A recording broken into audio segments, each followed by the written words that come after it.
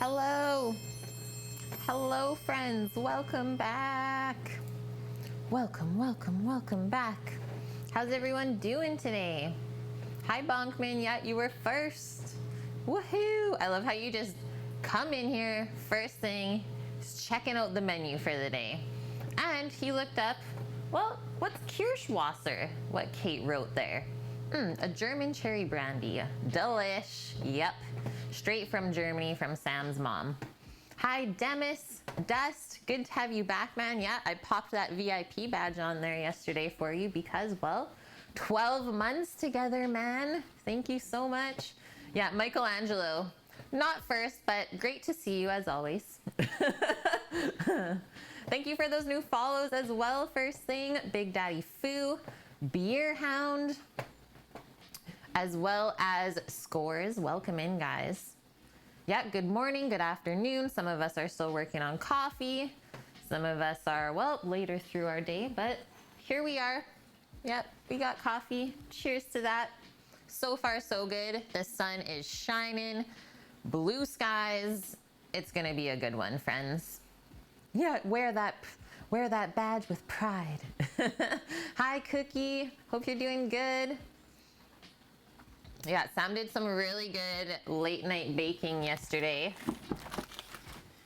I finished my dish this morning because it was seriously so rich before bed. But it looks so good. Blueberry upside down cake from his mom's recipe. Way better than the one that we made on stream together that one time. Just saying. Just saying.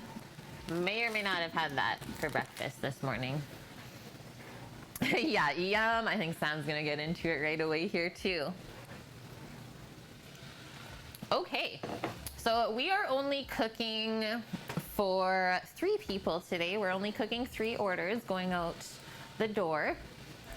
So that's actually quite nice, is we don't have too busy of a day today. So we're gonna do 6 portions total for our chicken dish. And then for our dessert, what did I say? 8. We're gonna make 8 of those little Black Forest Trifle Jars. So that is our list for today.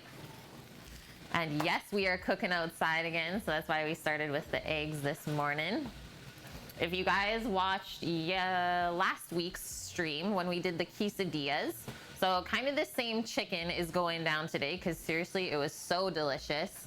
So now instead of just pulling the chicken apart and putting it into a quesadilla, we actually get to enjoy it in all of its natural beauty right off of the bone.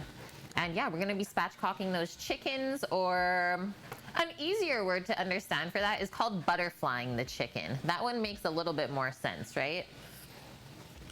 So while we're going through everything today, I think I'll make a prep list as always. I don't want to get behind for sure.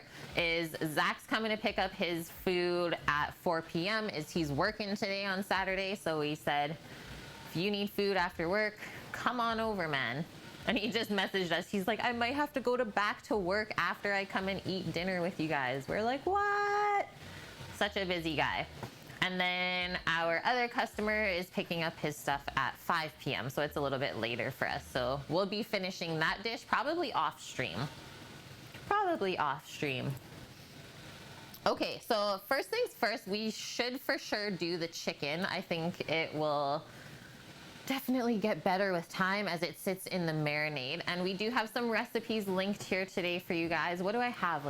It's quite a bit. I think I have 4 different recipes linked on the command. So be aware of that. Is we have the chicken, the potatoes. I chose a chocolate cake for the trifle jars, as well as a recipe for homemade cherry compote because cherries are in season right now. So we got some really nice BC cherries that we'll pit up and make a homemade compote with. And then yeah, the Kirschwasser. Let me get my stool because it's all the way up here in our little bar area.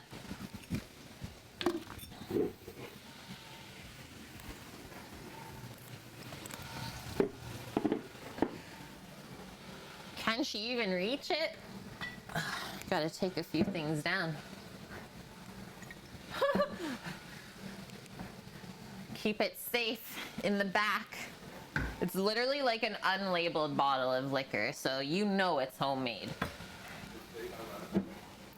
Pardon? It's made by Sam's uncle in Germany. This just in. And well, it's in a plastic alcohol bottle because that's how you transport things across the ocean. So yeah, here we go. There's our label there, quite faded. Schwarzwälder Kirschwasser. So this is a cherry liqueur. A cherry liqueur, and that's what typically goes into Black Forest cake. Should be very, very good. It's like when I was learning how to make the Black Forest cake with Sam's mom, we put a very healthy amount of that into the cake. You have to. You can't skimp on that one, for sure. Okay, so chicken, I will say for that, we'll first butterfly it. And then marinade. And then Sam, you want to do it the same kind of way that we did last time, where we did indirect and then finish it on the coal, or what are you feeling today? Yeah, we should do indirect. Okay, so we'll start the chicken indirect on the grill. So we'll have like hot coals on one side of the grill and then the chicken on the other side. So it'll slowly cook. And then the skin will dry out. And then when we go to finish the chicken, when it's almost done, we will flip it onto the hot side of the grill and then crisp up that skin. What's good, Josh? How's it going, man? Good morning, good afternoon. Hope you are enjoying the day. And then as far as grilling time, I believe it took us around half an hour last time. And we tried to keep the grill kind of settled around 350 Fahrenheit. That's like the perfect chicken temp, I feel, for cooking. Okay, so grill, we need to leave ourselves 30 minutes. So we also know that, well, when the chicken goes on the grill, we only have 30 minutes to prepare the rest of the side dishes. Hey, thanks, man. Those burgers were so rich. Like, I don't often get, I don't know, like overly rich things like that. And that was a little bit overwhelming. Even Sam agreed. So maybe next time we go for like a brisket grind, maybe just add like a little bit of chuck in there for a little bit of lean meat, but seriously delicious. I didn't look back though on your VOD to see your burgers. I will be watching though for Instagram then, or I'll pop back on your VOD later on today. Oh, Sam's saying they looked good. He did his research yesterday. Yes, guys. Can I also get a shout out in chat for Josh Elkin, guys? A fellow food and drink streamer. Are you streaming today, Josh? Okay, so that's our chicken. First things first, we'll butterfly it and marinate it. Just get it into the fridge. We don't really have to worry about it after that. Next, I think that we should make our cake for the dessert. Get the cake done, and that is like, oh, Ghost still lives in the house. It's okay, guys. We'll get the cake done. And then that is the hardest part of dessert. So we know that once the cake is done, all we have to do, make up a quick cherry compote, whip some cream, put it all together. You made classic cheeseburgers, but super thin. Oh, Simon, you have a serious bromance right now. Yeah, not sorry. It's okay. I am all right with this.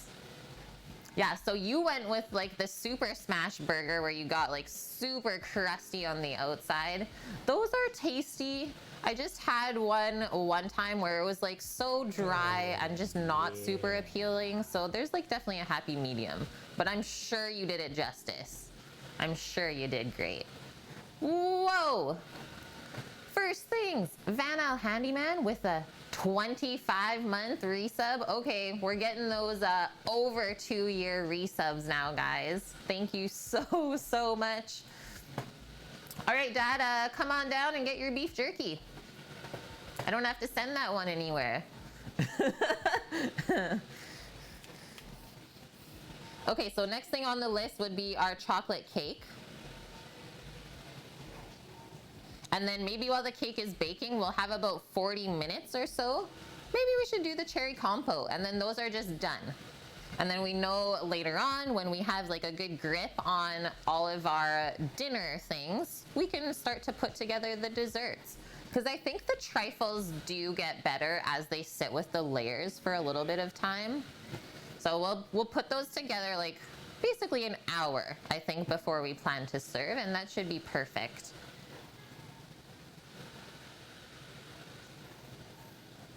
You doubled it out, yeah. All about those double burgers yesterday on Twitch. Hi, Zobo. Good to see you. How did the rest of your stream go? I'm sorry I didn't stay for the whole thing. Oh, you're very welcome. Yeah, we got a very large hitch raid yesterday. Love that guy. He was having a rest day, so we got to finish early and then spread the love throughout Canada. So we thought we would spread the love throughout food and drink on Twitch as well. Okay, chocolate cake, cherry compote. I know I can't be the only one that loves chocolate and cherries together. And like I always wait every single year for like the fresh cherries. Seems a bit early this year, but I guess not. Usually it's like end of July or beginning of August, depending on how the season goes. Okay, chocolate cake, cherry compote, and then I think we should start thinking about the smashed potatoes. I don't know if you guys have ever done smashed potatoes, but it's like a double cook sort of thing. So I have some really beautiful Warba potatoes. If you guys have been in chat for like the last month or so, you would know what these are. So these are like a new potato is what they're called. And they grow widely around BC here, especially on the island. So a really nice thin skin, really nice buttery interior. So what we're gonna do, boil those whole until they're like just starting to fall apart so we can smash them. And then we'll smash them down, dress them with like a ton of olive oil. You really need it to get them crispy. And then some salt and pepper and herbs and make them super delicious. And then once those are all trayed up, they just have to be baked in the oven for about 20 minutes. That's it.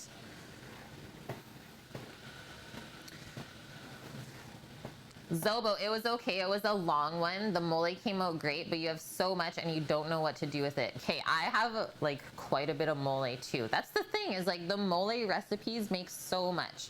What I did though with mine is, oh, was Poshers there? So what I did with all my extra mole, I just froze it in like smaller portions. So if I wanted to like put it on meat for a marinade or something like that, it would be easy to take out of the freezer. You don't have to take out like the whole batch. Yeah, just drown the tamales in it, basically. Also, hi Nike, how are you? Is Poshers a cat? No, she's a doggo. She's a doggo. A cat just rolling across. You might see that too, because our neighbor has a cat. Our neighbor has a cat. Okay, so potatoes. And beside them, I will write boil. That's a parboil as well. And then smash, dress, bake. You could also, if you wanted to get these done a little bit ahead of time, you could boil the potatoes like a day or two in advance and then just smash them the day of and dress them up that way too. What color does, or like what color is Posh? She's a Hungarian Vizsla. So she's like gingery. She's an orange doggo. Baruna, hello, how are you doing? Okay, that is that. Our corn on the cob. We are going to be grilling that today. Do we want to do in the husk or we love the char on the corn, Sam? You? I love the char on the corn. I don't know about you guys. Yeah, she is older, so there is some gray there for sure. She has like a nice little mask on her face. Oh, you have a Vizsla too? They're so nice, hey? Yeah, the sweetest dogs ever. We're hoping to get a pup at the end of the year. Hopefully someone local might be having a litter that we want to get in on.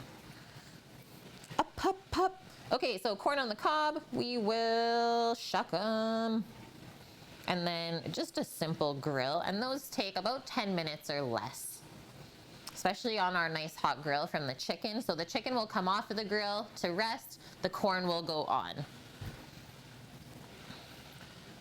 Our braised greens. So this is like a really good chicken plate. You got chicken with what, 4 sides and 2 sauces. So pumped to make this today. Okay, I have a very beautiful cabbage here that we're gonna buff out with some greens. We're gonna pick a few broccoli greens from the garden today, that's why we have the camera set up outside as well. So we'll get all of those greens chopped. And then I love to do greens braised with like a little bit of bacon. I think they just taste really good with a touch of like smoky, salty, sweet flavor on them.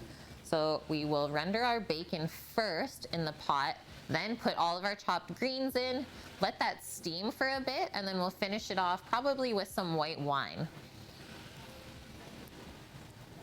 Bacon and wine. And if we're feeling really crazy and have some time, maybe a hit of like nice fresh herbs from the garden, some chopped parsley and stuff like that. What a list today. This thing is like getting long here, but that's why we make a list, right? So we don't forget any of the things that we have to do, especially when there is as much as we have to make today. Okay, so after we prep our greens, those are a super quick cook. So same as the corn basically, is when you start to cook the corn, hopefully you have someone else helping you, and you can also start to braise the greens at the same time. So 10 minutes before you plan to serve, those will be cooked at the same time. And then that way we have everything finished up at the same time as well. So once that is done, then let's put our dessert together. So our trifle, we'll have our soaked cake. So that's why we have the cherry liqueur, because we're gonna soak the chocolate cake with a little bit of that. And then we'll just break up little pieces of the cake, layer it into the jar with our cherry compote. That will be nice and cooled off by then. Our whipped cream. And then just to garnish, super traditional, is chocolate shavings.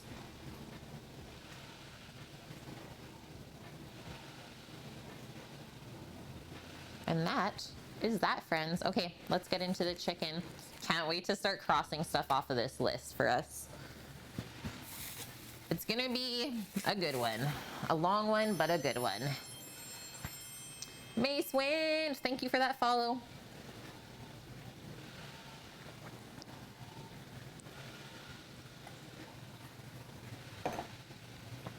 Okay, I got a 3-pack of chickens yesterday when I was at Costco getting those beef briskets. So we are gonna start by first butterflying them, and then we'll mix up our marinade and we can just put those in the fridge. So a little bit of butchery to start today. And this is actually, in my mind, like the simplest butchering task that you can do on a chicken at home, and it's super safe because you use kitchen shears instead of a knife.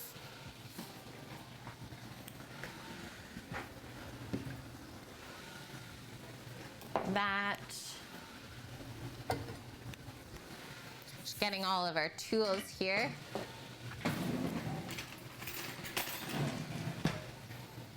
Anyone else ever do butterfly chicken at home? I've been loving cooking chicken this way because I find it cooks it really evenly as well.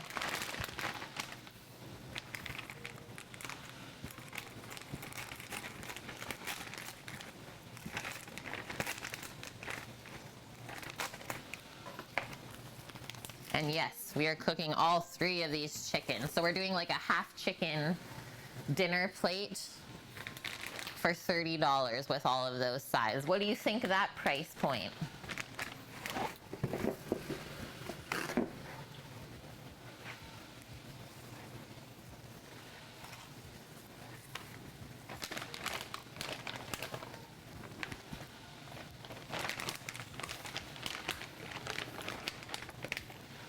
You've been so nervous about butterflying a chicken, you can't wait to see how I do it. Oh, I love my kitchen shears, especially for doing like these little butchery tasks at home. It's definitely not as scary as a knife, right? Okay, just gonna dry these off a bit. It'll be easier to work with them. And for some reason, my fridge like kind of froze one of these chickens a bit. So hopefully that guy thaws pretty quick. I don't know why I did that. Because it's full of meat, probably. Okay, awesome. So actually the first thing we're gonna do is just take off all of the strings, how they're tied up. That's our first task here.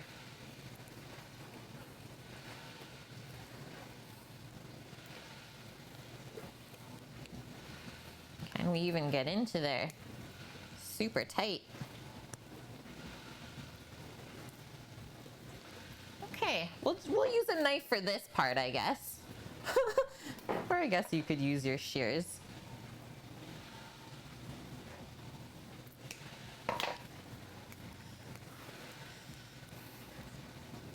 They really didn't want that chicken to go anywhere.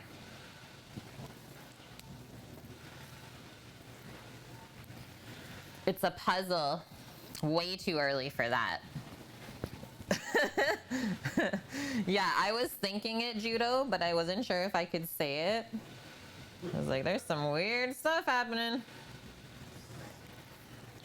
No judgment here.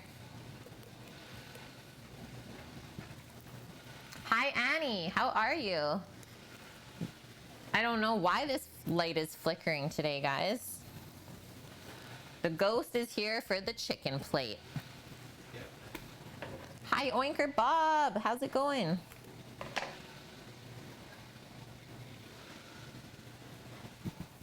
Yeah, he's a bit tied up at the moment. Yeah, you said it, Judo. How are you doing today, Judo? Are you feeling a bit better than yesterday? Okay, let's do this. So, first step. We're gonna flip it over so that we can look at the back. So, well, when you butterfly a chicken, you're literally cutting out the backbone so you can open it up. How are we gonna make the chicken today? So, were you in stream last weekend, Judo, when we made the chicken for the quesadillas? So we butterflied it and then we marinated it and grilled it. So we're gonna do that the same way today.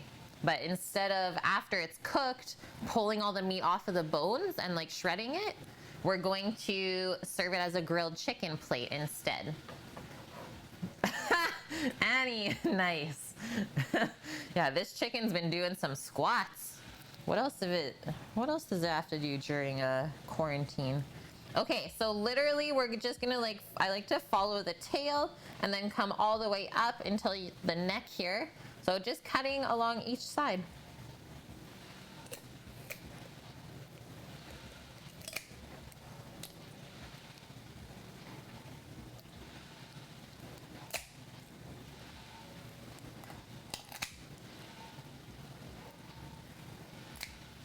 Boom. There's one side done. That's literally how easy it is. Muscles.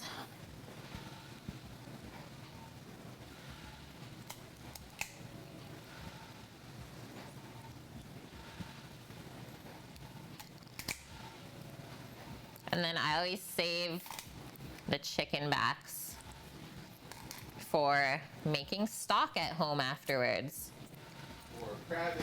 Or, yeah, it's really good crab bait as well.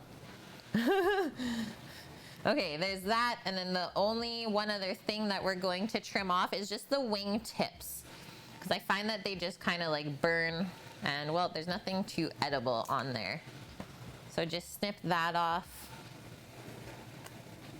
right through the knuckle.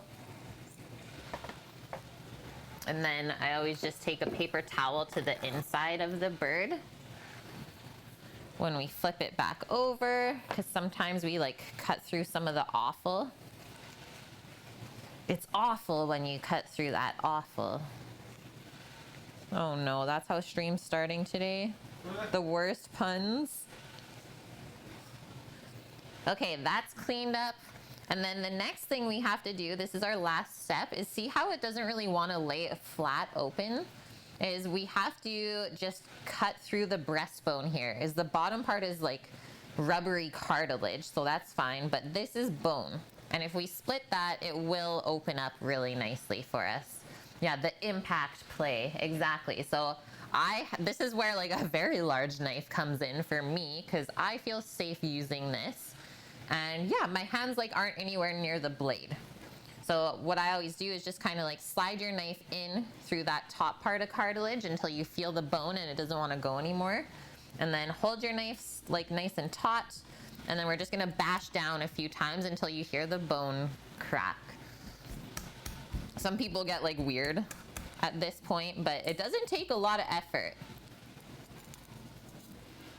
That's literally all you have to do. So you could use a chef's knife for that as well. And now that it's opened up, now we have a beautiful chicken that will lay nice and flat on the grill. She's been butterflied. 95 Fahrenheit there in Chicago. I think we're supposed to be like around 20 Celsius today, but I think it will get hotter than that. Okay, so now you guys saw the first chicken, how to spatchcock it. Let's speed it up a bit. 35 Celsius there today, Annie. Oh, man. Andy, with the 4 months. Happy to be here to keep up the great work. Thank you so much, Andy. Glad to have you, man. I hope you are doing well. Yeah, we'll keep it up. Don't you worry, man.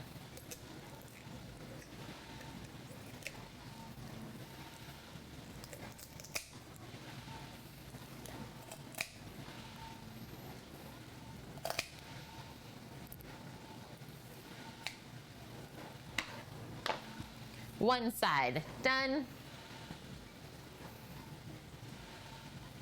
Yeah, Bonkman, now the chimkin is ready for a massage.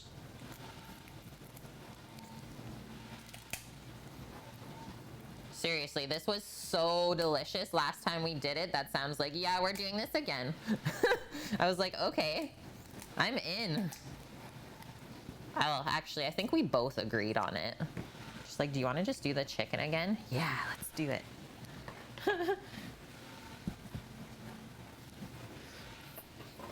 Okay, do our wing tips.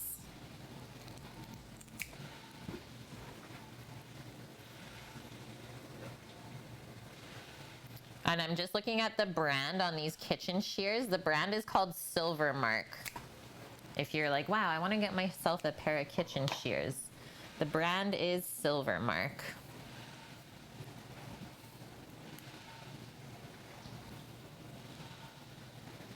Okay, one more. Slide that in. A little tap, tap, tap.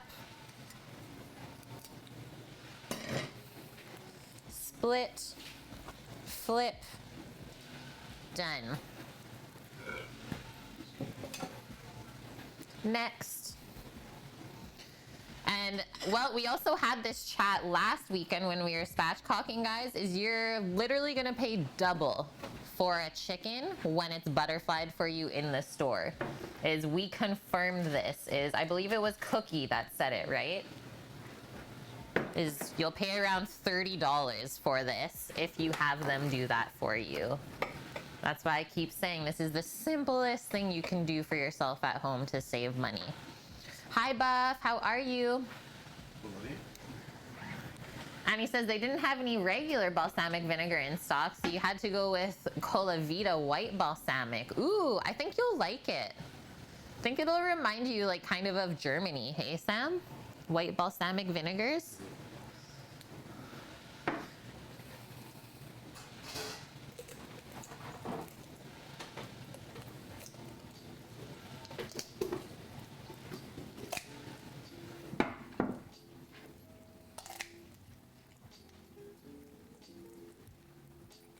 Oh.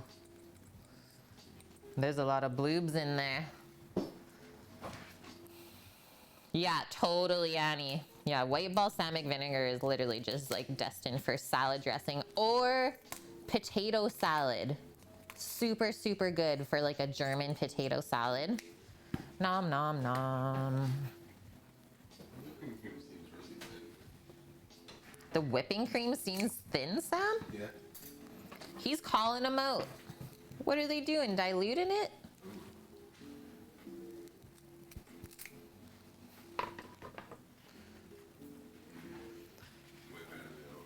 Oh, yeah, Buff. Jerk chicken.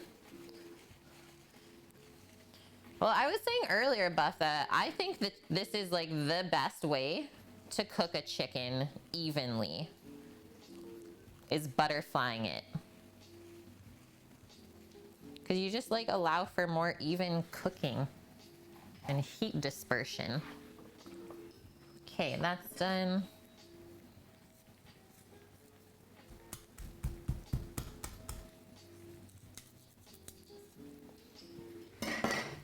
Split it. Just like that. Boom. This is what it looks like in the tray. Ah! They're like almost too similar in shape. Ooh, chicken fricassee. Wow. Talk about a blast from the past. I remember that. I learned that dish in culinary school. Chimkin fricassee. Okay, I'm just gonna wash up my hands real quick. We'll get rid of that cutting board and then we'll make our marinade.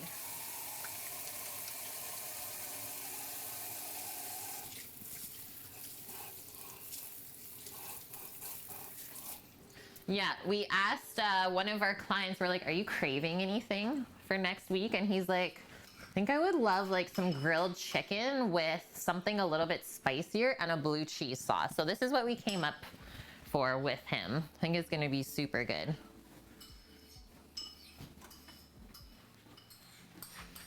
Oh, gotta put those in a bag.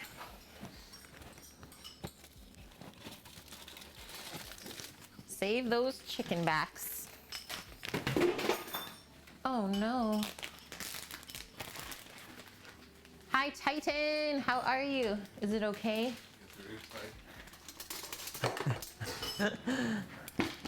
Whoa, you put capers in your fricassee? That is different. Or maybe I just don't remember what it is anymore.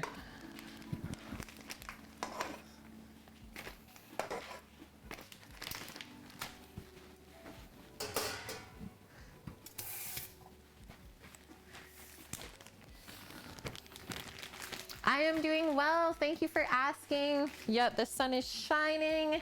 Sam and I have plans to hit the hill today on our bikes. Going up the mountain. We need it. We need some fresh air in our lives.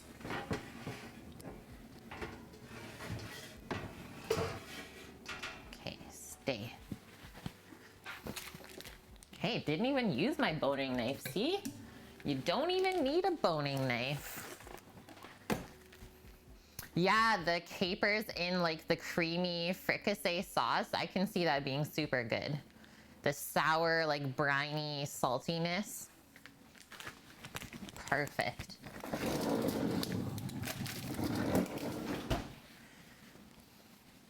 Okay, I suppose we're gonna go outside and pick all of our herbs to chop for the chicken. Ooh, chicken scallopini, yum. Okay, let's go out there. I'll set up the camera onto those herb planters and actually go grab my sage planter.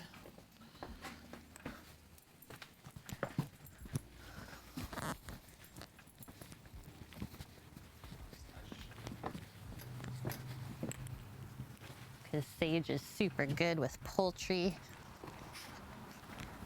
Just we have all the planters moved from the house because they're painting. Where are you going with that? Right here.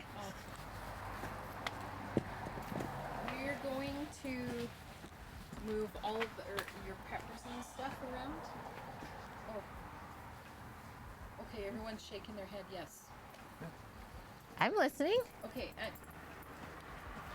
Well, does she already know, or did you say something, or what? Oh, and we're gonna move the greenhouse off because next week I'm gonna be painting that deck.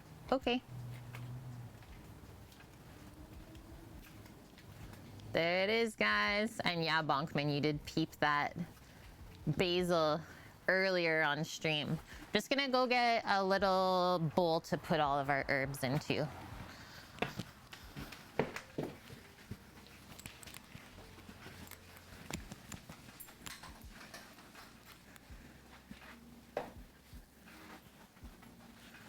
Yeah, is that the basil? I'm gonna try and actually plant it in the garden and see if it keeps growing, as I have not had luck with basil growing them in pots. Yeah, so we'll see.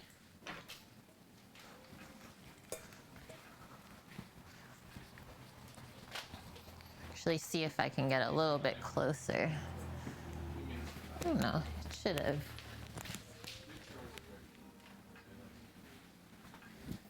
Did the scene freeze? Give me a moment, guys. Because I did zoom in on there.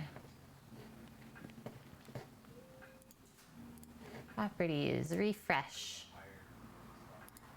There we go. I was like, why isn't that zoomed in? Okay. So we're gonna pick rosemary, sage, and thyme. And then yeah, the basil is actually for tomorrow. We're gonna do fresh basil pesto. Now we have a weird climate here, Annie, for growing basil.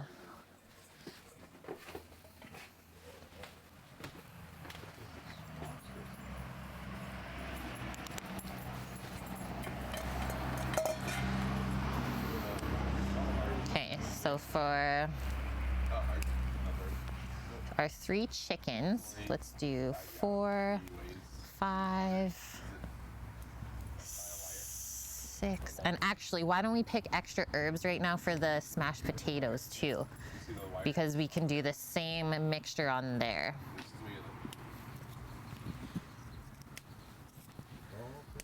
So get about like probably 12 sage leaves. Here's our parsley for later, so maybe for the braised greens. And I also have a bunch in the garden too. Let's grab some thyme. Here's our thyme.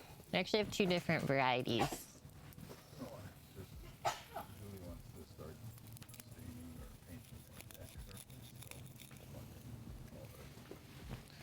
Boom.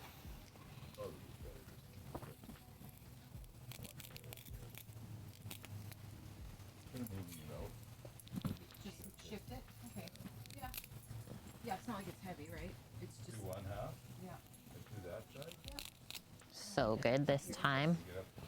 English time. We got a little time for that. Like what I'm saying is double coat one side. Oh. Boom. Yeah, and then. Yeah. Finish it and then when we're Probably enough. we'll just move it over. Okay, and then a little bit of rosemary's. It's doing so good this year. Oh no, that's fine. That, Just I thought instead of just moving that. That's light enough that, but it's. you could move it yourself. I know, but it's tied to the. Right. You just have to tie the 3 things. That's it. There's just wires holding it at the bottom. Loving this rosemary. It's not woody at all. I'm also trying to keep it like shorter instead of more bushy. Okay, how do I get And rosemary and potatoes is so good. Cut it? No, you shouldn't have to cut the wire. You need a screwdriver to loosen the thing. Okay, guys, let's go back inside.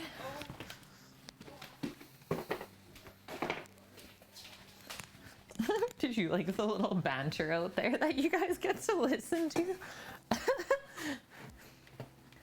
Our breed of dog is a Hungarian Vizsla. So she's a bird hunting dog.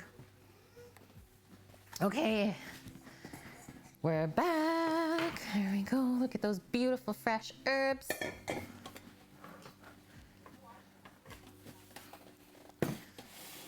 Okay, one more sip of coffee because it's so delicious. Okay, first things first, let's just separate all of our herbs into the specific varieties. And then we can start picking them. This is also another task involved in cooking that I don't love. I just wish there was like a quicker way to pick herbs off of this stem. I feel like sometimes it's a little bit of a waste of time, but you have to do it.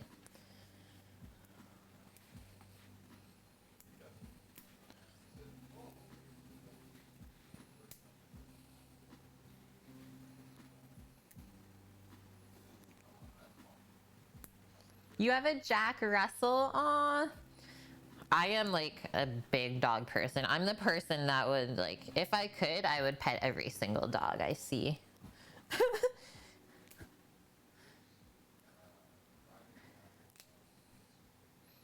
I love the Jack Russell like personality. I think they're so funny. Your herb garden is still going too. Nice, Daff. Lots of oregano. That's one that I still have not planted here, is oregano. Thyme, rosemary, the dill is finally showing. What? My dill has already gone to seed, man. Like my dill is done for this year. Cilantro and basil is struggling. Yes, we were actually just talking about it before you popped in, Daff. And Sam and I were saying like basil and cilantro do not love to grow here. But Annie was saying like in the New York area, so on the eastern coast, it grows really good there. Yeah, if I had to choose between my boyfriend and the dog, I'd choose the dog. Love it, Mish. Okay, this one, the thyme. We definitely want to pick it off of like the woodier stem here.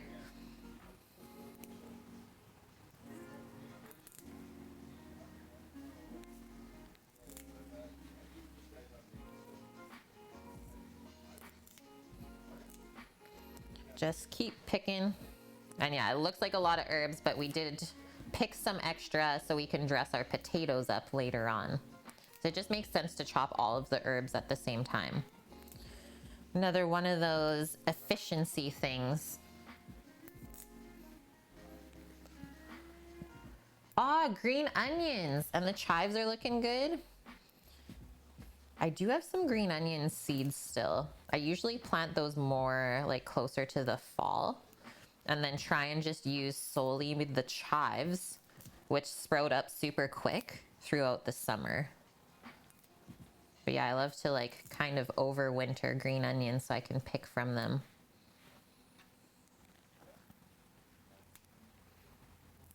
You bought some of the derpy cleaning slippers with which you can just slide around in the house. Took a nap and your dog casually woke you up wiping your face with one of them. He's like, I've been busy while you were asleep. Is this how you do it?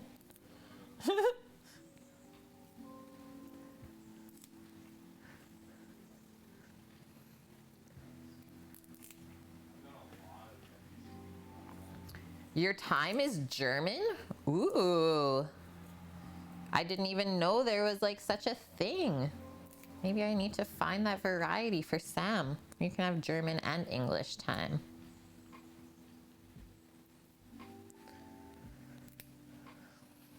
Usually buy the green onions and let them grow in a glass of water. I love that little life hack. I think that's such a good one, Judo. And I also have a friend in California who is like pretty into gardening. She has a hydroponic like garden in her greenhouse. She also does that with celery as well and a couple other things. Carrots. She did it with the bottom of a carrot, or like, sorry, the top of the carrot. Put it into water and it'll like sprout back up again. Pretty crazy. But she did like a whole little series on it, but like windowsill gardening. Very interesting.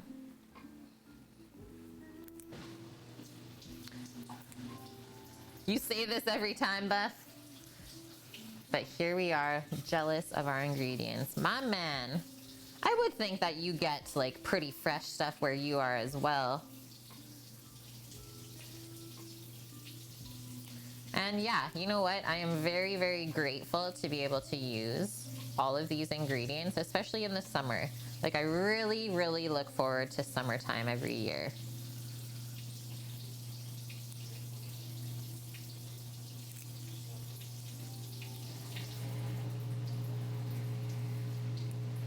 And I will say, like, it's just so handy being able to just walk outside and be like, what do I want to make?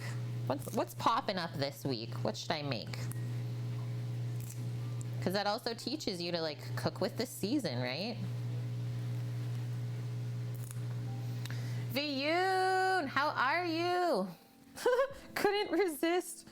Why are you yelling at me in German?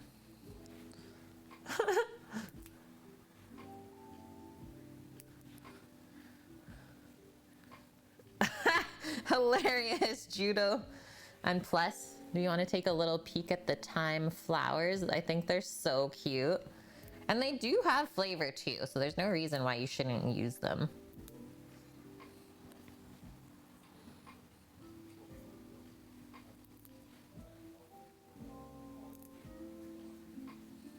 Okay, we're almost there. The little like top of the stem on the thyme, I find that it's soft enough that you don't really have to worry about picking it like clean, as that will chop up no problem. So that's as far as we're gonna go there. But this is our pile of stems. So like, I guess you could repurpose this in a broth because there is a bit of flavor in there. Up to you. Oh, thank you so much for that follow. Welcome in. I'm doing good, Viyun. How are you doing? Nice mouse pose. I love that you always have like a different perspective for me to think about for the viewers. You have the stream for the fusion of entertainment and education. Well, I'm excited to teach you about the chimkin today.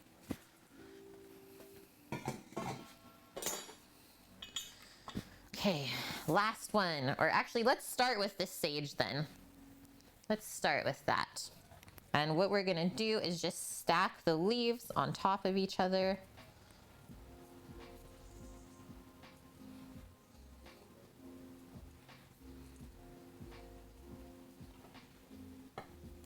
Boom.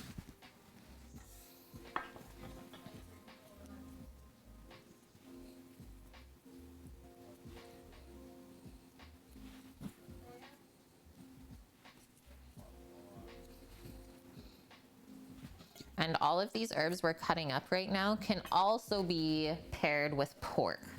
I'm gonna say thyme, rosemary, and sage, great with poultry and pork. And if you want to do beef, I would eliminate this sage. That's all I would say. If you wanted to use the herbs with the beef, just don't put the sage in. Just don't think it really pairs well with it at all. Okay, so I slice it through the center, and now we're gonna come across really fine dice. You're doing okay, Viyun. You're working on the side though, so you're mostly lurking. No problem, man. That's like the thing though, right? Is like you're working on your stuff right now. Well, this is my side gig. I'm live doing it in front of you, right? So I feel ya. Is if you are stuck working that full-time job, but you got your side gig, it's probably happening on the weekend.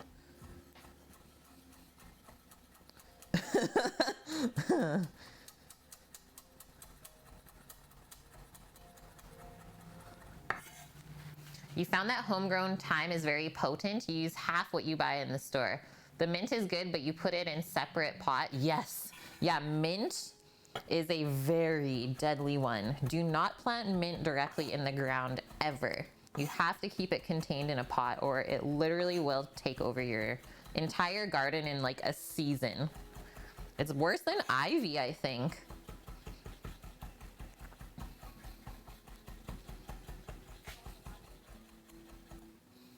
Okay, nice fine chopped sage. Pop that in the bowl. I'll get into our thyme. So we have to go to the drivers to get metal grate made. So maybe you can make the shrews. What kind of metal grate? For the egg table? Yeah. Sweet. So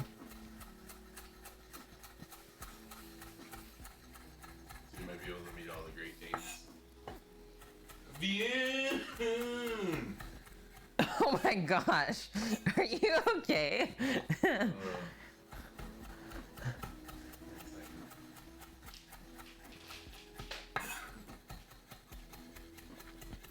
Judo, you have so much mint this year, it's ridiculous. Well, you better start making mojitos.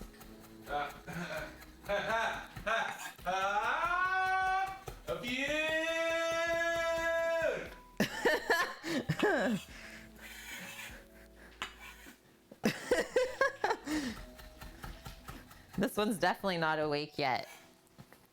I woke you up like over 2 hours ago. Yeah. What's he doing? Yeah, there we go. Has Sammy tried paella in the wok? No. Not. You can't make paella in a wok, my man. You make paella. You just offended every Spanish person. I love you, Daft, but you can't do it. You need a paella pan. There's a paella pan for the egg though. There's a paella pan for the egg. This just in. Do you need us to do that for you then? Need a little paella guidance? Sure you can, yeah. We'll just call it a West Coast paella, right? You just gotta sell it right. Gotta get the right words in there. A non-Spanish.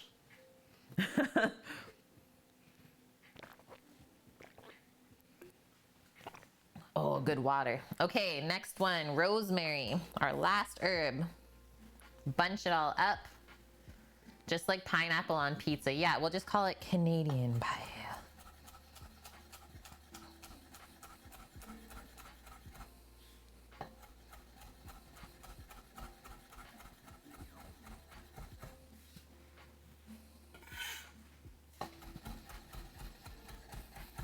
Sam, have you messaged any of your boys and asked about the bacon? I have not. On our day off the other day this week, guys, is where we have bought like all of our bike stuff. Is called Giant, is a Canadian mountain bike brand. There's a local shop here owned by like a bunch of young guys, like the same age as me basically, running the shop on their own. And so for a special little treat, because they always give us like really great deals and support, is we gave them all little packs of bacon. So we drove down to the shop, dropped off like 5 packs of bacon for them each. And we're like, do you guys have a fridge though? They're like, yeah, but usually it only holds beer. So now we have beer and bacon in house. We're like, perfect. So we got to see what they think.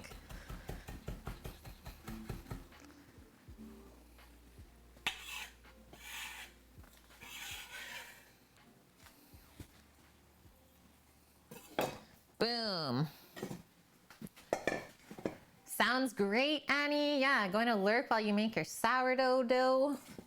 That sourdough dough.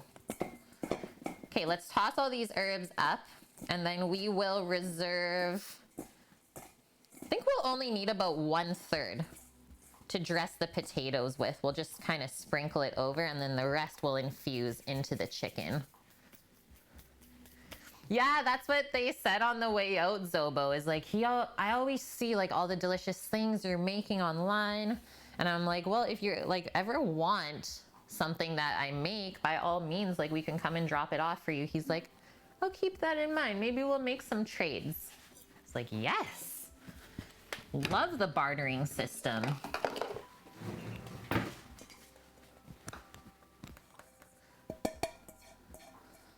Why did you toss your starters? Okay, that's for our potatoes, so we'll just pop that into the fridge so it stays nice and fresh for now. And then in this bowl, we'll start mixing up our chicken marinade. So for our 3 chickens, we are starting with thyme, rosemary, and sage chopped. Then we're gonna come in with some garlic oil. and hot sauce.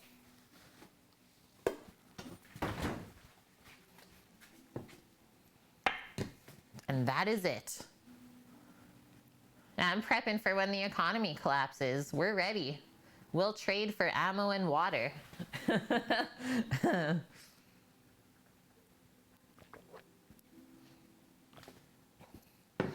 When you went to Argentina, the restaurant was cooking paella in a big wok on the street. Oh, what? You can do it. You heard it here first, Daff. Yeah, Vancouver Island will be the bed of the next humanity. I believe it, guys. I believe it. Okay, we're gonna start with this jar. Oh no, Judo. Yeah, had the starter standing on a wonky chair while renovating. It tipped over. Bless you. I don't know if I can bless you any more times today though, Sam. Like, this is the 6th time already he's been blessed. You're too blessed. I'm too blessed. Is it possible? Okay, so our garlic oil also going to help our marinade coat the chicken, as well as giving some flavor. Thank you for your service, dishwasher. So let's do a good amount. We're going for it. Trying to use that up. And now we still have a couple of roasted garlic cloves in there. Maybe that's what it is, Daff. There's like every couple weeks or so, Sam has like some crazy sneezes. It might be allergies that he just is not aware of. Nope, no allergies. He says no, see? We can't go with this one. Okay, now I'm probably gonna add like all of this hot sauce. Yeah, we are.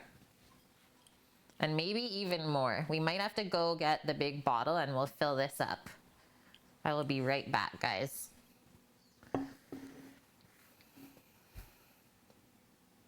There's a breeze and a lot of humidity.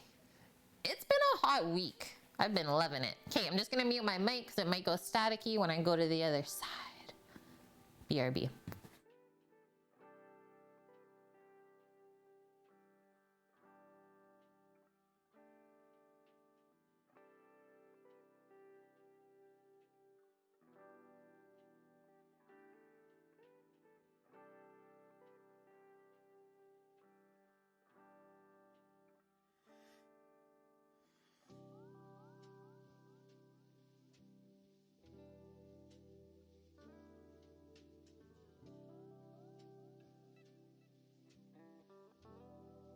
Back. Remember when we made the big old batch of Chipotle Buffalo hot sauce? And now we get to draw from this for the next year. So we do use, obviously, the Frank's Red Hot Buffalo sauce as the base. And then we add all of our other flavorings to that. So I always say this is like a great multi-purpose hot sauce because it doesn't have a lot of heat, but it has really great flavor. So yeah, we make a big old batch to basically last us a year. And then as the year goes on, it actually gets better and better as it sits. Yeah, you put that shit on everything, pretty much. And this sauce is super, super good with chicken. It's about to storm there, Titan. Yeah, we hear a thunder in the distance. Ooh. Yeah, I said it. You heard it here. Okay, let's see if I can pour this properly. I might actually go to this sink because I don't want it all over my cutting board. Minimize that risk a bit. There we go.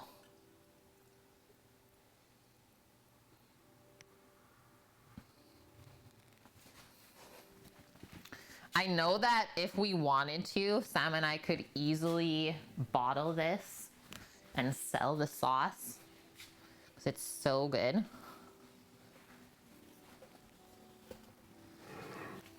Clean up that top.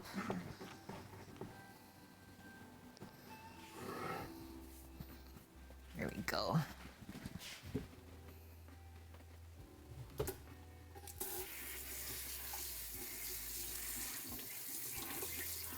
Okay, so I'll put a little bit more of that into our marinade and then we will massage all of those chickens. and then probably see them at 3 p.m. or around that, maybe even 2:30 if we do really good. Started using New Mexico chilies instead of Chipotle. Wife is sensitive to hot, and New Mex chilies have milder, hot, but good flavor. Yeah, there's so many different types of chilies out there that we don't really know about.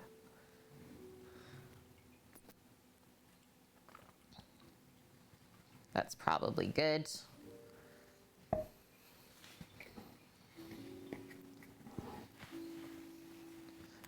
When you used to live in Arizona, she had no issues with like a medium hot.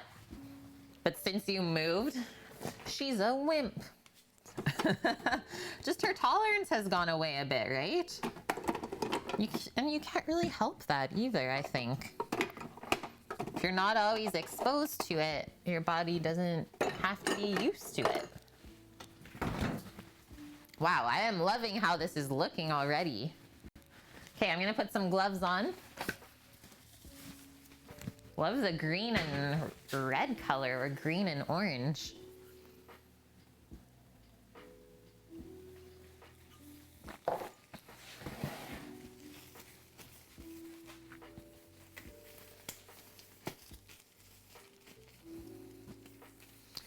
Anyone else cooking delicious stuff up today? Okay, so I'm just gonna use my hand, I think, to stir that around.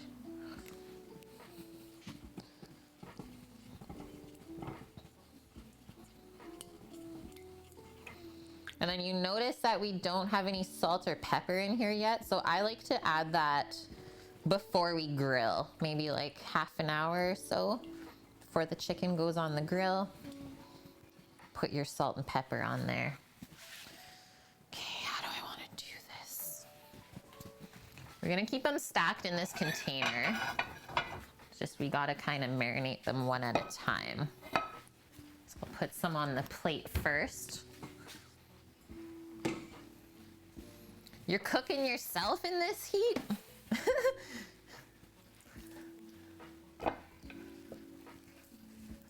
Start from the bottom and work our way up.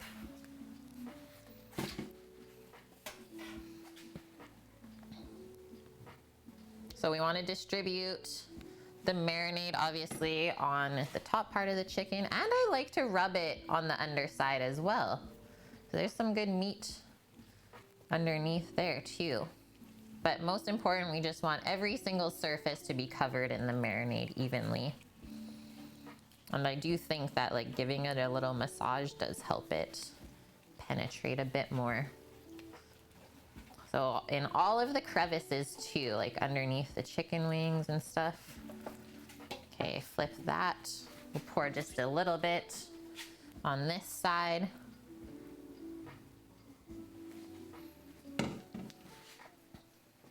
Cooking less spicy food is more of a challenge to get good taste. Yeah.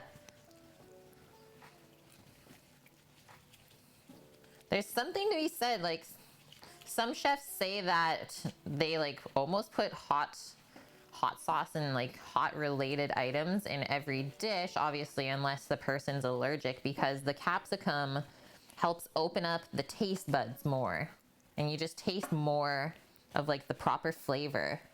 Whether that's like true or not, who knows? Okay, there's our first chicken. Next.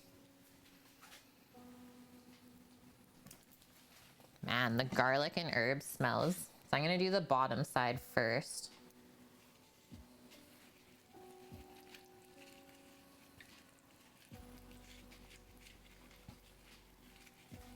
I think garlic oil is definitely an ingredient you guys should always keep in your fridge. Whether you're doing like salad dressings or like I'm doing is making meat marinades. It really adds good flavor. 3 chickens.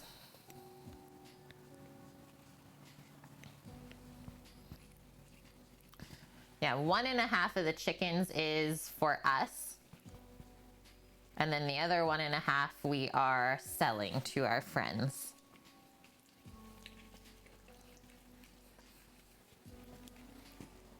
Do a bit more on there.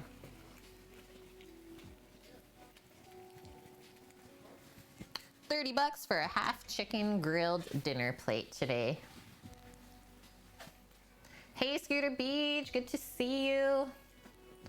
Had to mow and weed eat. Oh, those weekend tasks, hey? Smart though that you got it done early before it gets super hot out.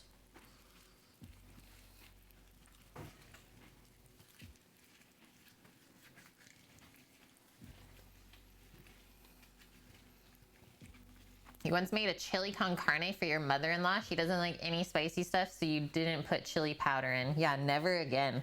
What would that even taste like? A non-chili? Non-chili con carne. Chef de Partie says never buy truffle oil. It's a perfume and there's no truffles. There's like a little bit of truffles depending on what brand that you get, but yes, typically it is a truffle essence that they add to olive oil. So if you didn't know that, now you know. But I do love truffle oil on popcorn, just saying. And I would also say that for all the people that like truffle oil, if they were to try an actual truffle, they probably would despise it. Because an actual truffle does not taste anything close to what that truffle oil is. It's like super funky and musty.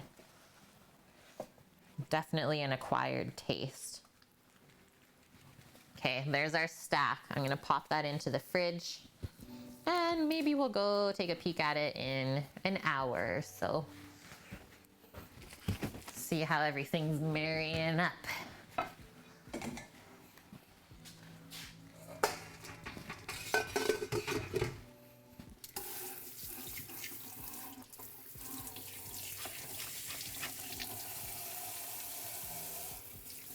So yes, each of those chickens will be cooked over charcoal, and then it should take about half an hour to 45 minutes or so over a 350 Fahrenheit grill. Okay. Is Chimkin a misspell? No, that was a thing. Yeah, Chimkin, here on Cook with Kate, that's slang for chicken. I knew there was gonna be one person that was gonna be like, Kate, you misspelled it. If you know, you know. We're gonna do indirect DAF for the first part. So same thing that we did last weekend is we had our hot coals on the one side of the egg and then we cooked our chicken for the most part on the other side. So nice like slow roast. And then when it's almost done, we'll flip it onto the hot coals and crisp up that skin and get some nice char on there. So the whole time that the chicken is cooking not over the coals, the skin is drying out, and that's how you get really crispy chicken skin at the end. The joke over your head, it's all good, donuts. It's all good. I'm just happy you know the joke now. And yeah, that's the thing. Never be afraid to ask questions, guys. Yeah, no plate setter at all. No plate setter at all. Okay, crossing off the list, we have butterflied our chicken and marinated it. So we just needed to leave ourselves 30 minutes to grill it later, probably an hour by the time we heat up the grill, get that on, etc. Also keep in mind, after the chicken's cooked, at least a 15-minute rest before we cut into it to preserve all those juices and flavors that we've worked so hard to put into the meat. So when it comes to grilling this chicken, leave yourself like around an hour and a bit to get it done. You cook Peruvian chicken that way. That is our other favorite type of chicken. Sam actually wanted me to make that this week and I was like, I don't want Peruvian chicken again. And he's like, well, fine. Then let's make what we did this weekend.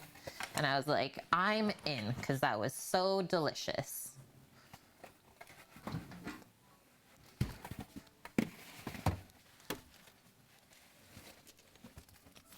Just making a bit of room. Give me one moment, please.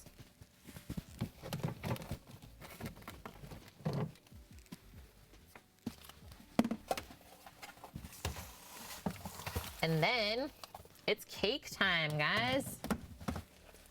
Let's make some chocolate cake and cherry compote.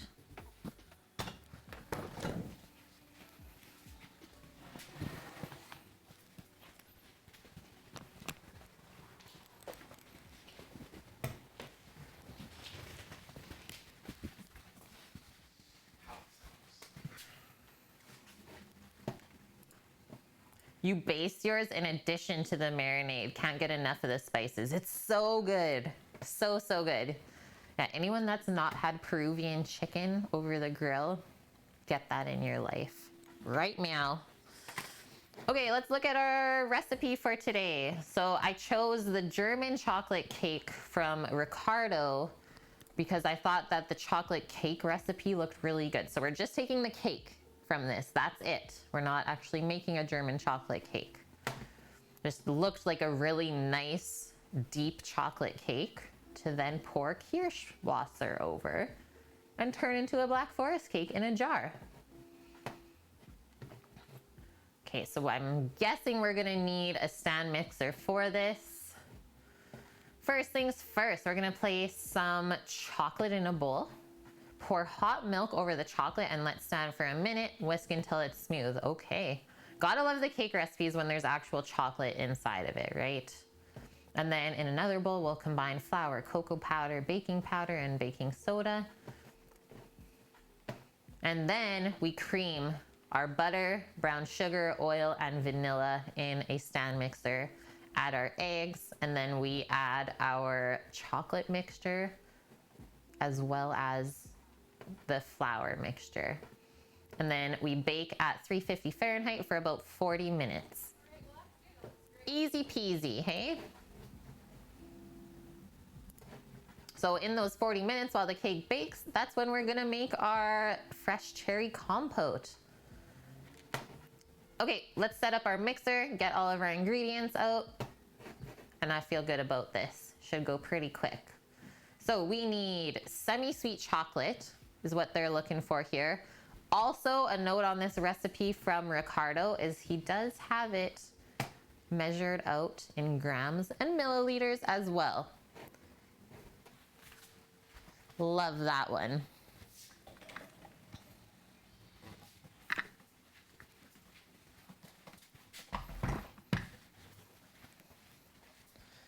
So we'll get our scale.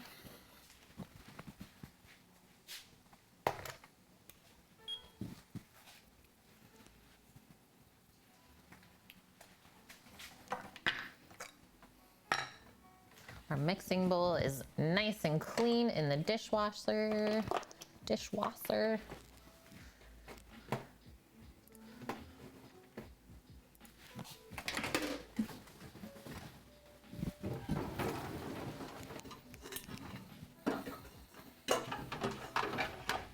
Oh yeah. That and our beaters.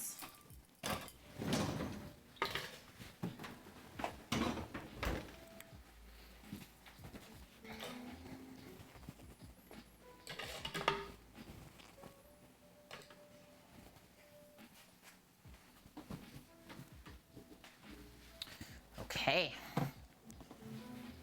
Going all the way out. Turn this.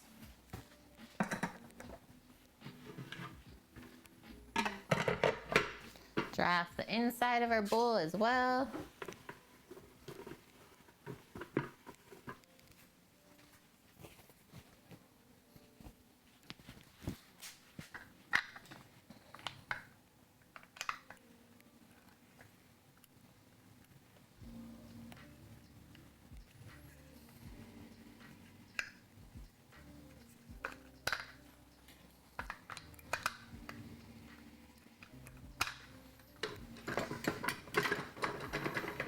The yeast is proofing. Yeah, yay for fresh bread.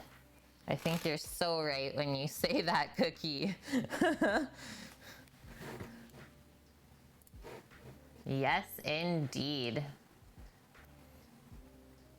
Sam was saying that he thinks our brioche buns that we made yesterday would be really good for like breakfast sandwiches. Throw a fried egg in there. I was like, yep, I think you are correct in saying that. Sounds great. Okay, semi-sweet.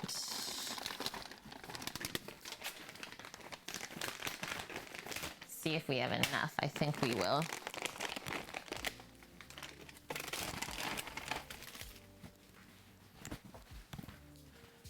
Some milk, a cup of milk, scalding.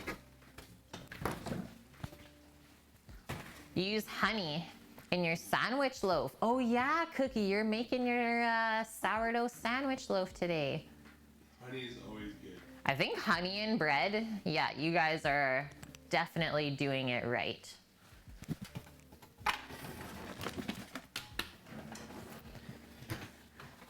Oh, you baked it this morning. You've already gotten into it. Nice. Pumped for ya. Baking powder, baking soda, cocoa powder. Ooh, I gotta fill it up. Gotta fill up that cocoa. Gotta go grab that Dutch stuff. Okay, butter. Ooh, I needed brown sugar. Pictures are posted. Okay, I'll check it out. We'll check it out in a sec. And we also need vegetable oil.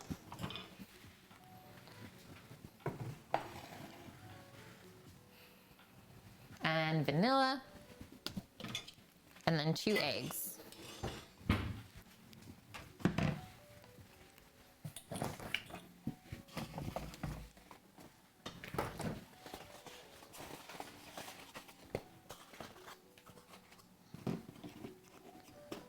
These are farm eggs. How can you tell? When they're both way different shapes.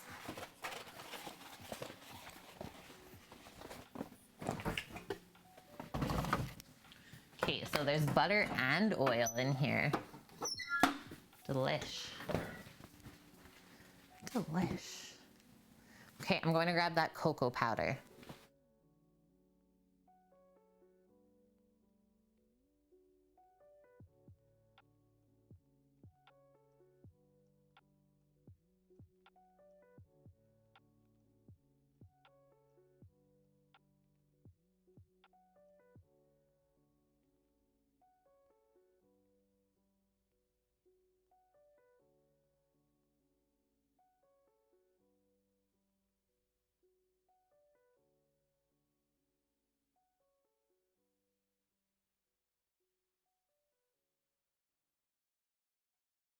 Got it. Oh, welcome in. Filipino Doughboy, welcome. Love that username. Okay, let's check out these bread pictures before I go any further. Oh, Snake Eyes thick cut pork chops is where I'm starting. Delish.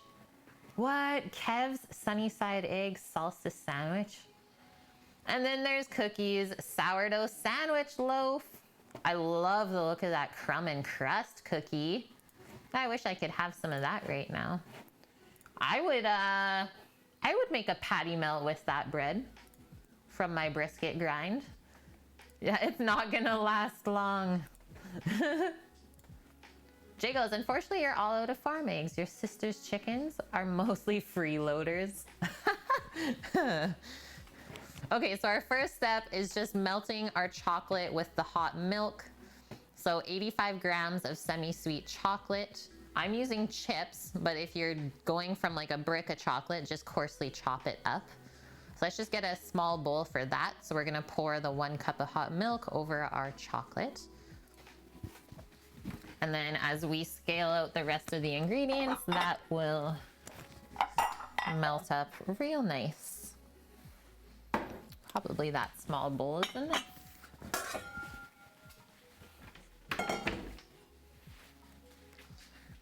I have never had a patty melt before, but it's something that I want in my life still. And I always still think about it. So maybe I will make one this week. Yeah, patty melts are not a thing here. Oh, good thing I'm using this, these chocolate chips. They're getting a touch old.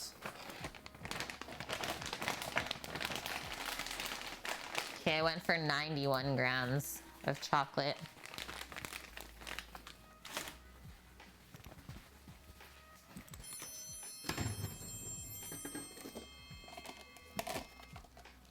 And then a cup of milk.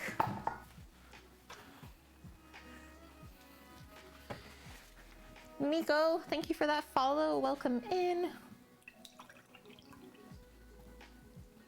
And you know what I'm gonna do to warm up the milk? Pop it in Chef Mike. Let the microwave do some work for us today. I just think this will be so much easier than trying to babysit a little pot on the stovetop. Okay, so set our chocolate aside. Let's do a minute to start on this.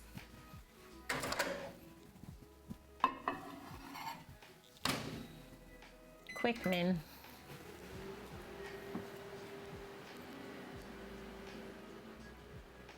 Meta Monkeys, what's going on? Good to see you. Hi, hi. I believe you guys when you say that patty melts are delicious. Something I want in my life. Okay, combine flour, cocoa powder, baking powder, and baking soda in this bowl, and then we'll set it aside.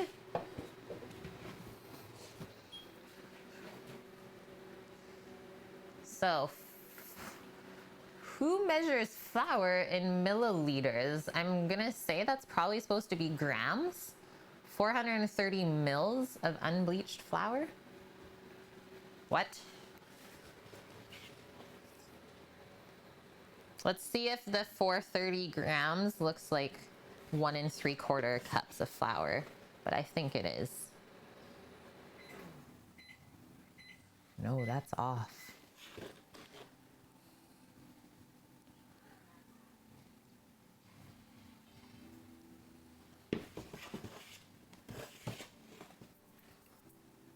This is weird already, guys.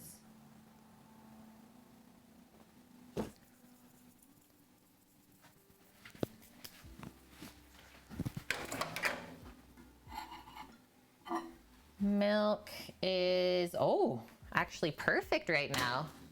Stick my finger in, it feels hot, hot. So what we're gonna do to melt our chocolate, just pour that right over. And it says to just let it sit for a minute. So don't disturb it, just let the heat disperse throughout.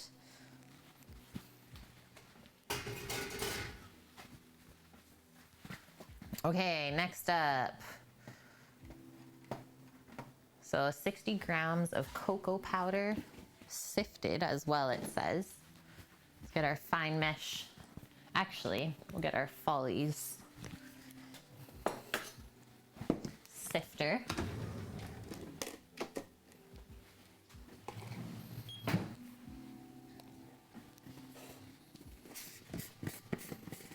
Every time you make cookies, especially chocolate chip, they become hard and crunchy the next day. You prefer them to stay chewy and fudgy, you usually use butter. Would shortening be a better option? I've never made cookies with shortening in them, so I'm not gonna say yes on that one. But I think the key is just to not over bake them either. It's like you really wanna take them out of the oven when it's like really soft and fudgy. So you shouldn't really be able to move the cookie off of the tray right when it comes out of the oven. Like that's how soft it should be. Let it sit for a few minutes and then transfer it onto the cooling rack. Or like Bonkman says, put your cookies in a bag with a piece of bread. And the bread is gonna help the cookies stay nice and moist. That's a really good tip. I never thought about doing that before, Bonkman. But that's the same thing I do for my brown sugar to keep it from going rock hard on us. Yeah, it's a humidifier. I never heard of it before either, Dust, but it so makes sense.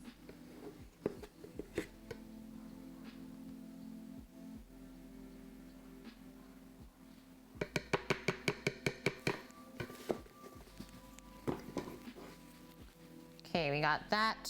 We'll put this back on. Put our cocoa in the sifter.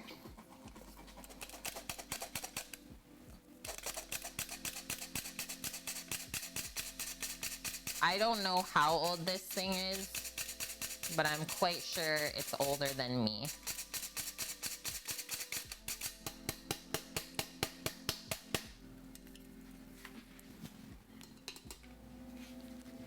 Gotta love it. And yeah, that never sees water. It's always dry, dry, dry.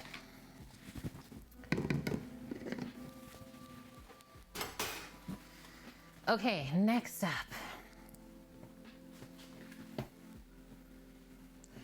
So you're cooking the cookies exactly how we mentioned, so you'll definitely try the bread trick. Yeah, I'm happy that we could help you out, hopefully.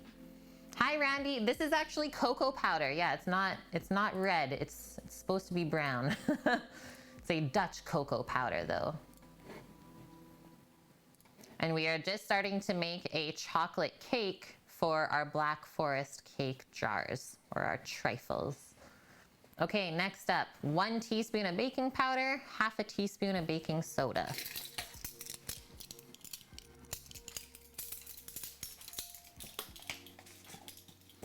Twitch Stewie! The sifter looks like the one your grandma used, so it'd be at least 50-year-olds. Yeah, it's definitely a hand-me-down from my grandma.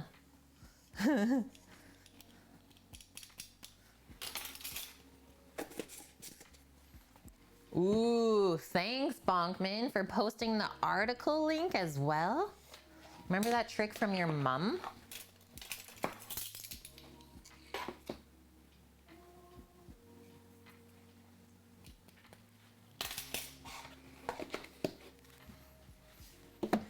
There's that.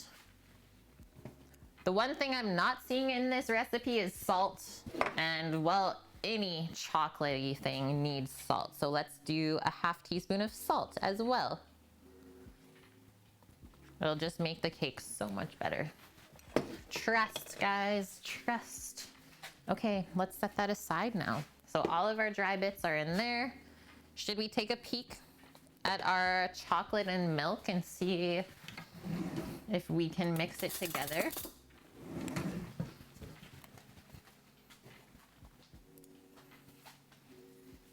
Grandmas know what's up. Yeah, I love all of my hand-me-down, like, kitchen utensils and appliances. Hey, Poppy, good to see you today.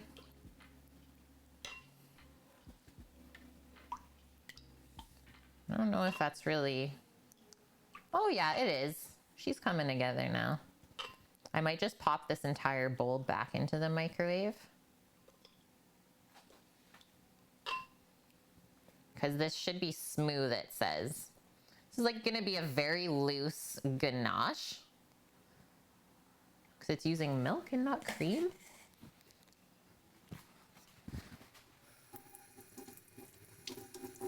But I think it's gonna make the cake so good.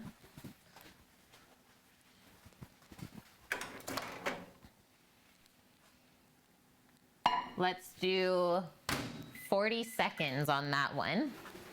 And then while we're waiting, sriracha, chipotle and cinnamon. Oh, and the chocolate cake. Yeah, that would go more to like Mexican cake though. Germans would hate me if I did that for sure. You don't want any hate today. Okay, we need 125 grams of unsalted butter softened. Then we'll measure out our brown sugar.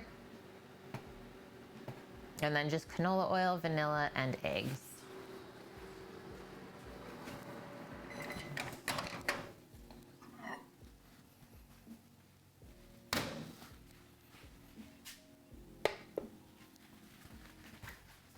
I'm just gonna use a little whisk for that. Yeah, culture, man. Get some.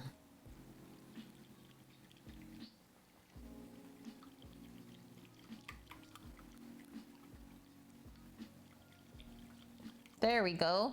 I'm not seeing any chocolatey lumps now.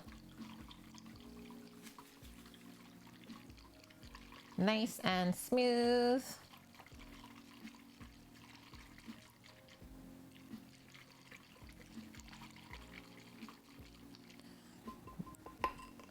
Well, we just made chocolate milk.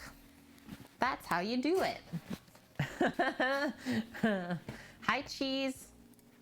That's some whiskey business right there. How did the stream go, man? Or are you still streaming?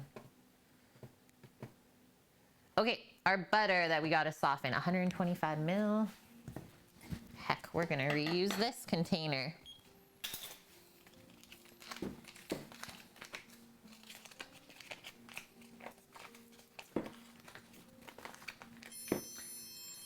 He is done and chillin'. Nice. I bet that feels great.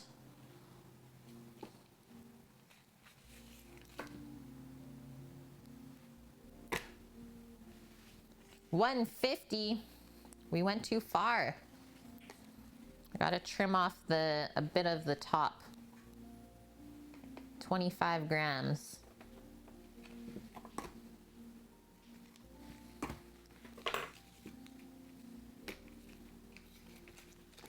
Good enough. Caspel, thank you for that follow. Caspel Studio. Things went pretty good today. 3 out of 4 sourdough bases worked out, and then a Sicilian was killer. That Sicilian looked so good. Oh, Sam saw it? What?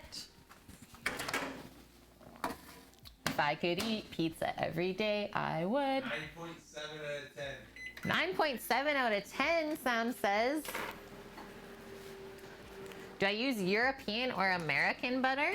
I use American butter because that's all we can get here. Sad to say. Or like North American butter or Canadian, let's call it. But yeah, we don't... There is a like dairy brand here. It's called Dairyland that makes a European style butter that's a bit more expensive. But other than that, we don't even see the European brands at all.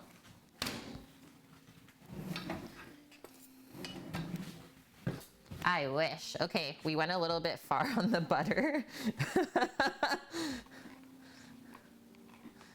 It'll be okay though. I might just restart. Restart. Excuse me. I was just helping you. I was just helping you aside. I didn't even see it. If you're so Always the peanut gallery. Holy shit. He's like the devil on my shoulder. It's not even the angel.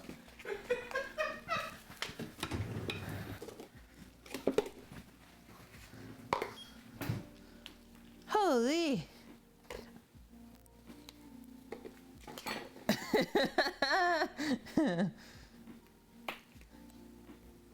Can't hate me, gotta love me. Yeah, can't hate him, gotta love him. Okay, we're going for a softened butter, a not melted. Gosh, you'd think those Food Network helpers would know what they're giving you.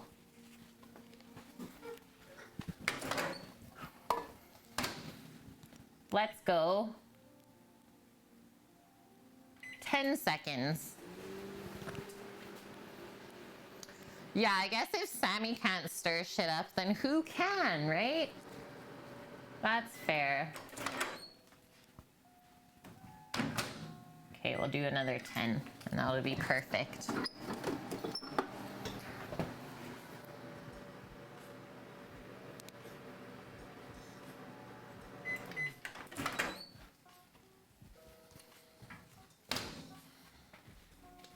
That's my favorite. Perfect soften when the middle's like just starting to melt. Just starting to melt. Okay, I believe we're popping the butter in here with the brown sugar. In another bowl, cream the butter with the brown sugar, oil, and vanilla using an electric mixer. We're going for the drop.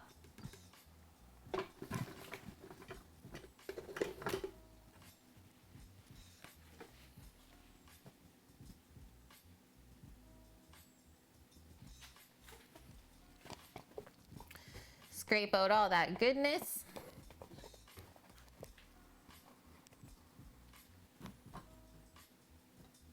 There we go.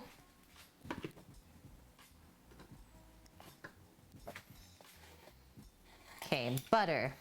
How much oil we need?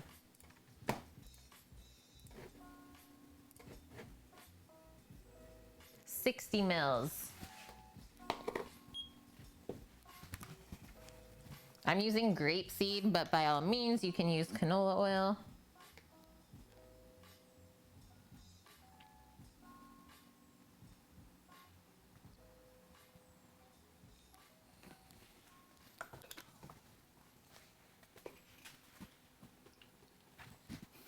Just let that drip out while we measure the sugar.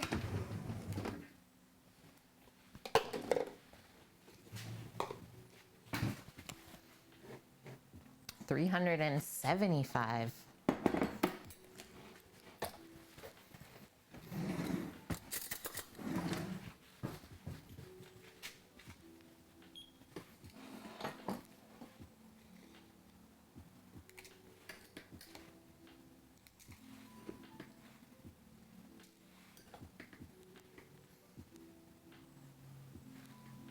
Like 1.5 cups of brown sugar.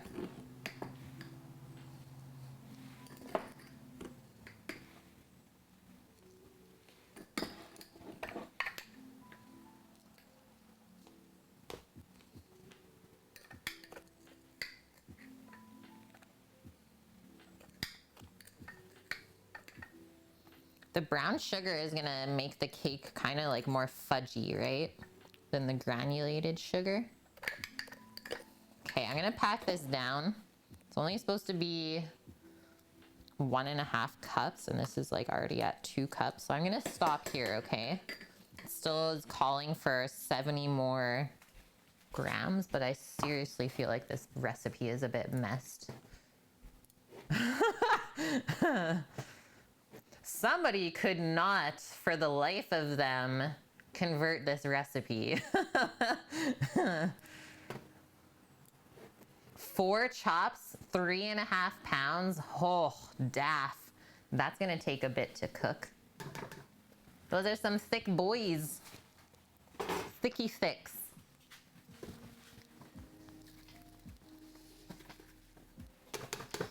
Okay, let's start this mixing. Just do nice low speed to start. This will take a few minutes. And then we just gotta add our vanilla. So a teaspoon of vanilla. Bone in though. Oh man. I think you should go Chinese. Chinese grilled pork chops. What you gonna serve it with? Oh, that's looking good already. See how like light it's looking? Just gonna move this over.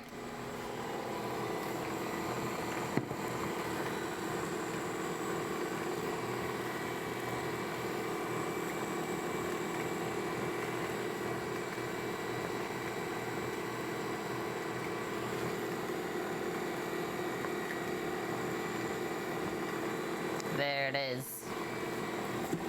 Okay, turn it up a bit.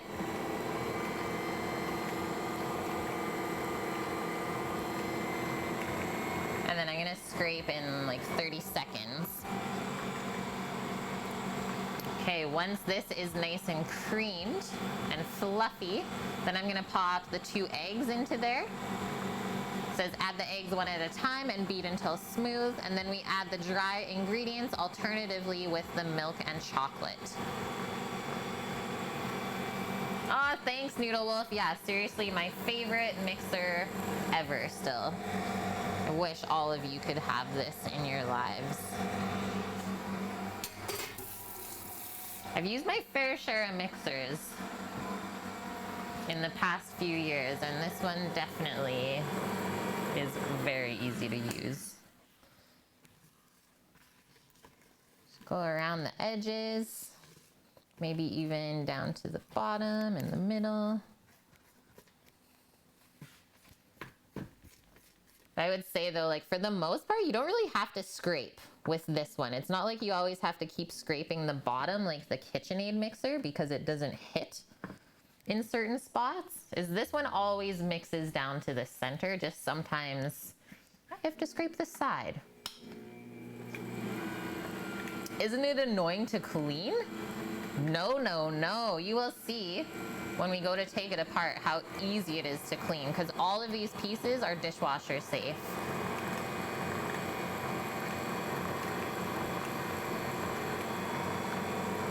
And then actually while we're at this step, guys, I think we're safe to get the oven preheating.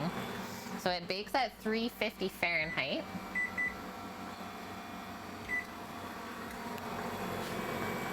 Even the whisks, yep, even the whisks go in the dishwasher. Okay, that is almost there. While we're waiting, let's start putting away our ingredients that we took out for this.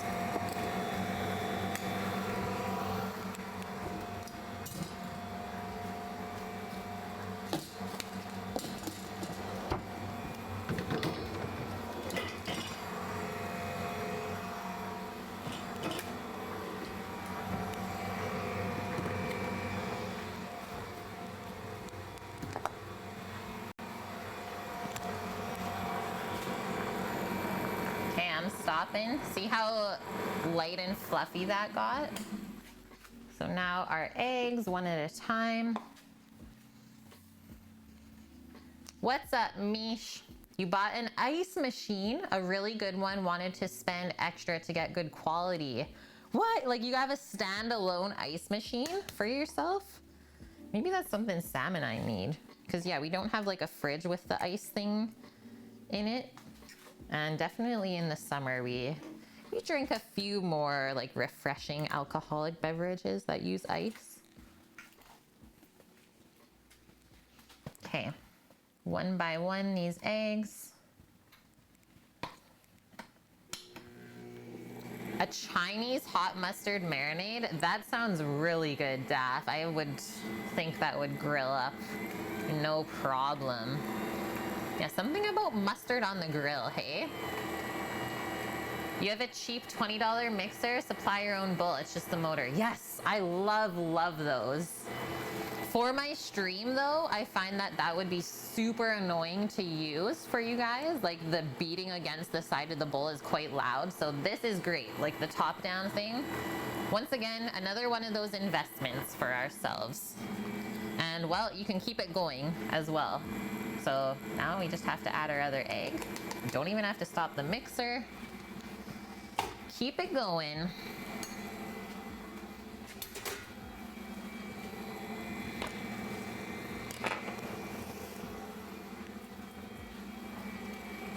Getting rid of our scale.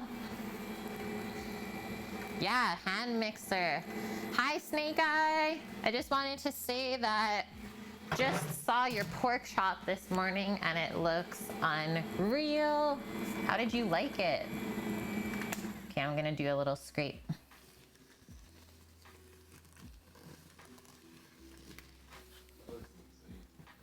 It looks so good.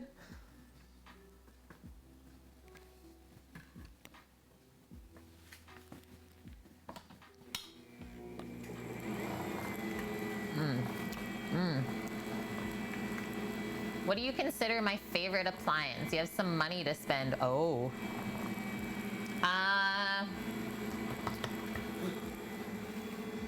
It would be this. It'd be either this or our Vitamix blender, I think. These are the two pieces of equipment that definitely get the most use in our house. Okay, do you see how this is like starting to look fudgy? Yeah, that's exactly what we're going for. That is perfectly creamed. Okay, so with this running, we're now going to alternately add the dry and the wet So milk and chocolate in the bowl, melted, and then our flour, cocoa powder, salt, baking soda, and baking powder. So why don't we go with the liquid a bit first? This is on very low speed. Get it a little bit loosened.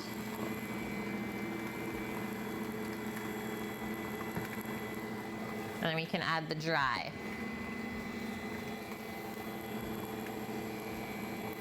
You loved your pork. Thick chops are the only way to do chops. So juicy. We are seriously talking about that right now.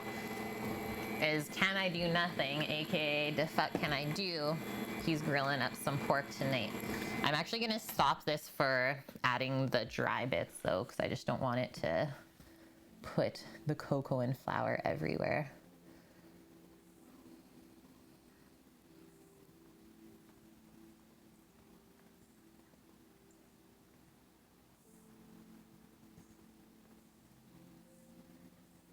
And from here on out, we're mixing on low speed. You really don't want to overmix your cake batter.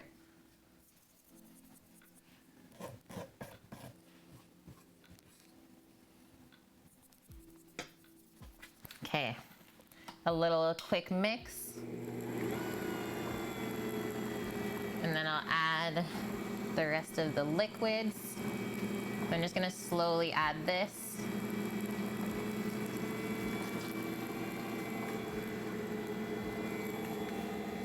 Kind of let it smooth out those first floury bits that we added. Okay, stop. Oh,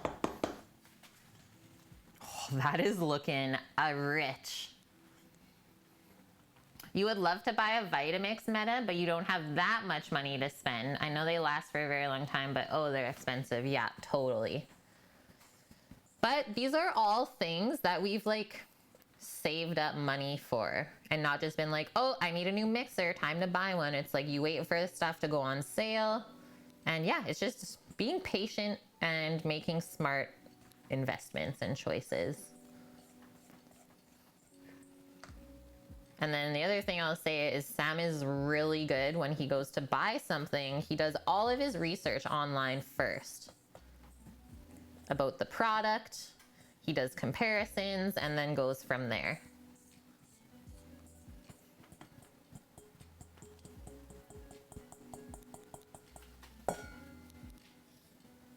Loser.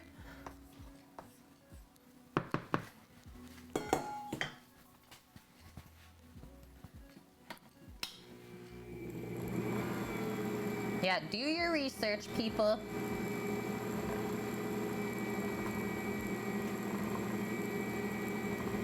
Holy. Almost.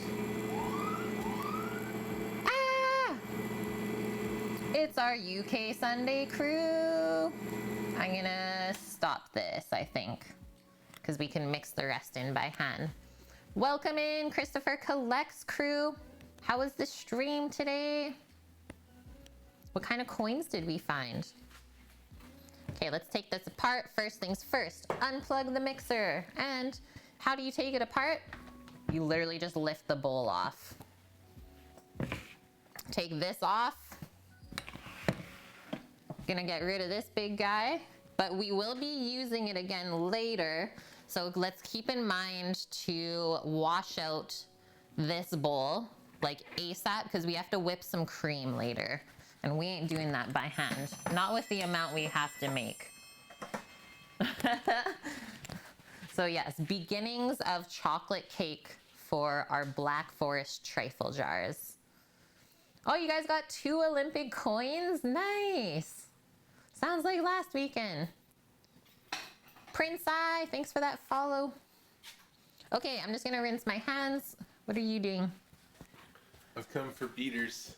Okay, give me a sec. I have to prepare the pans first.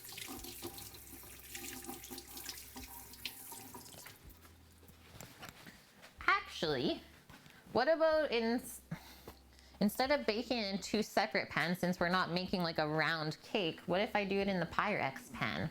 Yeah. Just one cake, Yeah. since we're gonna be breaking it up anyways. You can also do it on a sheet pan, make your life faster and simpler.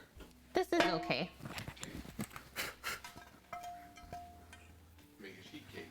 We're making a sheet cake.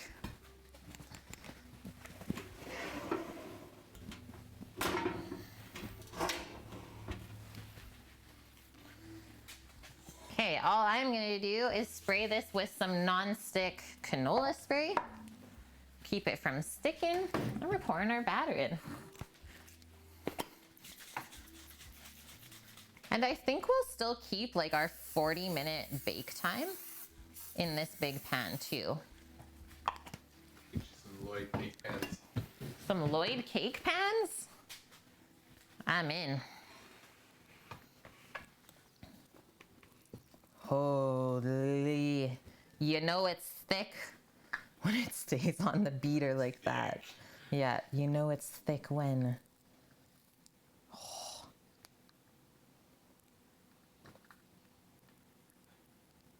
Hey, don't clean it all up.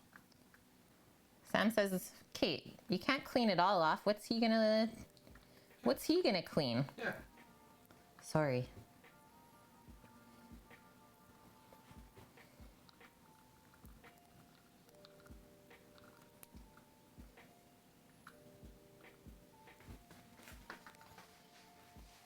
Careful with that one.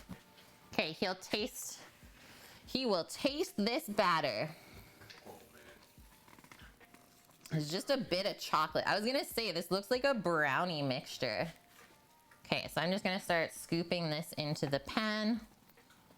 We don't wanna really work the batter too much at this point. So for the most part, like as soon as it gets heated through in the oven, it should, oh, there is some stuff at the bottom. It should smooth itself out. Just wanna make sure this got mixed evenly. Oh, what's that?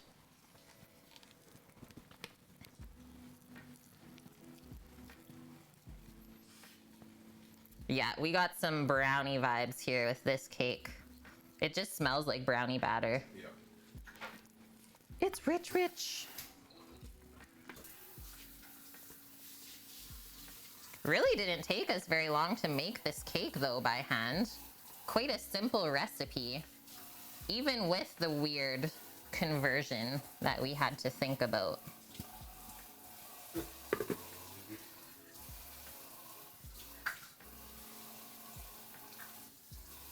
Yeah, this is the part where we accept a smaller final product so that we can eat the beaters. Okay, so just a really gentle, smooth out to the edges. I know I'm gonna have leftovers of this as well. Okay, that looks nice and even. I actually think this might bake up in about half an hour, so I'm gonna set a 15-minute timer for it.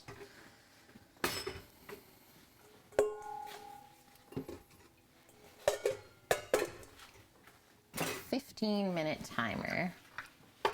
Get this bowl soaking with some soap and water so you can wash it up for the whipped cream. Oh, baby.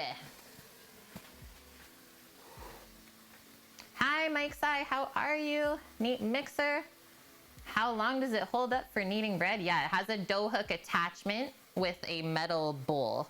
So it has 2 separate bowls and 3 different attachments. So it has a dough roller and it also has a dough hook and scraper. It is the best for making dough. By far, I think it makes like dough and then cake batters and meringue the best.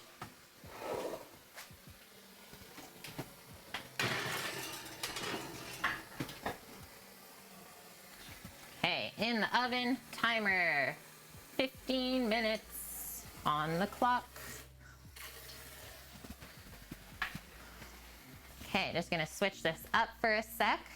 Like I said, I'm gonna wash this mixing bowl real quick so it's ready for our whipping cream later. Jeez, that new mixer is gorgeous.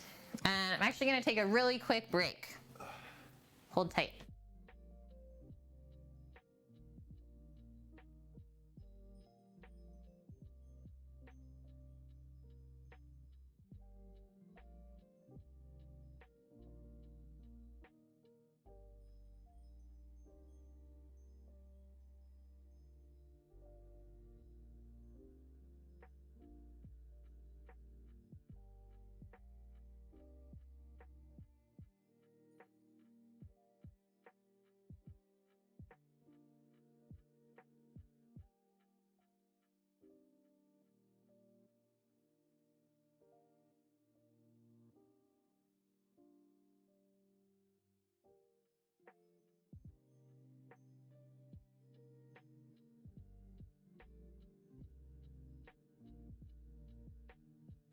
Okay, I'm back.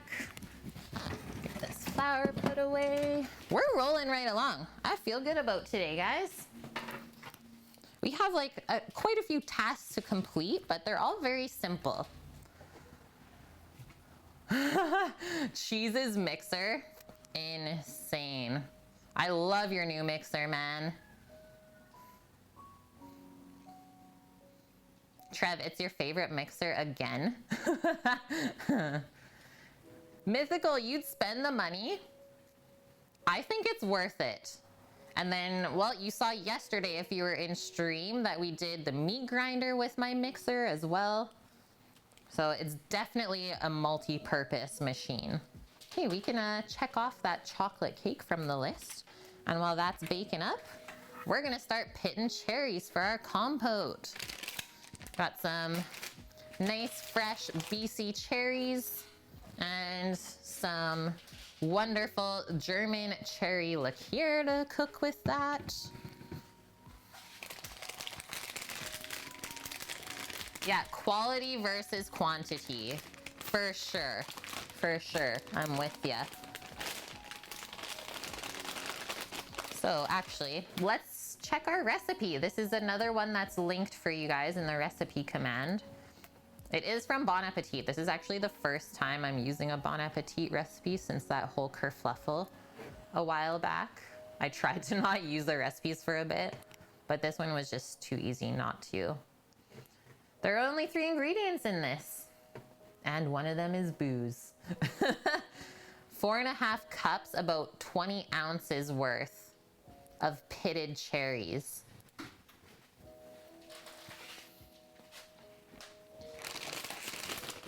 What is this? Usually 2 pounds? Yeah, 48 ounces. Or 2 pounds or 1 pound big? no, they're 2-pound bags. Okay, well, I'll just measure.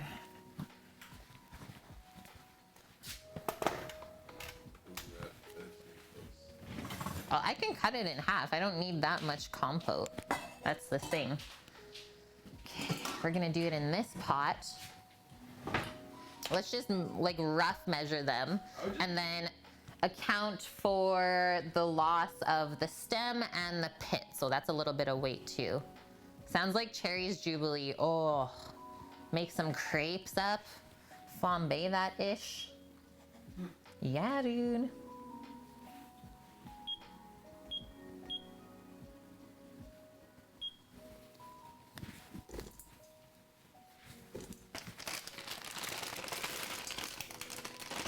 Okay.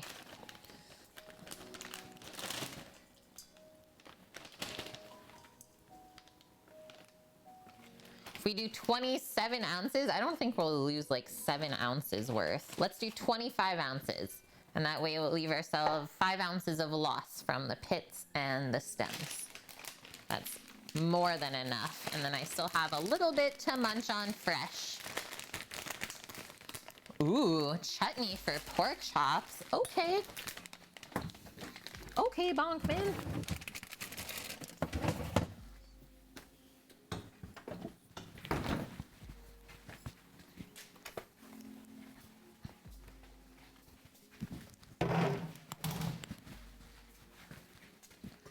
Pour them all out. Ah! First things first, we're gonna take all the stems off. Whenever you're doing like big items like this where you're doing the same task many times, it's always very efficient to do the same task over and over. So that's why we do all of the stems first, and then we'll come back and then do all of the pits. I am sad to say though that we are not able to find like sour cherries in syrup here on the island. Unless we're not looking in the right spot, but we have checked so many stores and we still can't find them. Even like the really good international stores. I'm surprised. Sourdough recipe needs some tweaking, Annie. The flour and liquid ratio is way off. Well, this is where you can start to make it your own, right? And I'm happy that you're noticing that. That means that you're like becoming a great cook and baker. You should notice those things and be like, something's wrong, right? The same way when we were making that cake just now, and it's like, these amounts don't really add up. You had to add almost a cup of flour. Wow. Okay, this cherry has seen better days. That's also why we added extra weight. It's because, well, maybe we find a cherry that's not so good. The only other thing I'll say, Annie, is that baking bread is like such a temperamental thing because it all depends on your like atmosphere and stuff, right? The temperature outside, the humidity, all of that. So it's always going to be just slightly different every time you do it.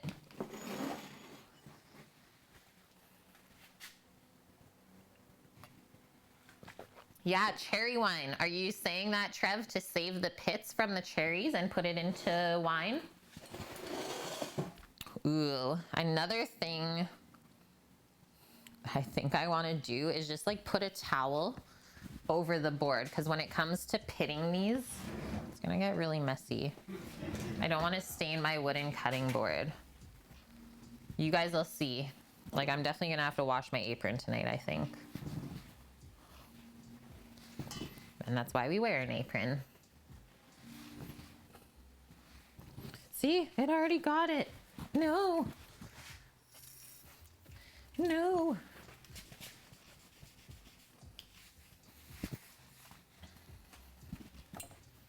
So hopefully choosing a red towel is a wise choice. There we go. Some different patterns today on Kate's stream. Now we can safely pour these out. Does anyone that's watching right now, do you guys have a cherry pitter? A handheld little cherry pitter? One of these guys? Nope. They are so handy then. Yeah, if you're like a big into cherries like I am, so I usually buy like a bunch every year when they're in season. Very nice. So what we do, put our cherry in that little slot, and then all this thing is gonna do is push the pit out the bottom. So it's nice to have like a little discard thing in front of you too. Hopefully something that's like taller, and then the juices will just spray down into it like that. And then we have one pitted cherry. And then it really does a good job of not leaving much on the pit.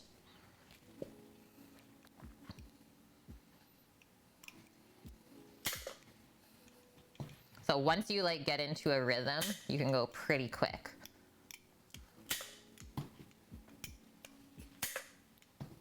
Once again, this is another thing from my grandma.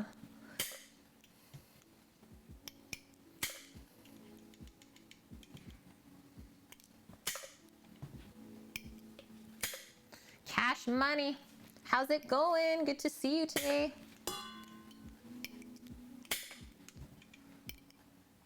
They're so expensive down there, Jiggles, that when you do buy them, you just eat them whole and spit out the pits. Yeah. Sometimes you just have to do that. Luckily, where we're at and the province that we live in, well, on the mainland at least, they grow a lot of cherries. So I have very fond memories when I was like quite young, and we would always travel from Alberta to BC.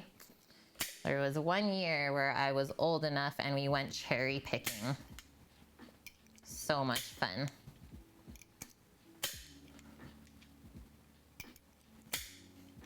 You guys see how messy it is, right? It's even like getting my hands a bit. Pop this pot up here. Keep everything nice and close together. Yeah, I'm gonna look like I've been to war, exactly. Sam, remember when I made all of the brandied cherries at the brewery? Oh man. That was a war zone. Yeah. Like cases, like 3 cases worth of these. It was not okay.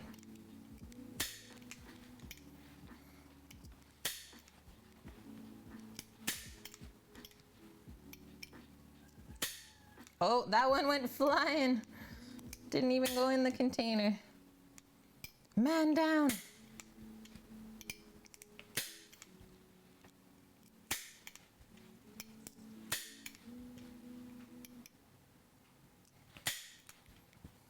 I think out of like all of the fruit compotes and like pie fillings, cherry is still my favorite.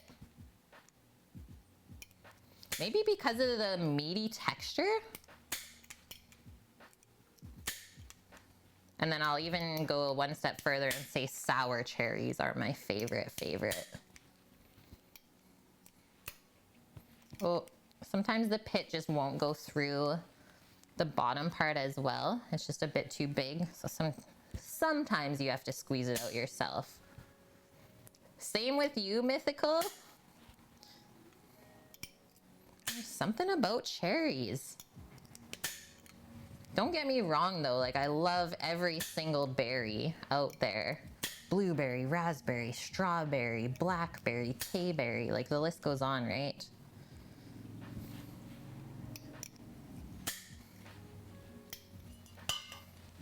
Boom!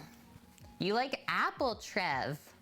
Especially the ones with little firmness, yep. Yeah, you gotta have that. No one likes a mushy apple pie, right?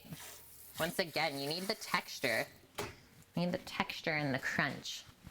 Okay, 2 minutes on our chocolate cake before we take a little peek at it. So we are right on time. Worry, don't have to go any further with these cherries because we're gonna cook them. They're gonna cook down on their own. So I don't want to bust them up too much. I like a good bite of cherry in my compote. So what we have to add to this, 1 cup worth of brandy, or it says orange juice. So I'm gonna do, I don't wanna use like a full cup of the kirsch, so I think I'm gonna do a half cup worth, and then half a cup of sugar. So every now and then, totally fine to like make a recipe your own as well. Because we're also going to be putting the kirsch, like soaking the chocolate cake with it. You don't gotta go crazy. Let's do the sugar first and then the wet.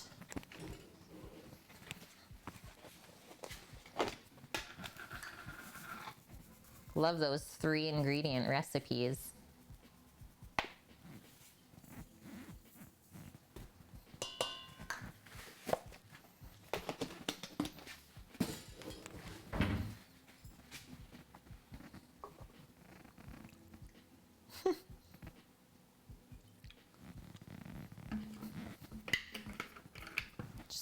Aside for now.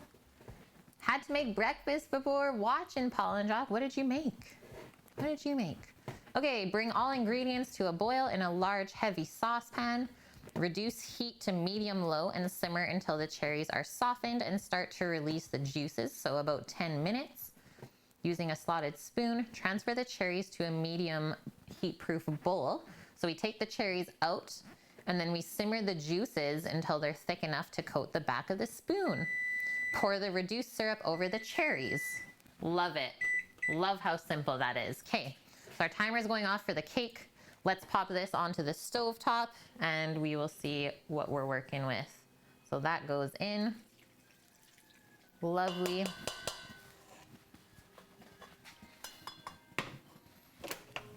So medium-high heat to start. Let's grab some hot cloths. Oh, definitely brownie things happening there. Give this a jiggle. That's baking up real nice. I'll show you guys how we got a crinkle top happening. Crinkling. I'm into it. Okay, let's do another 15 minutes.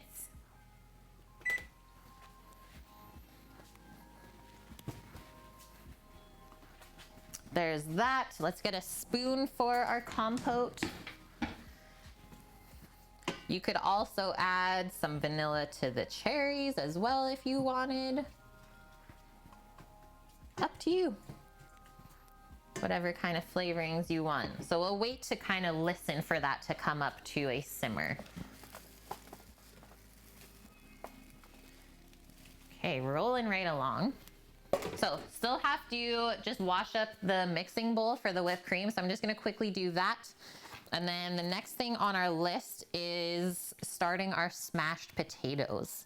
So you gotta start boiling some potatoes. Paul and Jock made egg and toast pretending they're smash burgers. That's one way to do it, right? It's like, wow, this tastes like a smash burger.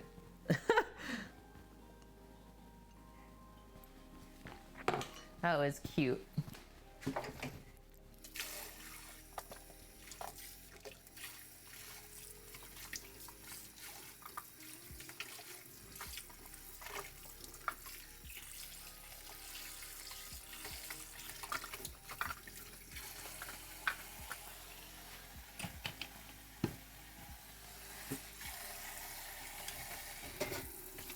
Washy, washy, wash.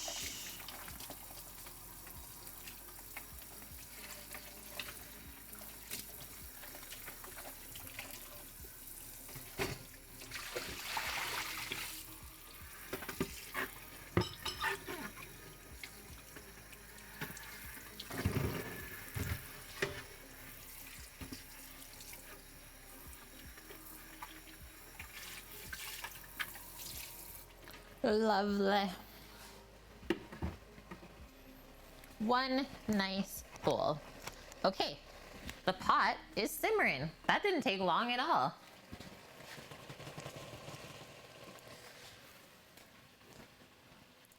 Night owls unite. Okay, so bring to a boil, reduce heat to medium-low, and simmer. So now that it's boiling, we'll reduce it to medium-low and let that simmer for about 10 minutes until the cherries look like they're nice and soft. Sounds great. I'm just gonna grab a bowl out to pop those cherries into. And well, they actually said slotted spoon, so let's switch our spoon.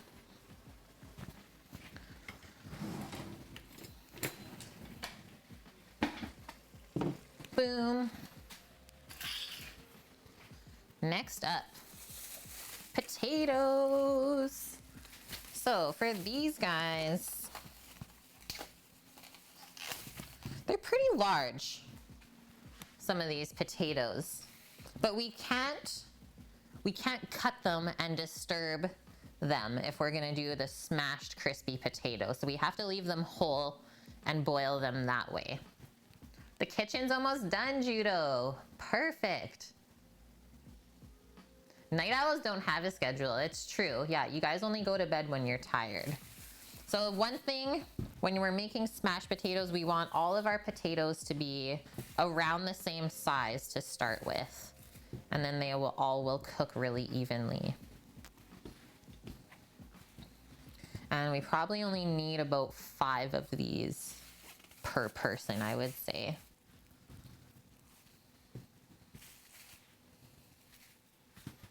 And the bigger ones, I'm gonna say 4. So 1, 2,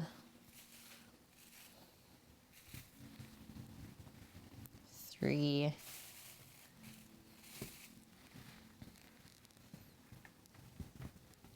4. 4, 5, 6. And now we have a little handful still. Perfect. Oh, the fridge smells really good with the chicken marinating in it right now. Oh, really good. Okay, so because these are such nice thin skinned, we shouldn't really have to like scrub them and wash them too much, and doesn't really seem to be any like boo-boos or bad spots on the potatoes. So that's always another thing we got to do before we cook them. And then the only other thing I'm gonna do, let's reserve some of these smaller guys. So there's like that, and maybe this one. So we'll start by cooking these bigger ones first. And then let's say about 5 minutes in, then we can add these to the pot. Just because they're smaller, they're gonna not take as long as these to cook. And that way everything can cook at the same time. Dragon Master Ash is raiding with a party of 4. Welcome in. How was the stream today? Thank you for that raid. Whoa, you're waking up at 10:30 and 11? Insane. I've been up at like 5.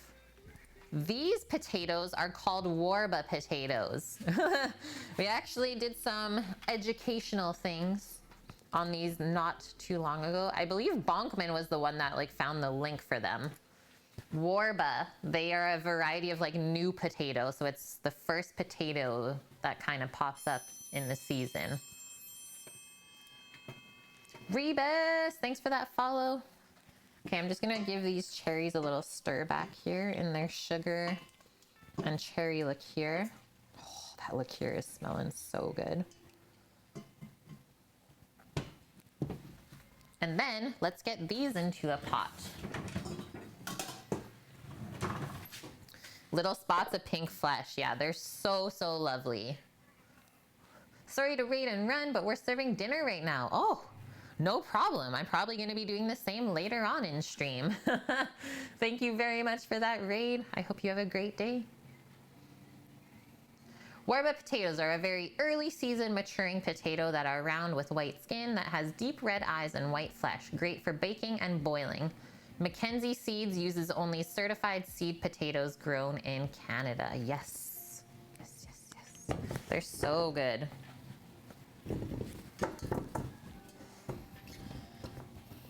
That is pretty perfect. So let's cover those with some nice cold water and maybe add just an inch above, actually. Let's go an inch above with cold water to allow enough water to cover these when we pop them in as well. Yeah, a BC local variety. Sadly, you guys probably won't be able to find them where you are, but you should be able to find something similar, I'm thinking.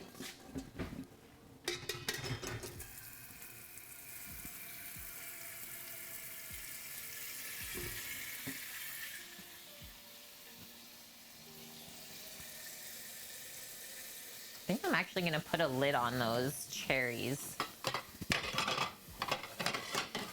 just to keep some of this steam in and cook them a bit more.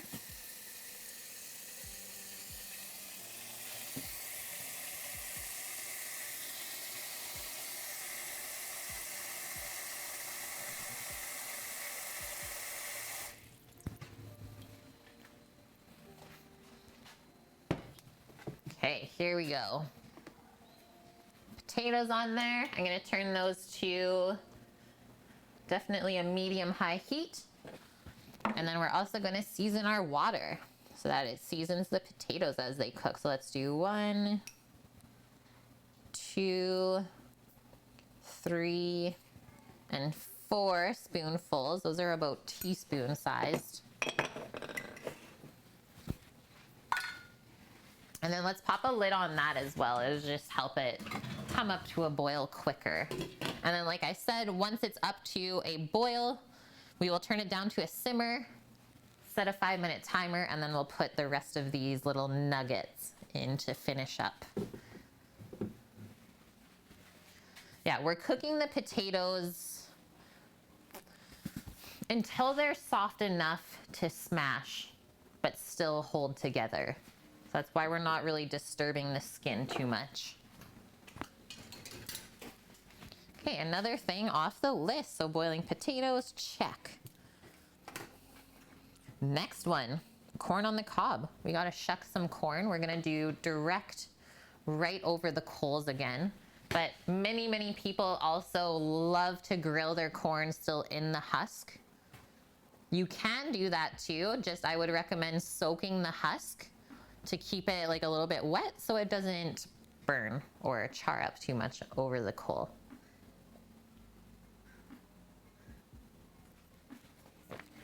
Caffeinated.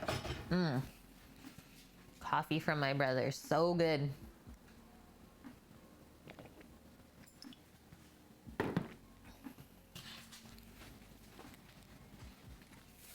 I think this was a great menu that I planned out for us today because I can keep working on other stuff at the same time. Is like we have 3 separate things going right now and we're adding a 4th.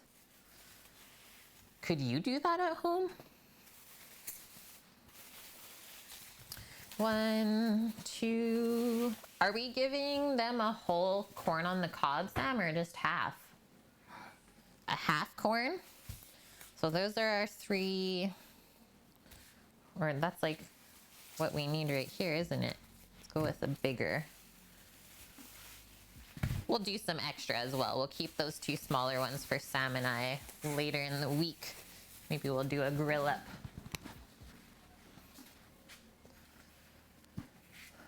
Oh, black garlic is quite amazing. I don't think it's overrated. I actually think it's more underrated than anything. Yeah, major umami flavor. Do you have enough for 1 per order or no? Yeah, we definitely do, Sam. Well, we can do that. You want to do that? That's fine. Okay.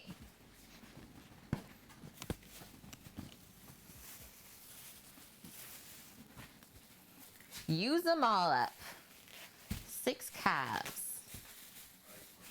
I like corn.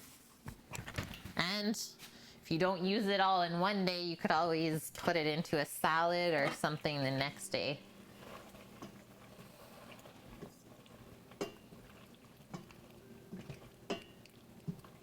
Still cooking our cherries back here. Slow and steady, that's for sure. Not sure what you would use black garlic for though. It's really great in like adding to sauces and stuff. Black garlic butter on bread is crazy good.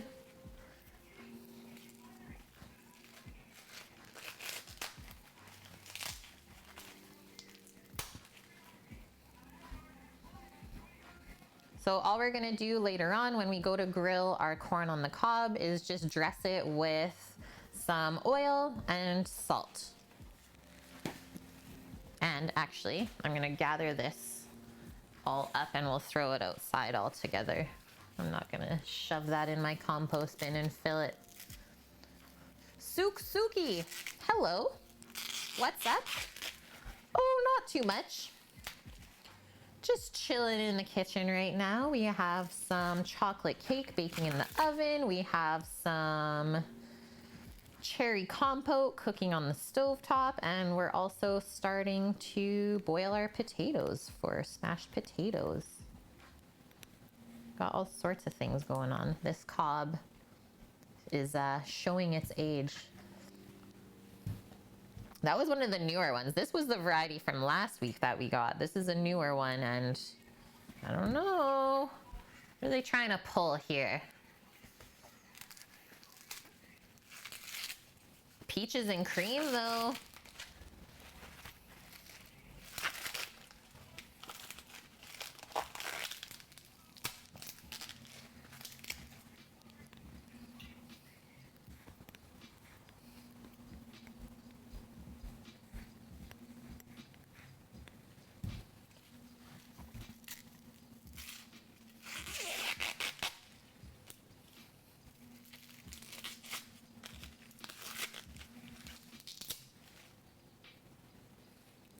Pick all the corn hairs off. Yeah, once again, I know there are definitely some of us in the stream right now that are having flashbacks from childhood. Shucking the corn at Grams. Corn there isn't ready yet, Judo. Can't wait for the smell while opening those. Yeah, right?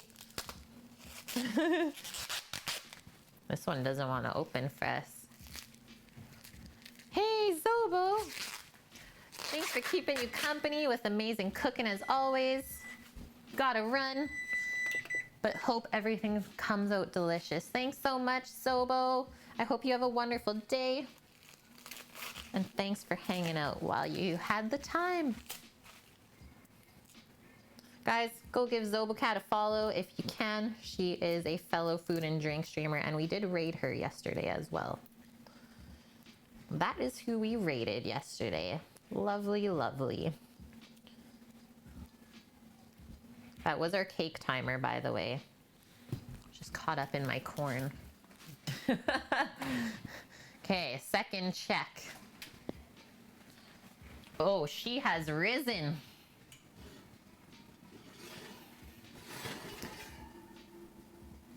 Not quite there. I'm gonna give it one more swing around. And then I think we need less than 10 minutes. Let's do 7 minutes. 7-minute timer for our cake, and then we'll let it cool off. Jillamin, you just had a thought. Since it's ears of corn, that's ear hair. Ah! Take all the ear hair off of your corn.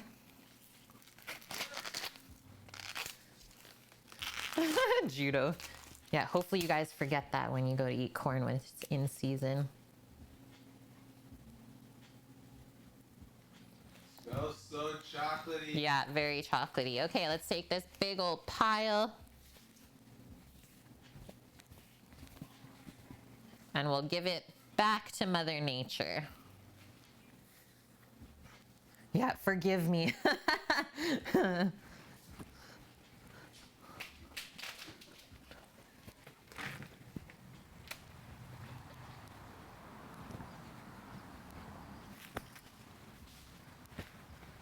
She is gorgeous out today. I cannot wait to get outside and start cooking with you guys. Okay, we're gonna put the corn on this sheet pan. And that is all we're doing with it for now. Like I said, later on when we go to grill it, we can oil it up and salt it at that time. But there's no point of doing that now because it will start to get like a bit watery. There's that. Another thing off the list. This is going to be another one of those streams where basically everything is done ahead of time and then pretty quick cooking at the end. So that's why we got to stay nice and organized.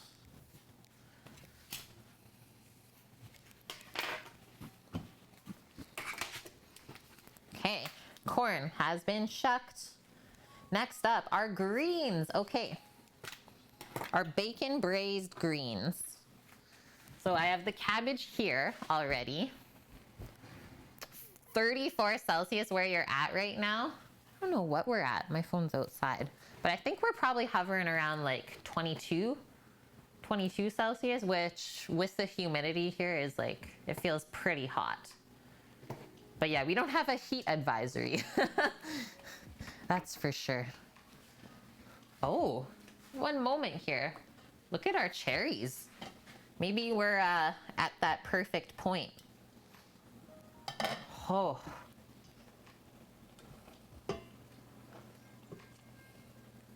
They're still not like getting super soft yet.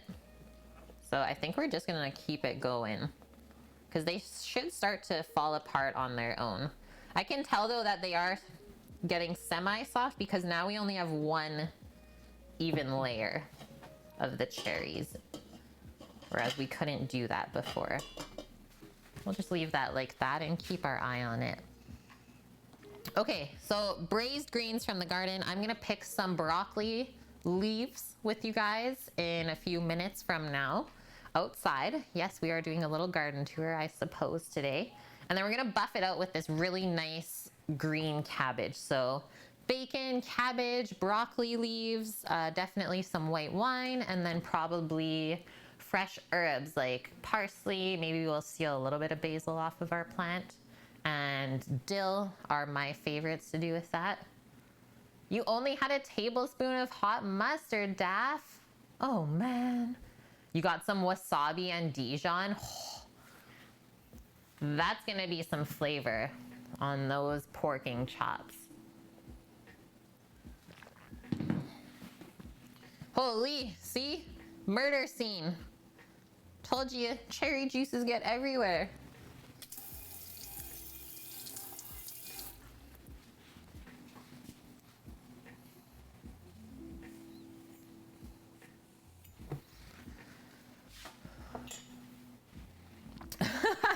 Yeah, dust. Okay, so I think we're gonna do actually probably this whole cabbage today because it will cook down. That's the best part about making braised greens is it cooks down by about half. And man, do I love cutting into cabbage. One of my faves. I think cabbage is actually one of my favorite vegetables.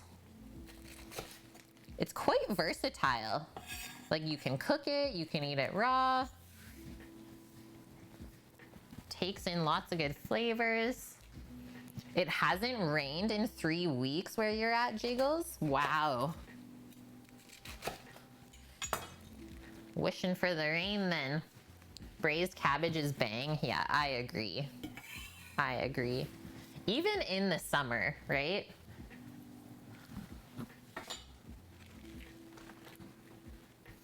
Can't wait for heckin' autumn to make some cabbage rolls. Yes. Yes. Oh Lord. What's this? Just tear that off.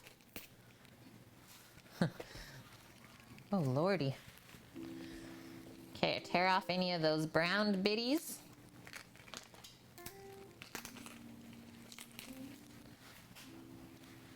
Peeking at our cherries back there. They're making some noises, but all is well. Okay, now we will start by, why don't we cut it this way? So I'm gonna cut this in half. We'll cut the cabbage into quarters and then each of those in half.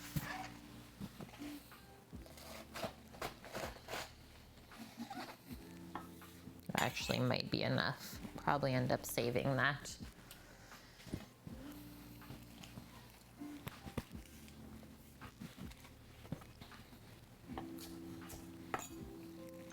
So take our chunk that we got here, and then I'm just gonna come across this way and go with about 1/2 inch thickness. Then we get nice little strips.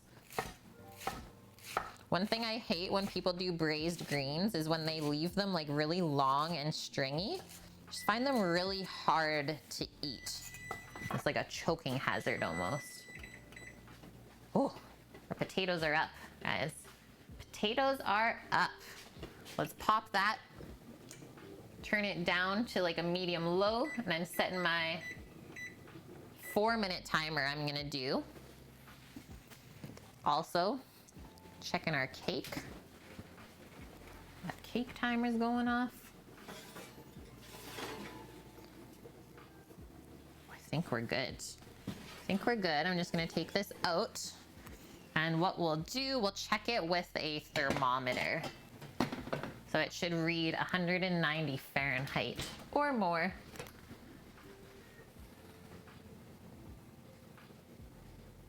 In the center. Perfect. And yeah, it came out clean. So that gets to cool off now. So oven, baking, off. Yeah, that turned out really nice.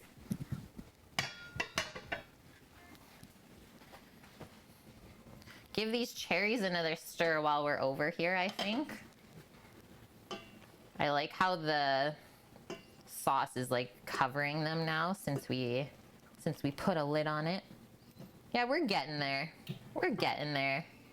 It's a good thing we started that early.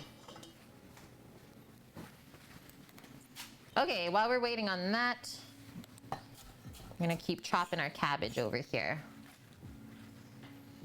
Yeah, Chimkin, trademark. Keeping track of this act.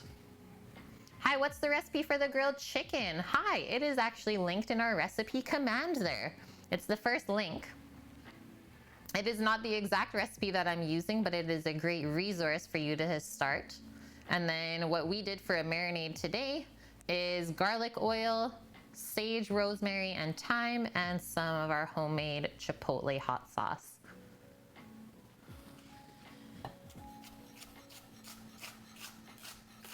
Good to see you in here again, Joshua Klein. Welcome back. He found us yesterday for the first time, guys.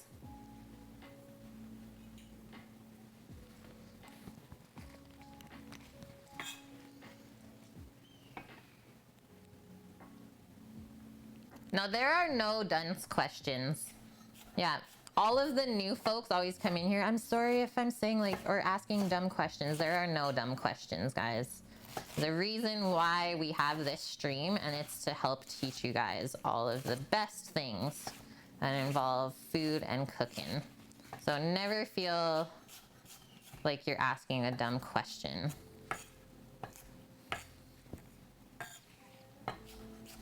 Ask away, and we will all do our part to try and make the best educated answer.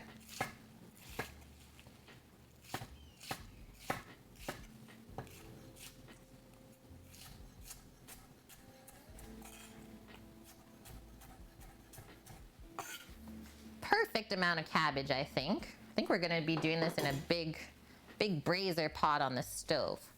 So why don't I just pop this into a bowl for now.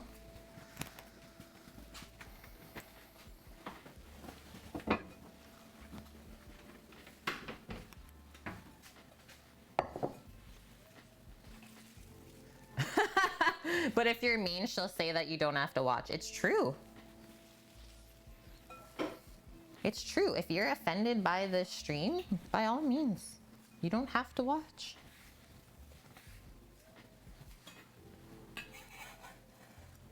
Aw, thanks, Josh. That's great to hear. Okay.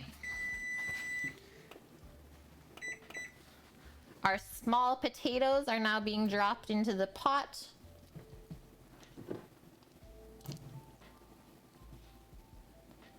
And we'll let those simmer away in there.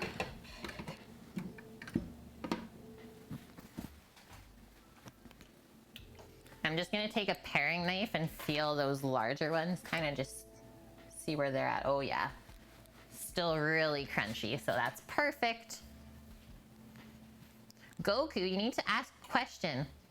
Are there any requirements to get into culinary school? I think you just need your high school, what is it called, a diploma? Grade 12? Yeah, you just need to pass high school. I don't even know if you needed like all of the higher end classes either. And yeah, just a passion. What a great answer, Sam.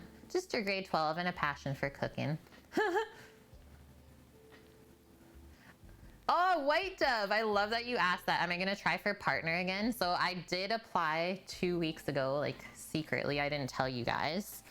But I did apply again, that would be my second time. And one thing that I noticed this morning when I logged into Twitch, guys, so from our Hitch raid yesterday, that actually helped us complete the 75 average over the 30 days. So we'll see. We'll see what happens. I'm being very patient. But I have a great feeling, honestly. Really great feeling.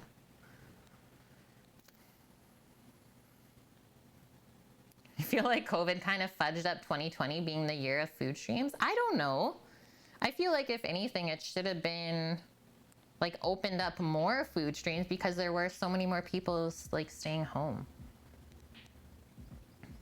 Yeah, Hitch comes through yet again. That's our man. That's our man. Okay, cabbage staying nice and fresh in the fridge.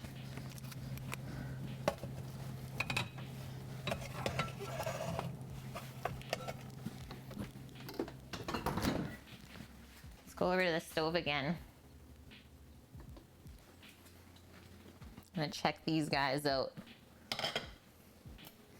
Oh yeah, now they're starting to get like a bit wrinkly. See how this guy has like cooked down a bit? So they're just starting to release their juices down there. So definitely another like 10 minutes or so, I'm thinking. And then as far as our potatoes, we can turn that pot up just a touch to get a simmer going. Thanks, Judo. That's the thing though, guys, is like, as much as we want partnership and it would help us, it doesn't make or break the stream. And we've seen that over the past like 2.5 years together, right? As long as you stay consistent and enjoy what you're doing, that is the most important. Will the cherries lose the redness after cooking? I actually think they're gonna get deeper in color, Meta. Such a supportive community, Annie. Such a supportive community. Okay, I'm popping you guys outside. I think for sure these potatoes had like, oh yeah, a good same amount of time basically as the cherry. So let's go get our broccoli greens. Oh, the red part on the potatoes. It's like light pink now, but yeah, the really vibrant red kind of goes away. Hey, Smash Pleb, good to see you again. Welcome back. The cherries are being turned into a cherry compote for our Black Forest Trifle Jars. Okay, let's go. Oh, okay. I need to set this up because we're going to the far garden bed. We're going into the jungle.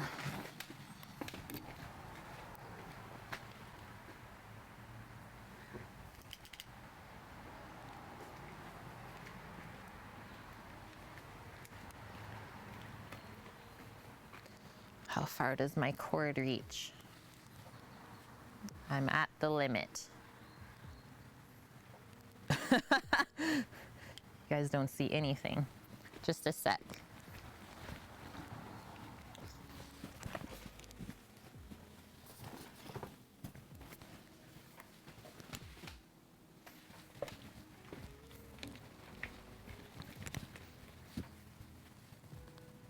I guess you can like just see the broccoli leaves peeking out. It won't take me long to grab them either. Really easy to harvest. Holy shite. Okay, I haven't harvested this in like 2 weeks. So this is our sprouting purple broccoli. This is how big the leaves are. So that's why I always compare them to collard greens. But like within 2 weeks, the leaves are this big from start to finish. I think it's really loving this spot over here too. Yeah, we did a switch around this year. So this was like our 3rd year having the garden. And we kind of switched around how we were growing everything. I think we have a really good setup this year.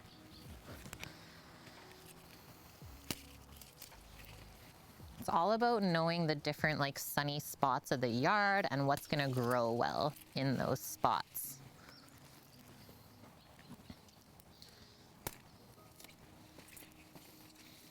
And I am also happy to say that we've not had any aphid problems either. No fly or aphid issues that we usually do. You guys, is this enough already? I think so. That was only off of like 1.5 plants.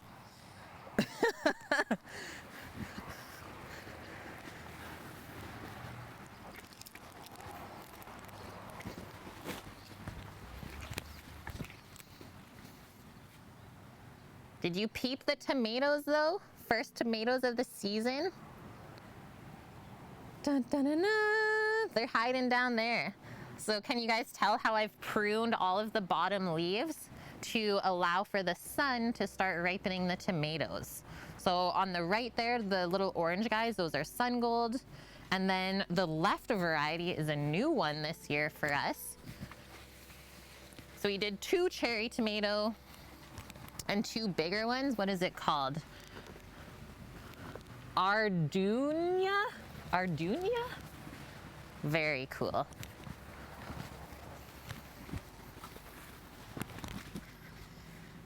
But yeah, more sunny days like this, and we are set.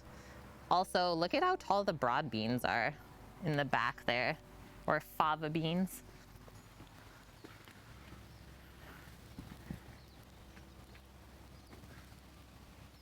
I'm actually gonna keep my phone out of the sun. Keep it hidden under the gazebo. Okay, there we go, guys. We did our picks. Actually, farther in. Okay, I'm coming back in. We gotta check our potatoes and our cherries.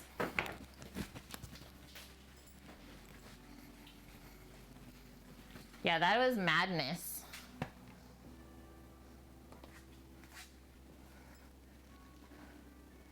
We got some greens in our life. I don't even know where to put these. Kitchen's not big enough for those. Thanks, Dust. Yeah, sun gold tomatoes are, I think, my fave, Annie. Sun golds are so sweet.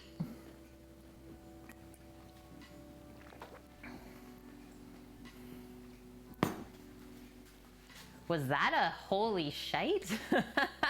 Yeah, I'm turning Irish. Oh. Go cherries, go.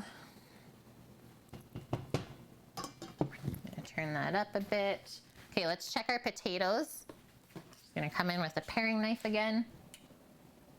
So just soft enough to smash. We're doing good. Still have quite a few minutes there. So that gives us perfect amount of time to deal with all of our greens that we just picked. Oh, problem you had with tomatoes was keeping the birds out of them? I don't think that the birds are forced to eat our veggies here because there's so many other great things for them to eat, like all the insects and stuff.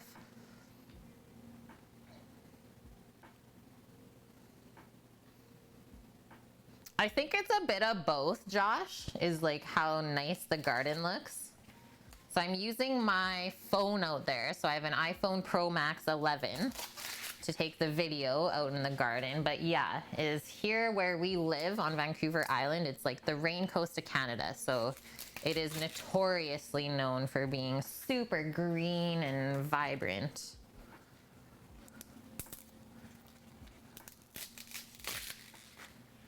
So what we're doing right now is, like, I call it zipping the greens off of the stem, because the stem is pretty tough and woody.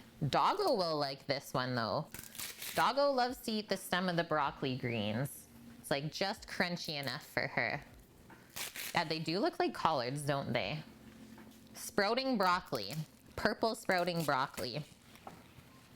It's a variety from one of the organic farms out here that we buy the seeds from.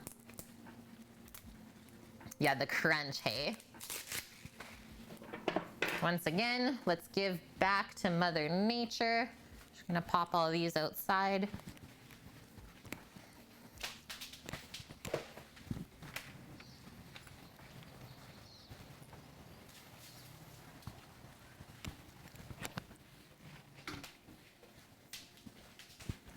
She is warming up in here now that we're cooking. Okay, now I like to stack all the leaves on top of each other for the most part. Just be a nice quick processing. Or we can actually I'm actually gonna start by slicing them in half and doing it that way because they're very large right now.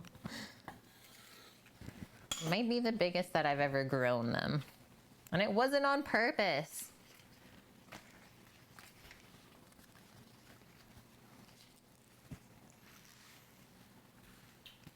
Thank you, evil marksman. You're digging the hanging glasses.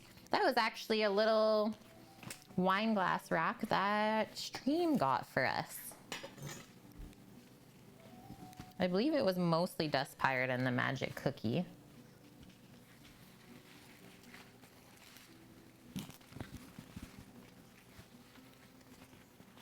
Best way to store them. I agree. Especially if you live with someone who is a bit of a bull in a china shop.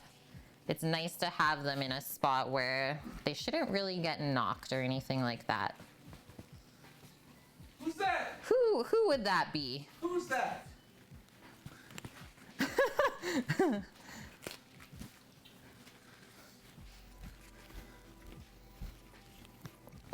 Or filled with dust, keeping them upside down, right? You just have to give a little rinse to the outside, but you know that the inside is nice and clean still.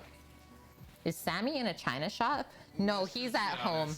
He's just at home. Let's just be honest. Okay, now we got all our stacks. I'm gonna cut that in half. That looks good. That cake looks tasty, hey?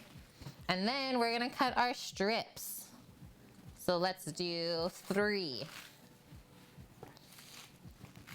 And then we'll come back across and cut our nice pieces of broccoli greens. And I think I'm gonna put that there. And then we just have to give these a quick rinse and a spin. Since it's from the garden, everything's organic. Just maybe a bit of dirt and bugs on there that we don't know about.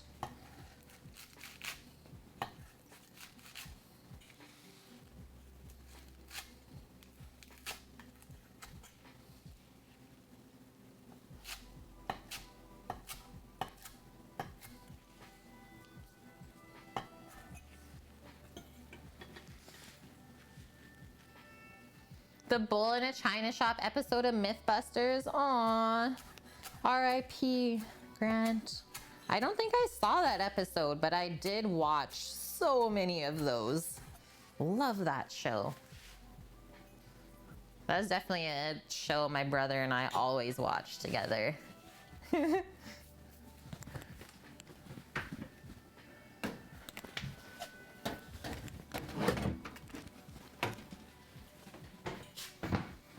The bull just casually walking around and didn't break it. Oh, I did see that one. Now that you said it, yeah, the bull just like walked through and didn't do anything. I was like, oh. Well, that's busted. That didn't take very long. Okay, over to the sink real quick. And then we'll check our potatoes one more time. They should be close.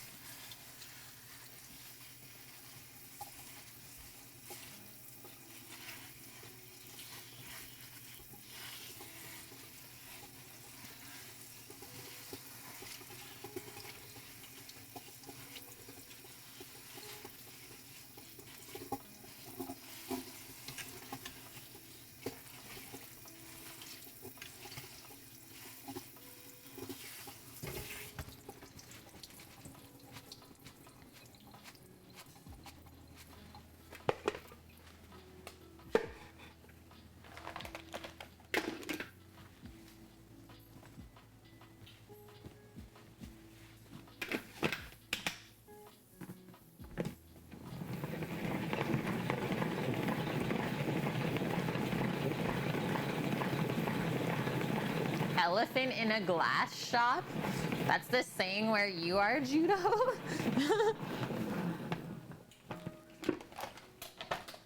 A lot of water down there. Holy smokes, there's like almost a cup worth. And I'm just gonna leave those greens in there. Totally fine, because we will be cooking them up relatively soon. relatively quickly. Okay, let's check on those taters. Tasty taters. What did that machine do? That spins all of the water off the greens. So if you're washing something like lettuce, well, you don't want all the water to be left on the leaf of lettuce because then your dressing won't stick to it. So getting all the water off will help the dressing stick. Okay, we're getting close, guys. I'm gonna say, let's do 4-minute timer for those potatoes, and we'll give the cherries another stir while we're here because those are almost ready as well.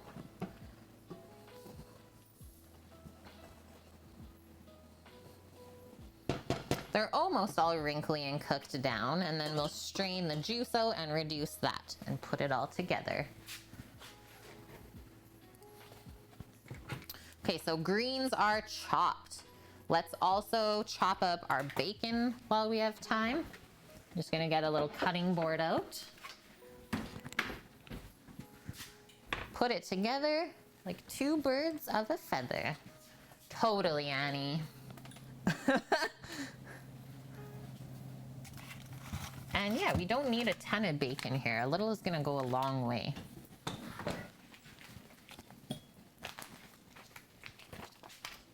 So what I'm using is just all of our end pieces that Sam and I packed up from what we sliced for our customers. We're just gonna make like little lardons, I suppose.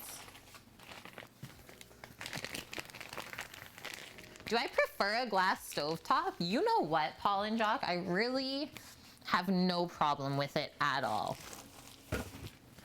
I was like a little bit iffy about it when we were moving here, because when we lived in Vancouver, we had a really nice, like, it's gonna kind of sound crazy when I say this, but we had a Viking gas range in our apartment. So that's like why we got that unit specifically for that stove. So yeah, moving here, I was like, oh, like I've never cooked with a glass stovetop before, but I love it. Is this thing, because we always use like mostly cast irons, is it really holds the heat and it's so easy to clean. I love that part. It's like just a quick wipe and that's it. I love you guys. Yeah, you guys miss gas stoves. Bonkman demands it. Okay, let's slice this.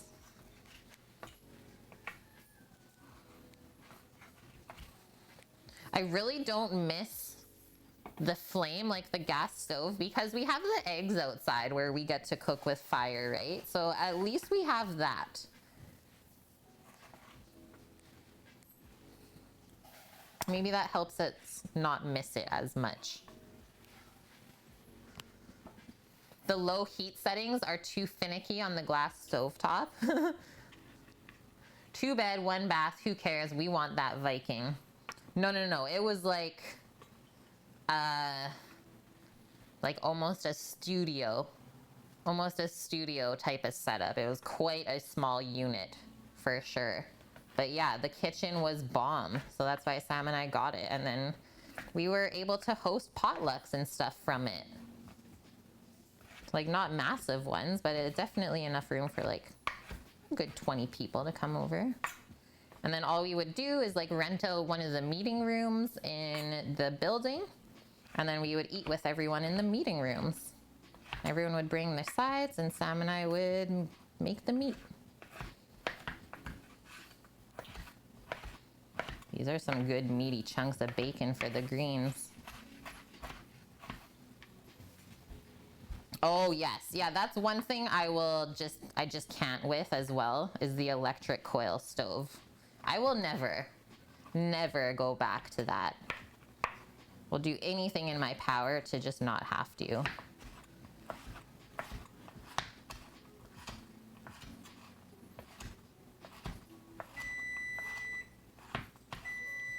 Whew, that was some hard bacon.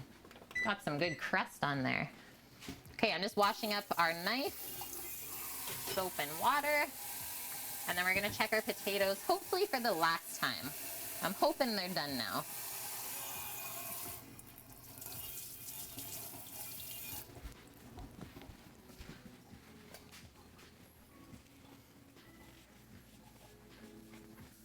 Yeah, Meta Monkeys. The only problem with glass stovetop is you can't use the wok, which is why we have the wok for outside. Once again, we cook with the wok over the fire, which is really fun. Grab your paring knife. So check the big ones first. The potatoes are also floating now, so that's a good sign. Okay, yeah, those are done. Let's do basically 30 more seconds. We'll watch until the little ones are floating. So I'm gonna grab our colander out to strain the water from these. And then we're gonna dump them onto a parchment paper lined sheet pan.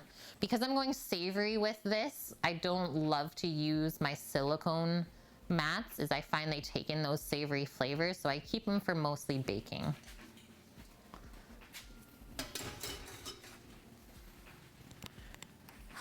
Get your sheet of parchment and your pan ready.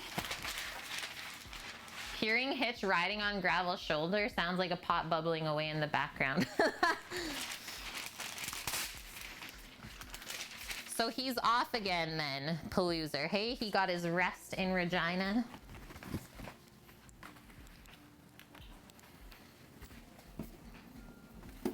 Off to the races, if you will. That's good. I hope he got good rest. It seemed like it. Because, yeah, what was he saying? He's like a third of the way already? I was going to say, where's he shooting for? But we don't know.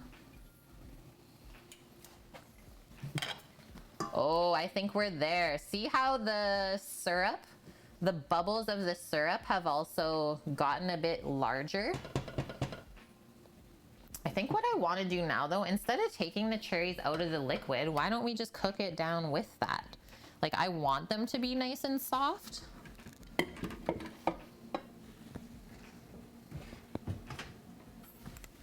So I'm going to take the lid off and just see what happens. I'm also going to turn up the heat a touch, so more to medium.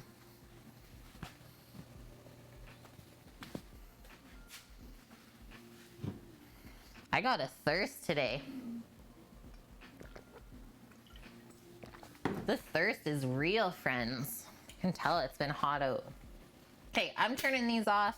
Feeling great about them.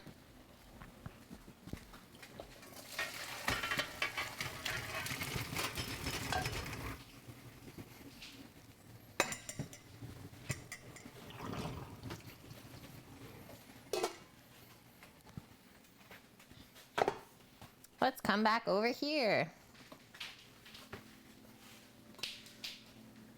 Oh yeah, okay. Pour those onto the sheet pan, and then I guess I will just reserve the potatoes for salmon eye, right? Because ours will be cooked separate. I think we have like 3 cooking times today. Sad to say, is how it worked out. Why don't you just tell Zach 5? Because he's going back to work after. Yeah, why don't you just tell him to come back at 5? I don't know. Okay, so I'm gonna put some of these into a smaller pie pan. What are people getting today? So we only have three plates going out today, Annie. So they're getting this. They're getting the chicken and they're getting the Black Forest jars. So we did half chicken dinner for $30 for the plate.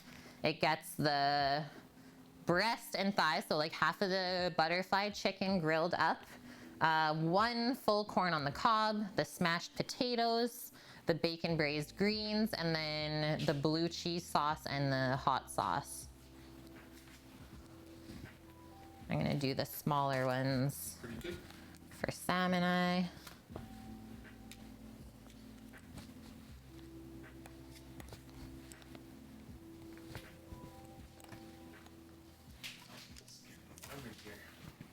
Yeah, I got some cambazola for the blue cheese sauce. I think that's enough for the 3 plates, and then that'll be for our 2 plates. So let's line these out, or like spread them out to start because of how we're gonna be smashing them. Probably do it this way instead. I just find it easier to lay out the potatoes first and then smash them. That. Okay, Zach could do 3:30. Okay. So if we could do 3 o'clock, and then I put his on right after. I know, I love Cambazola. Okay, I think I can do that, Sam. I just need to organize myself. Yeah.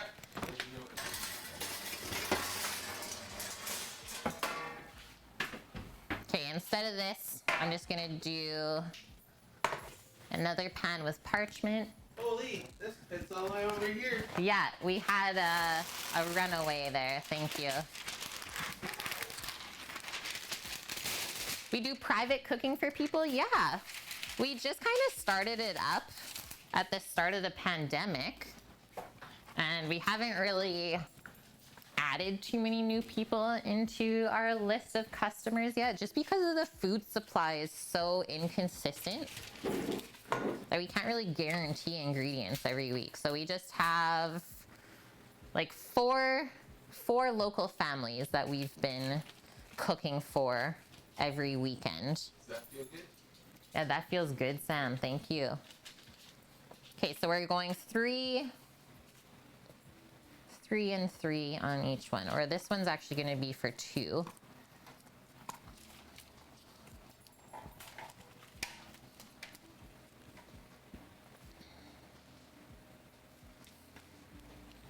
There we go. Perfect. Now let's get our smasher, our potato masher.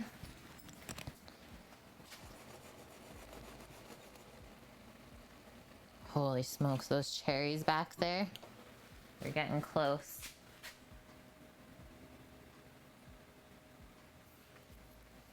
Yeah, Sam's on Kate Coolin duty. You just set up a fan for me. Okay, so all we're gonna do is literally just take your potato masher and smash down like that. Oh, you didn't see that because it wasn't in the thing. Okay, let's go to this one. Milwaukee M18 job site. Take your smasher and just press it down like that. And that's it. We can't disturb it any further. That's why we spread them out ahead of time, and then that's how they get dressed and baked, and it gets super crispy. So think about the same way that we blanched the potatoes yesterday to get the super crispy fries. Well, we boiled or like blanched these potatoes, and then we're gonna be baking them again. So kind of same technique, different menu item. Actually didn't even think about those being done back to back, but I like it. Okay, so there's our first tray. That's how they look.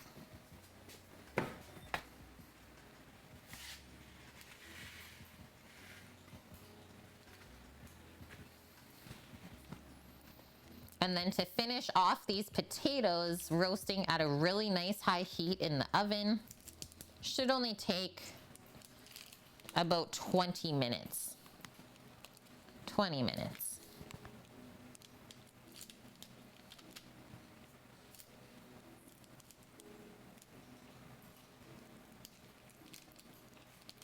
And these will always work better with like smaller baby potatoes, as you can see. I wouldn't choose something like a russet for this, for sure not. You will not get the same result. You need a nice, like light fleshed potato with very thin skin.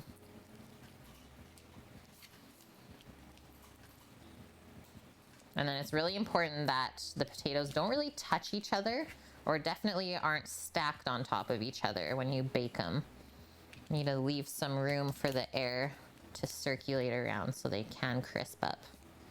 Just kind of spread everything out accordingly.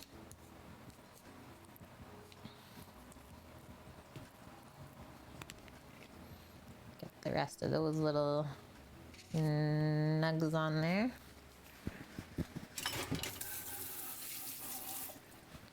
Okay, I think I'm good with this cherry compote. Looks beautiful. Are you ready for this? Look at those bubbles. It's like the sugar's reduced. It looks like it's really coating it nicely. So now all I'm gonna do is pour it into this bowl.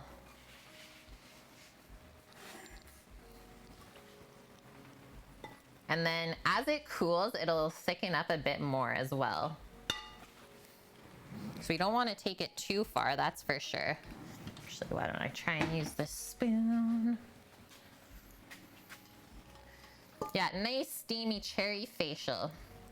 I bet it smelled delicious.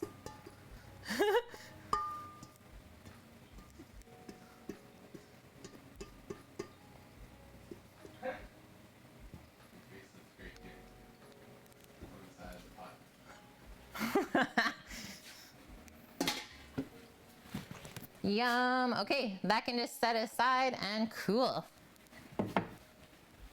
Bring our other tray of potatoes over. And let's grab our olive oil out, our herbs that we chopped earlier for the potatoes.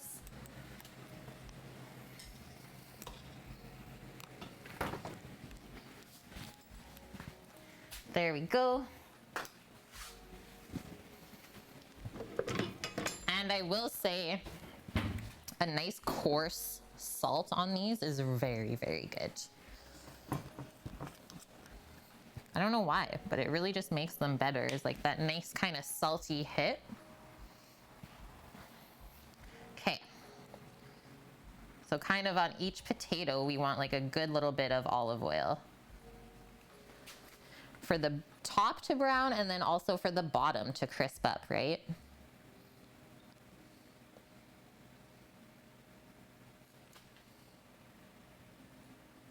And these are unreal with brunch, may I also add. It's like a little bit of a different take on a hash brown. A little bit more on that guy. Okay, now I'll go a bit quicker on these small ones. Keep it rolling. There we go.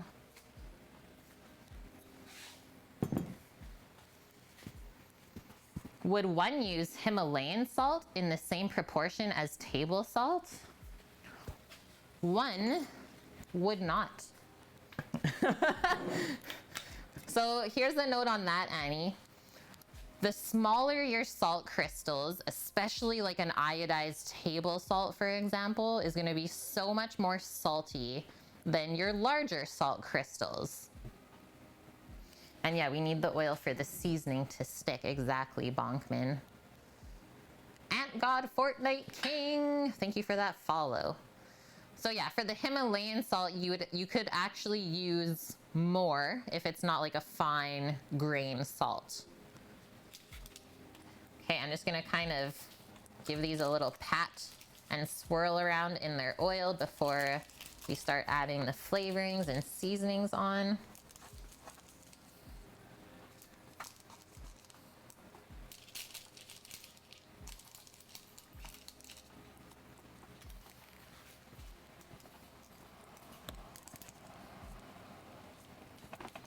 It's crazy though how the potato just soaks in all of that oil as soon as you pour it over. It's like, where'd it go? Where'd it go though?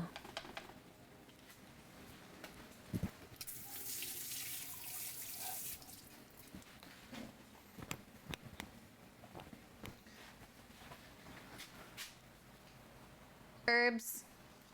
What did we put on the potatoes so far, Dust Pirate? All we've put on is some extra virgin olive oil after we smashed them down. So my next thing I'm putting on is our fresh chopped sage, thyme, and rosemary. So same herbs that we put on the chicken to marinate, we're dressing with the potatoes.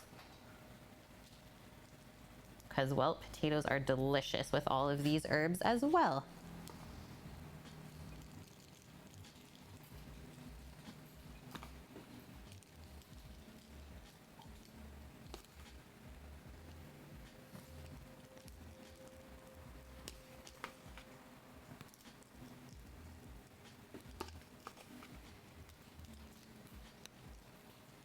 Okay, we can go heavier on this side. Yum. These are gonna be good. When you got that many herbs, use them up. Okay, next I'm coming in with some pepper.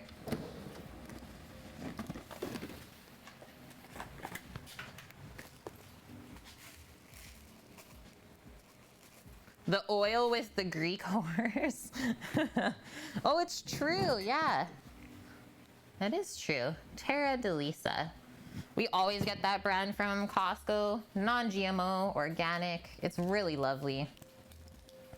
This is like some pretty big cracked peppercorn, so I'm not gonna go crazy with it. But I do like pepper with my potatoes.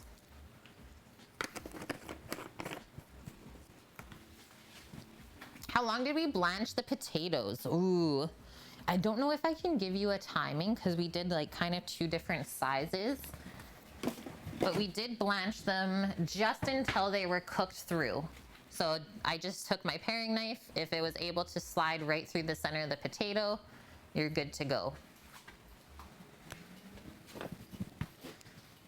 Okay, coming in with some salt now.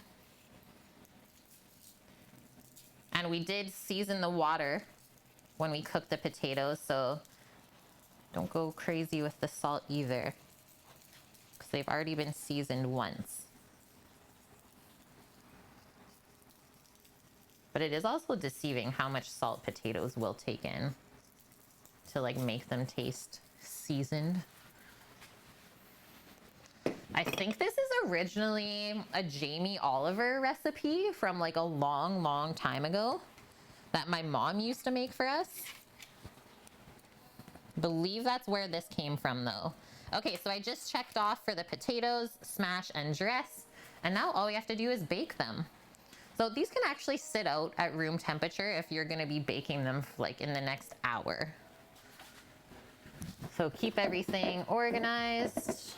I'm gonna stack these over on the side here for myself.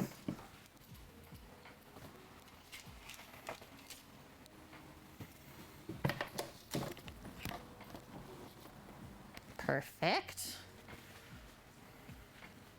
Just got back, Cookie. Had to run to handle a few things. Look like you got back just in time for the goodies. Yep. Yeah, I'll have one of those, please. Okay, I'm gonna take a quick break one more time. Thanks, coffee. And we'll finish everything up.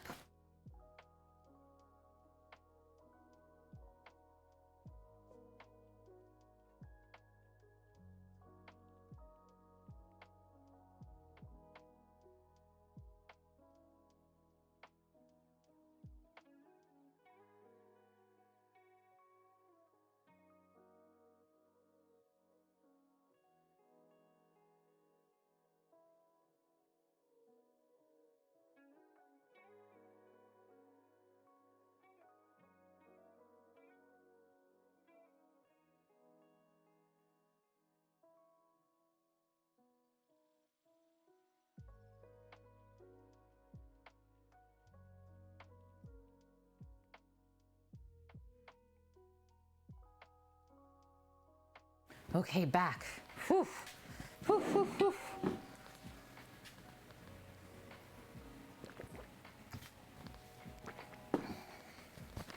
Yes, Cookie.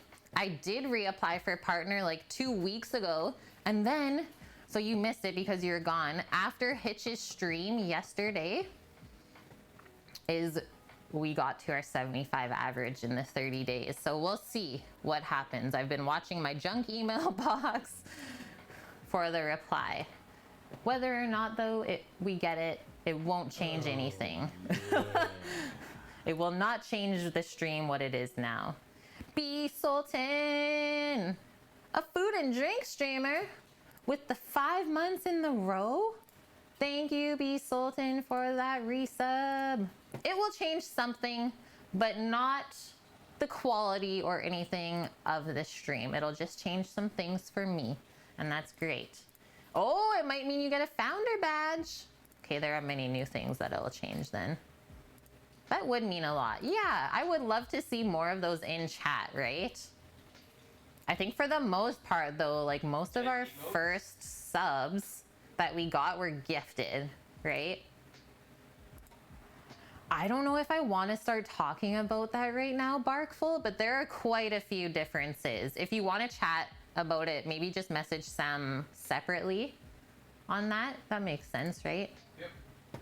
Okay, let's head outside. I'm gonna start up the XL, Sammy. Yeah. Extra large big green egg.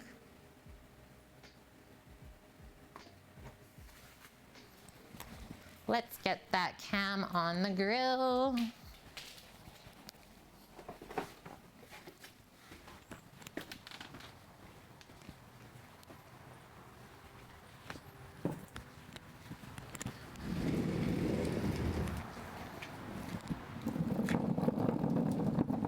Clear the space.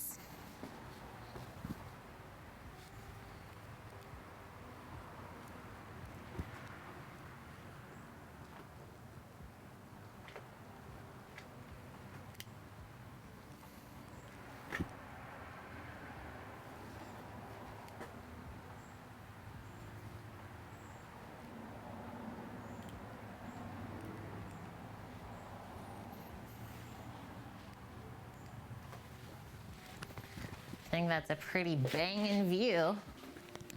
Yeah, it is. It is beautiful out here today, Cookie. We are going for a bike ride later after we eat. We have said it. This big guy.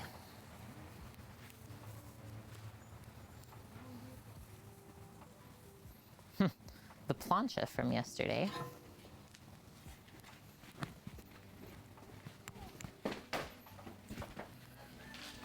That plancha is cooled off now.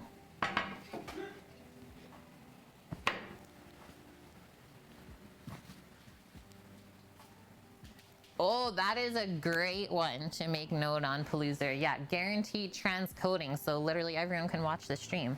How nice would that be?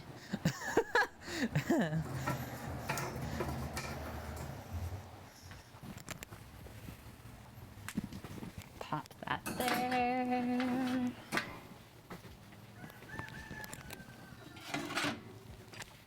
Give this a stir around.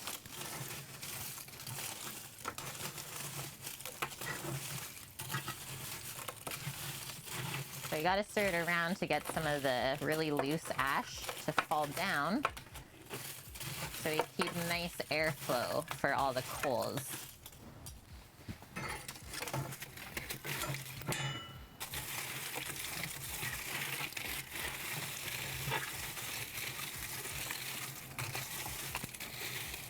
Oh yeah. There's quite a bit over on that side.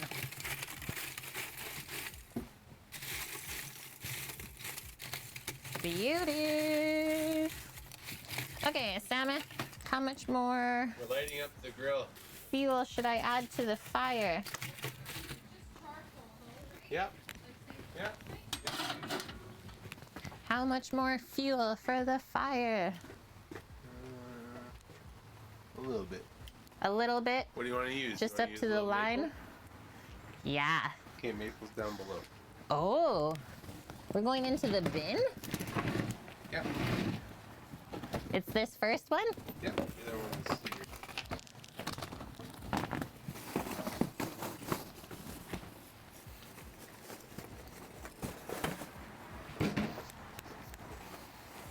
We're going with the maple charcoal. That's that big green egg Canadian charcoal. He said a little bit, and you can see how these pieces are a bit bigger as well, so they will hold more heat. And you just want a nice even bed of coals. And actually, so for our indirect, this one side is gonna be more coals than the other. So if we're cooking our chicken on this side, we want less of a fire here, more of a fire over there. Does that look good how I'm setting it, Sam? Yep. Just start it over there. Just start it over there? Yeah. Okay.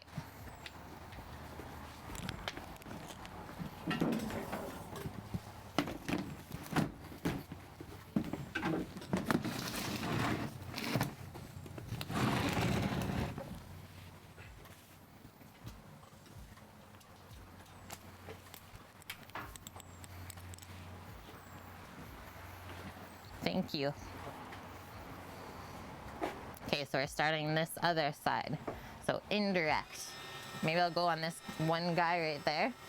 Nice piece. Using the Luft lighter, guys. The hottest hair dryer around.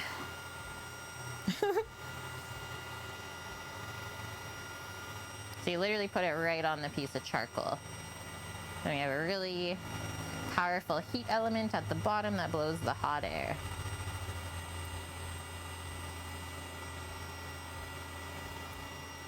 Thank you, Sam.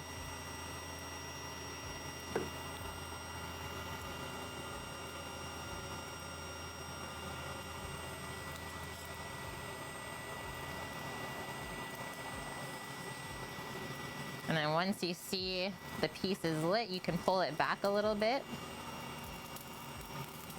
and kind of aim where you want it to go. So you can come over to these other pieces, watch the sparks. Kylie Pink Lily Pie with the raid, welcome in. How was your stream today? Thank you very much.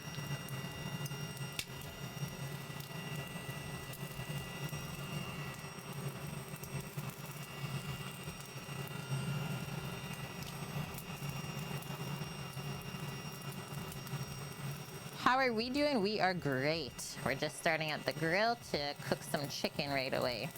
Chicken and corn going on the grill today. Feel good about that, Sam? Yep. I think that looks like a great little fire. Yep. Okay, now close it up or leave it open for a bit. For a bit. Okay. You still gotta open the bottom and open the top. Okay, we gotta open the top and bottom to allow for the air to circulate to fuel the fire. So you keep it open all the way to start. This guy will have to go back. It's a bit sticky. It's a bit of a sticky situation.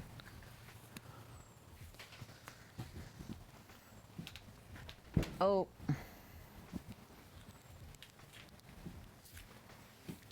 Sammy, I think we gotta burn that guy off.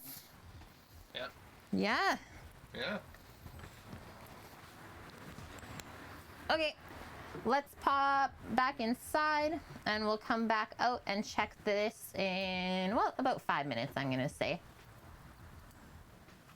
Do we do a food delivery service or something like that? We don't deliver, but we do food pickup for some very lucky friends. Food for friends? Yeah. Would you say? Yep, we have a private Facebook page called Food for Friends. If you know, you know. Yeah, if you know, you know. If you've been added, you know. If you haven't, well, I'm sorry. Smothered the fire? We might have. I think it just needed another little kiss. Yeah, can I be your friend? Okay, I'm gonna wash my hands because they're a bit charcoal-y.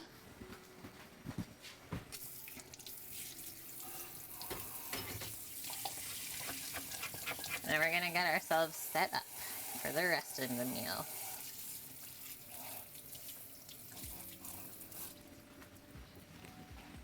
Holy, he's really getting it rocking.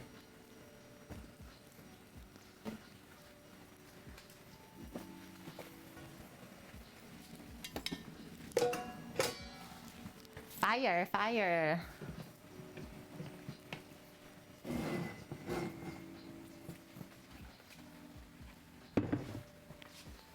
Oh yeah, baby.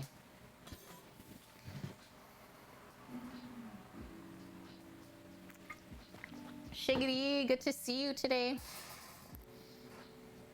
Okay, let's do that view for you guys. Okay, just coming back to our prep list here. So for our chicken, we have to grill it for about half an hour and then it's got to rest for about 15 minutes. So we need to give ourselves about 45 minutes to allow for the chicken to cook and rest. That'll be perfect. We are planning to eat around like 3:30 or 4. Okay, for our potatoes, so we just finished dressing those up before we went outside. So we parboiled them, smashed them with a potato masher until they just went flat, and then topped them with olive oil, some fresh chopped herbs, and salt and pepper. So those will bake for, I think you should give yourself 25 minutes just in case it takes a bit longer. But it should be around 20 minutes in a nice hot oven, like 450 Fahrenheit. We'll push it to the max of what the parchment paper can handle in the oven as far as browning goes. So 450F. Okay, our corn on the cob. We won't dress it just yet, but we shucked our corn earlier, and all we're gonna do, rub it down with some olive oil and then just salt it before it goes on the grill as well. So that's pretty much good to go. Our bacon braised greens. So we have our bacon lardons here that we're going to start rendering out first in the pot. We chopped up some really nice green cabbage earlier on stream, and then we also, to buff things out, picked some really nice broccoli leaves from the garden. So nice braised greens with bacon and white wine. And I'm going to get the pot out for that right now that we're going to be cooking in. It's quite a large pot. Yeah, you need a really big pot to start when you braise greens, and then it cooks down by like half. It cooks down to nothing. 50 Shades and Uncle Corey, how have you guys been? Good to see you in here. So yeah, going with my big Dutch oven for this. Yeah, corn, it's in season, right? Gotta take advantage of it. Okay, so that can get checked off. Okay, we still have to make a quick little blue cheese dip or sauce. So why don't we do that, and then we can start putting our desserts together, I think. So Black Forest cake turned into a trifle in a jar. What's my favorite season for vegetables? It's definitely summer. Definitely summer for me is like, I am a big sucker for tomatoes and cucumbers and peppers. You saw broccoli leaves for the first time at the store not that long ago, and they looked super fresh. They were really good. Don't know why you can't find them all that often. I don't know why either, Cookie. There are quite a few things like that, I think, in the world. It's like, why don't we see this? I don't know. Okay, blue cheese sauce. Get out our cambazola. Nom nom nom. If you don't love blue cheese, you probably will love that still. It's like the really creamy version of blue cheese, or I call it like the blue cheese brie, the blue brie. And I'm actually gonna start with a base of the blue cheese sauce. So we had this guy that we opened not too long ago, and it's really good. So to this, we're gonna add our sour cream and then some nubbies of this, probably a little bit of lemon juice to keep it fresh. But yeah, we are using that as the base because, well, I just don't want it in the fridge anymore.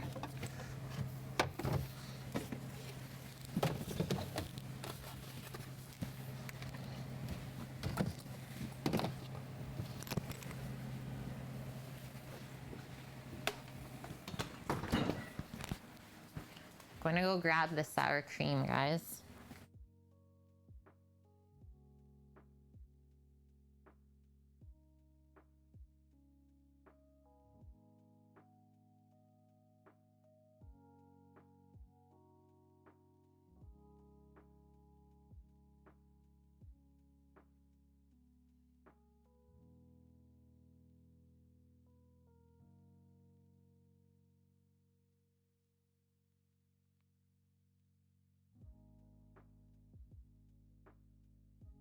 back. We're back. Oh yeah. Okay. Let's mix all of this in a little container. Like that. Because we don't need a ton of this sauce. I know Sam doesn't love blue cheese. I think it's gonna be great with the chicken and give us kind of a buffalo wing kind of feel to the dish with the hot sauce and the blue cheese sauce. Hi Solid, how are ya? Good to have you back. Okay, let's come back in here.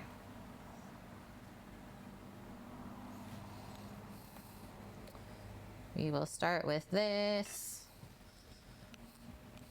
I don't typically use bottled or jarred sauces, but I do really like the Renee's dressings. Out of all store-bought dressings, these are definitely the best. I won't knock them, that's for sure. This Caesar dressing from Renee's, very well done. And I think it's also one of those things where you can read all of the ingredients on the label. Canola oil, fresh buttermilk, blue cheese. First 3 ingredients, we know all of those things. Cultured skim milk seasoning, so xanthan gum to keep it nice and thick. Onion powder, whey powder, garlic powder, spices, natural flavor. That's it. There's nothing wrong with that in my mind. Okay, why don't we add the amount of cambazola that we want to this? So excited to have a little chunk of this right now. There's a time and place for those things when they're done well. Yeah. Yeah, the Renee's Caesar dressing is typically what Sam and I use to dip our pizza into. This is your favorite blue cheese? Is this actually considered a blue cheese though? Or it's like I call it, the blue brie. Gonna cut a wedge out. Let's do that.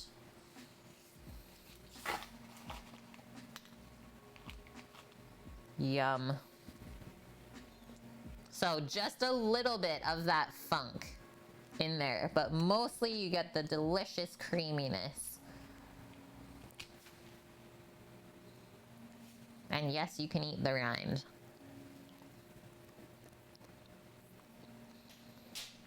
Mmm. It's so good.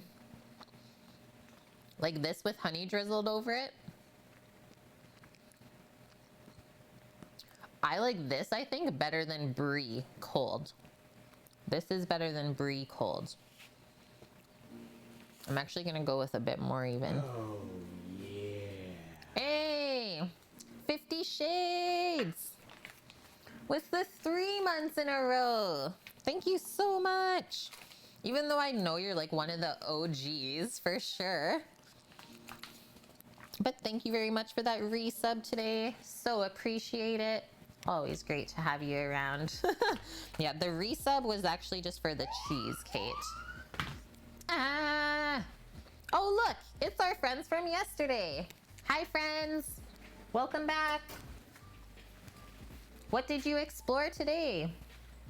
Okay, I'm gonna cut this up with my chef's knife. Yeah, love a cambazola, hey?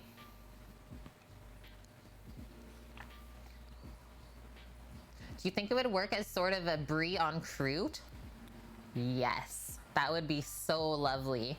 Imagine this brie en croûte with some of that lovely cherry compote that we made earlier. Guys, how was Bauer's stream today? What did you do? You'll have to try you some good blue cheese as you've not had any of that you've enjoyed before, Solid. This is a good starting point for sure. We're checking the outside. How's it looking, Sam? And he just reminded me that I'm gonna take out those chickens from the fridge. At least 2 of them that we're gonna be cooking up first. Yeah, so one of those I'm gonna bring to Dan, right? The other one is for me, you and Zach. To Dan? Yeah. What about Paul's plate? That's fine. One chicken. We have 3 chickens all in. We need 3 plates.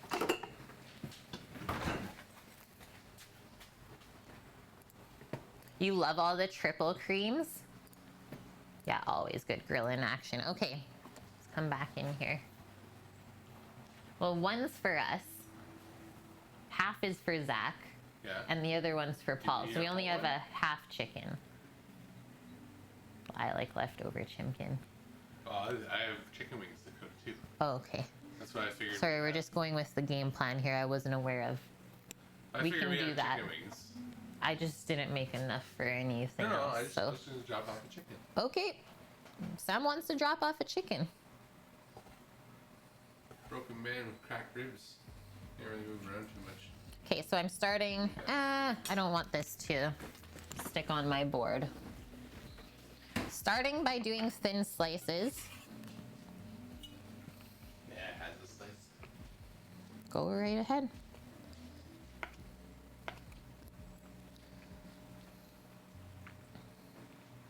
Yeah, we have some very nice weather today. It's only taken all summer. That one's really good. Even Sam's eating it, guys. Okay, now we're gonna do slices and dices. I'm just kind of rough chopping this, and then we're gonna mix it in. So we got all these nice chunks of the cambazola. So it's not in your face with the blue cheese flavor. So that's why I kept that sauce as the base.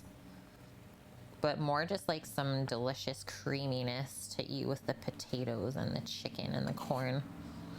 Okay, line that up now this way. And we'll just come across and chop it all up.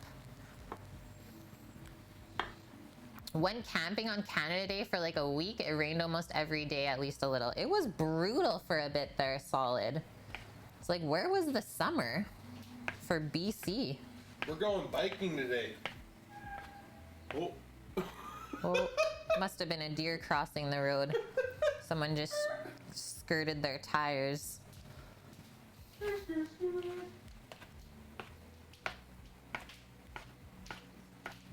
I start the first chickens? I think we should, Sam. You said you had them out, right? Or no?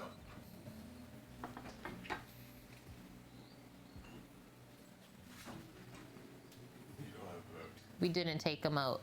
I took the cabbage out and wiped the bowl, and then you straight up distracted me like always.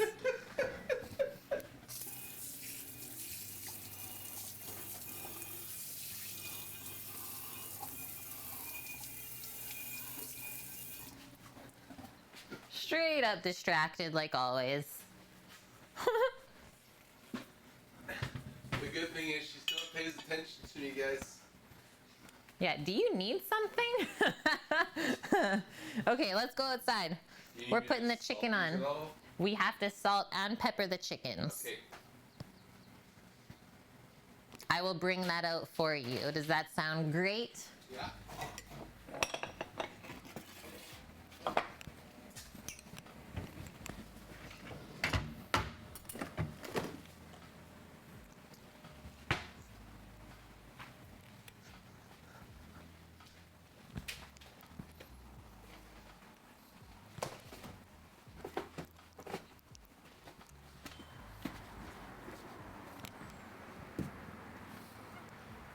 Fun.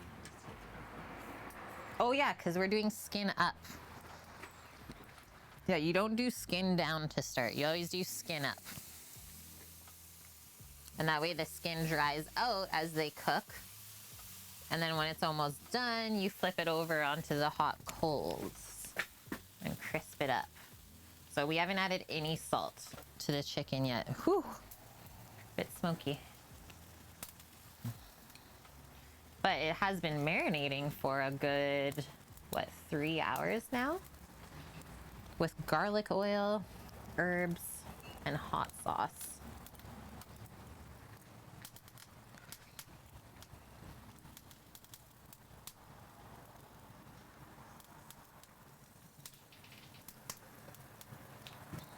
Gotta flip this guy. You have to go faster or it's gonna... Yeah, but you didn't have it flipped.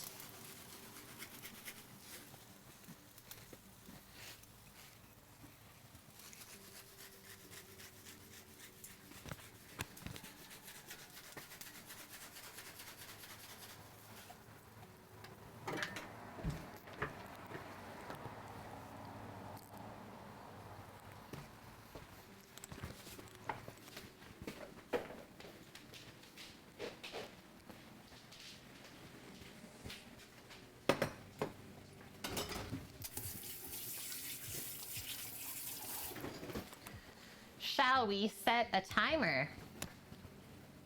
Let's do a 15-minuter, I think. Okay, 15 minutes on the clock in here. Let's come back to where we were just finishing up.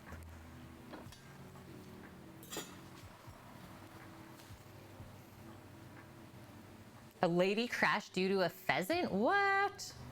Her son passed away in the crash? Yeah, no matter what the size, animals are dangerous. Dust. Okay, so we chopped up all of our cambazola. I don't even know if this will all fit in here. Oh man. Let's add like a good amount. To start, we'll leave that for now. Let's mix this up.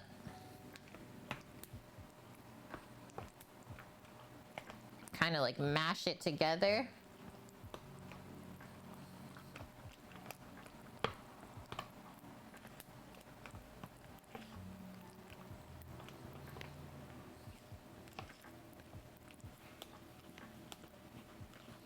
The chunks.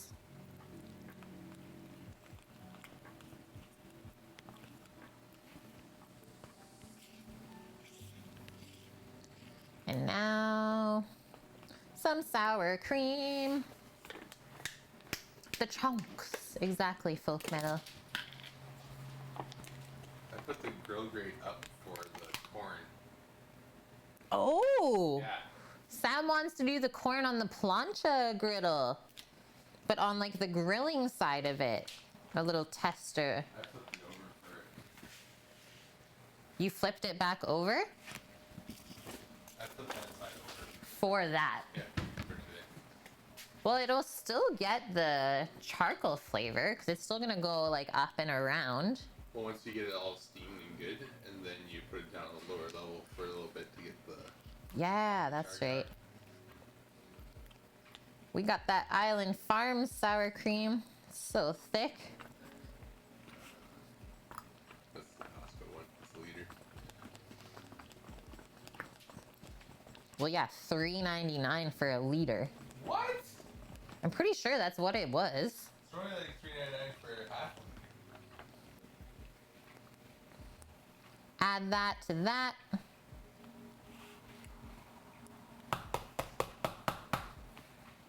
Maybe one more scoop.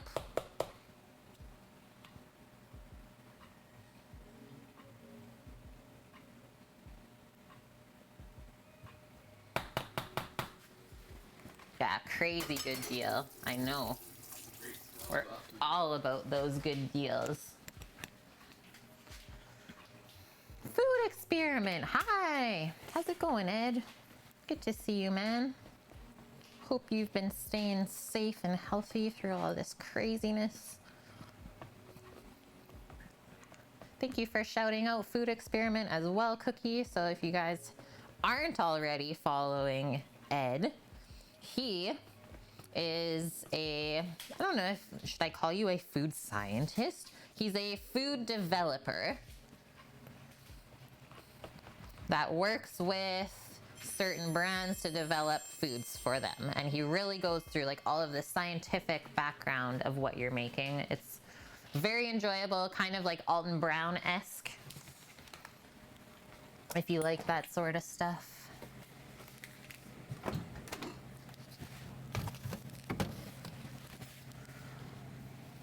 Okay, let's give this a taste. I have no idea what we're getting ourselves into right now. Thunder Brew, thanks for that follow.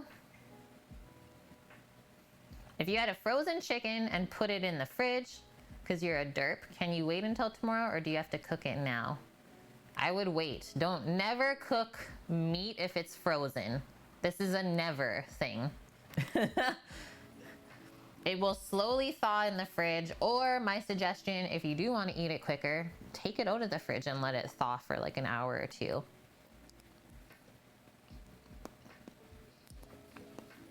That, I don't think that needs anything else. I think that's like perfectly funky, creamy. I think it's gonna be really, really good.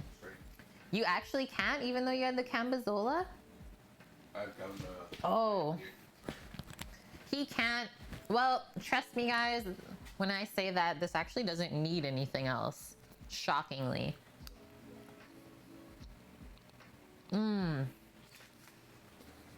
Just like the little chunk of Cambazola, when it gets in there and starts to melt in your mouth.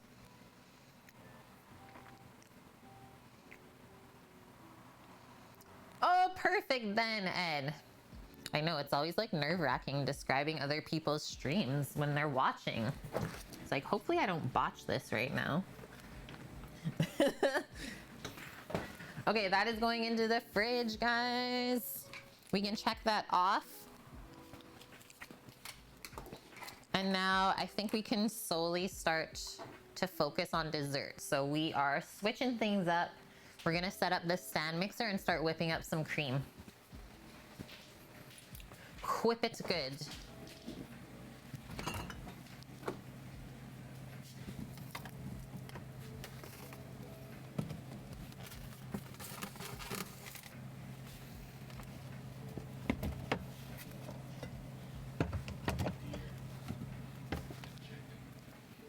Chimkin's looking good. smelling good. Oh, it's smelling very good. I know that. You want to hold it nice at 300 degrees over the next minute holds.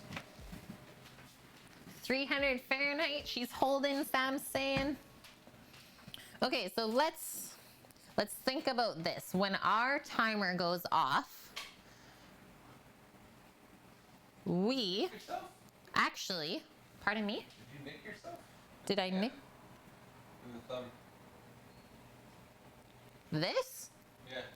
That's from when I was pruning the garden 2 days ago. Oh, okay. I was cutting so many things. I was using like shears, and it literally rubbed a blister of skin off of my hand because I was going so crazy. Okay, I'm actually going to start preheating our oven for the smashed potatoes because it takes a while to preheat the oven to that temperature. So 450 Fahrenheit. Basically the worst day ever to make smashed potatoes inside. But hey. Yeah, you don't want to be waiting for the oven to preheat when the potatoes should be going in.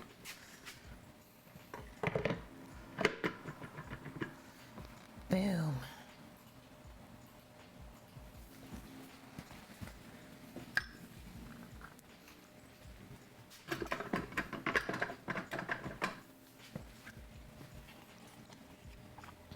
And let me just taste this cherry compote to see how sweet it is. It's like sweet and tart. Really nicely balanced. So I think we'll just put a little packet of the vanilla sugar into our cream again.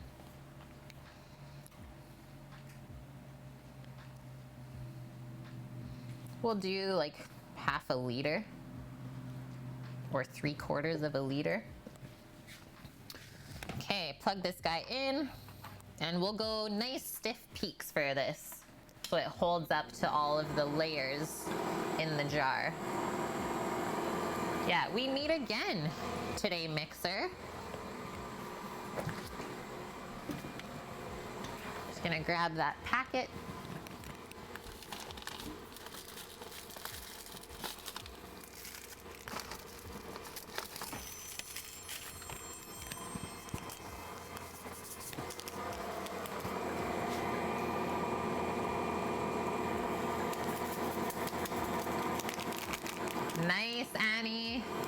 bread is starting to smell good.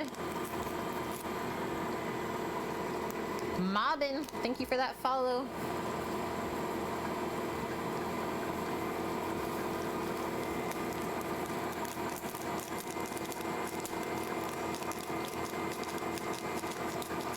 This mixer is my favorite, Ed. Very reliable compared to the KitchenAid. She's a beaut. I think we can turn it up a bit. And I'm actually gonna go grab a couple of jars while this is whipping away. I will be right back.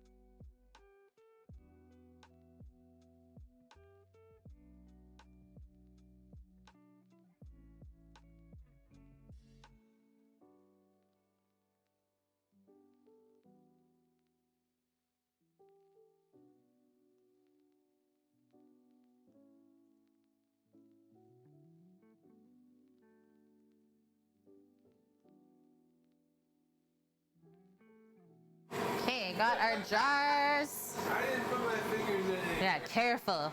Okay, so we're going with the 250, the taller jars, so you can get like a couple of the layers in there for the Black Forest cake. I'm just gonna give them a little rinse with hot water and then dry them out.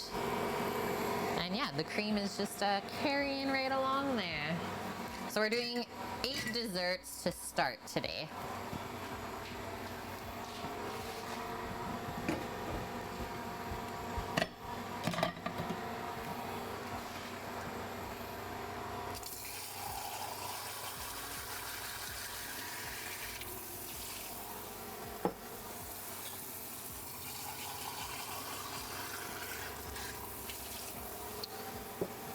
And we are selling these for, I believe, $8 a piece.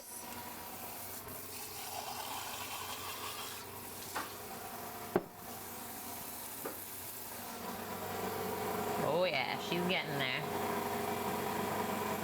That's basically what our customers say to us, Annie.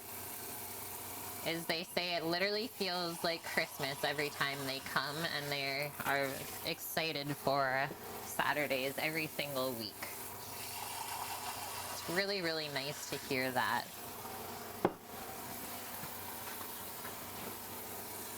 Oh, don't want that one. It has a label on it. Okay, our cream is getting close. That is 6 jars.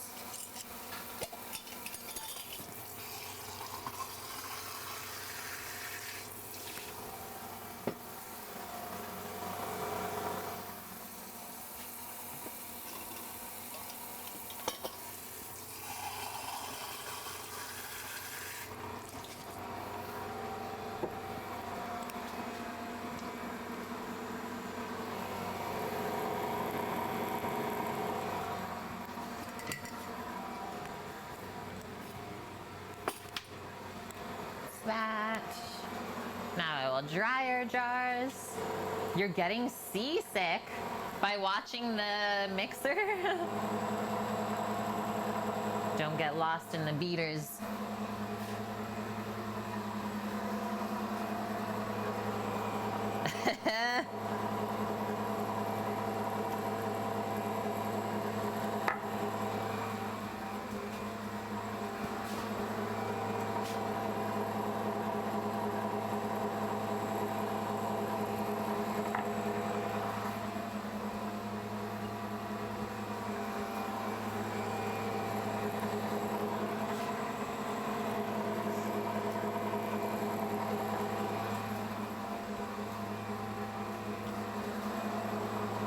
getting there, guys.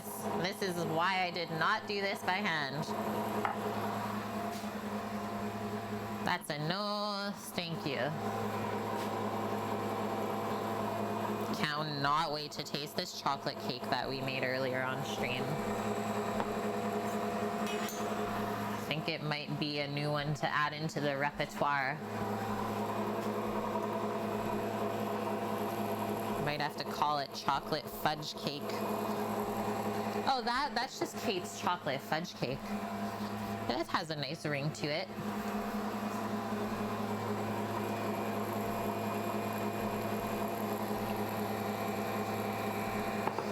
Also, hi Scat, just saw you in here. Sorry I missed you earlier. Glad you are able to attend. That is our 15-minute timer. Or sorry, no, that's our oven saying it's hot. That's what that was for the potatoes. So now we know it's good to go whenever we need to put the potatoes in. Need to give ourselves about 25 minutes. The cherries did not go into the cake. Here they are, Dust. They're just cooling in the juices over here. 20 ounces of cherries cooked down to that. It's so tasty.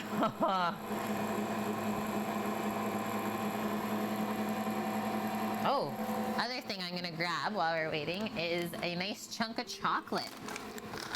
Nice chunk of dark chocolate to shave on top of the jars for garnish, as well as for a different texture.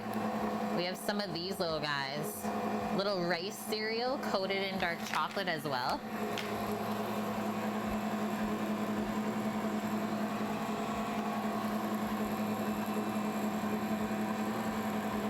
We've been experimenting with gluten-free bread recently.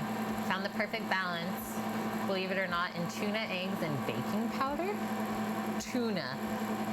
No flour needed. It makes the most perfect gluten-free bread. It's airy like bread. It pulls apart like bread. You can even toast it. All you have to do is cook it in the microwave. This is madness. I strip for donuts, and I feel like you need to share more on this. Because right now, Anis Optrix is making a gluten-free sourdough. Wait, is it sourdough or just a gluten-free bread? Let's turn her up.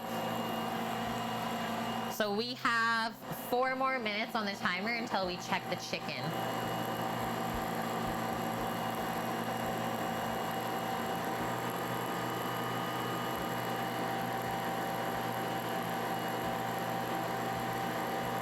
I know, that sounds so crazy, Dust. Bread made of tuna?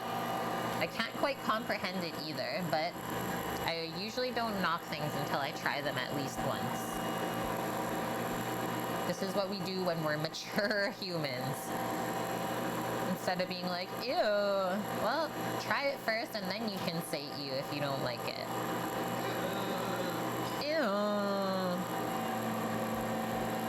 We're getting close.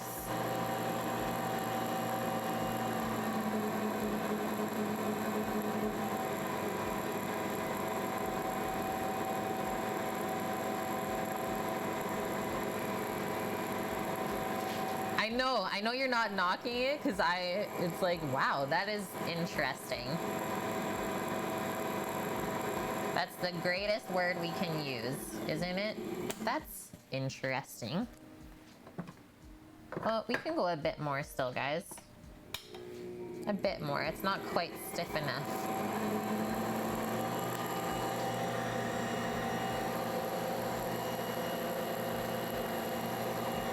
Interesting.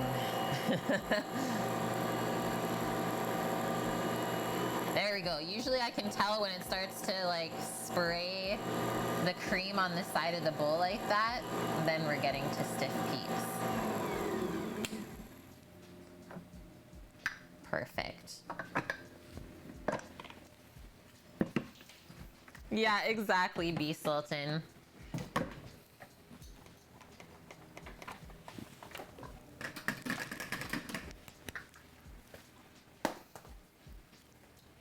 Yeah, would this be Twin Peaks, technically?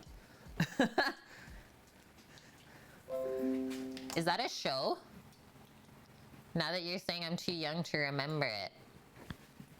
It is. I just know Twin Peaks is a resort in Whistler, I believe. That's the only Twin Peaks I know. Is there a resort in Whistler called Twin Peaks?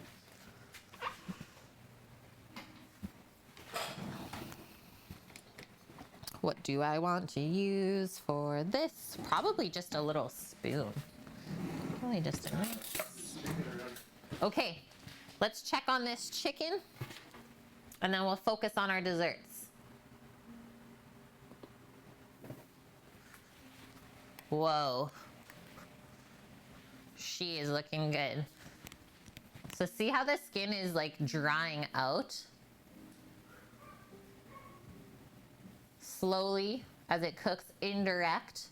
So the fire on the chicken, less hot than the fire under the plancha. And Sam's just giving them a little turn around here to keep them cooking nice and even.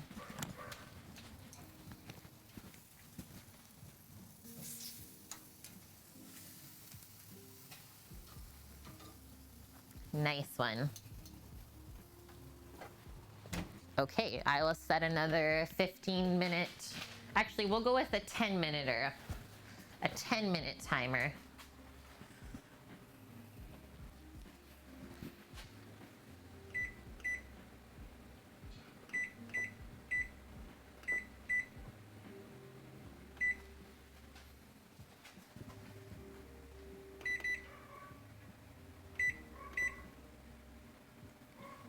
The heck's going on with this stove right now?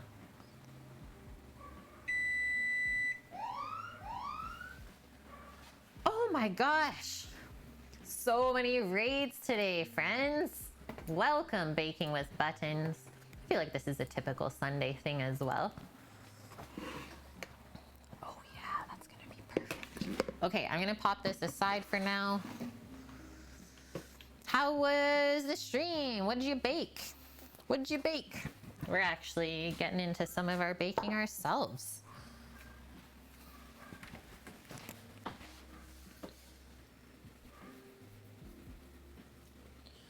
I am just gonna take out some of this cake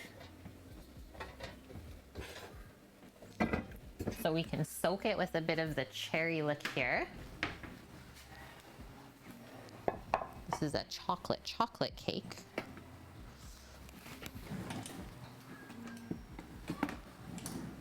Stream was great. You baked pumpkin muffins. Ooh, those are so healthy and delicious. I love pumpkin things.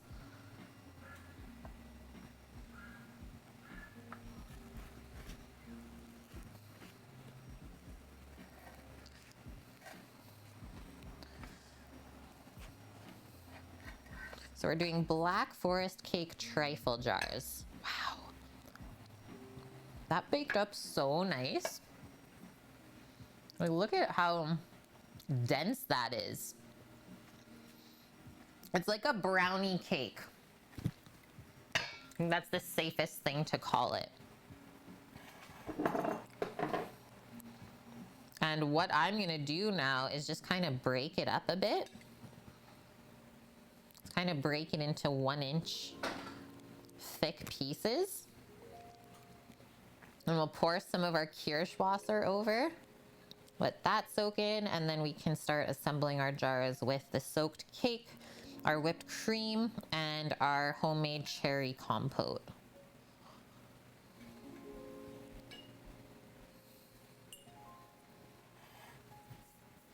Thank you. Thank you, thank you. Yeah, it turned out really great. This was a new recipe that we tried today. Okay, here's this legit stuff. So this is made by, I don't even know if you can focus on that, my husband's uncle in Germany. That's where Sam was born. And then all I do, put my thumb over the top, just do a couple of splashes. So there's liqueur going on the chocolate cake like this, and then there was also cherry liqueur put in the cherry compote.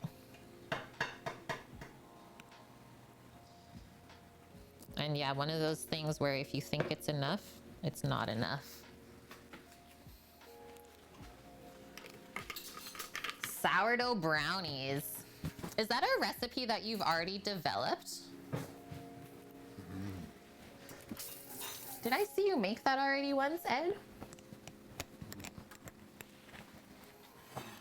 Really good cake, hey Sam? There's our cherries. And, oh, there's that. Classic. When the man gets in the baking first. I don't know, how do you finish that? Hi, Torino. Yeah, naughty, naughty, tisk, tisk. Oh, chocolate sourdough cupcakes. Okay. So because we want like a couple layers of cake at least in here, start dropping this in.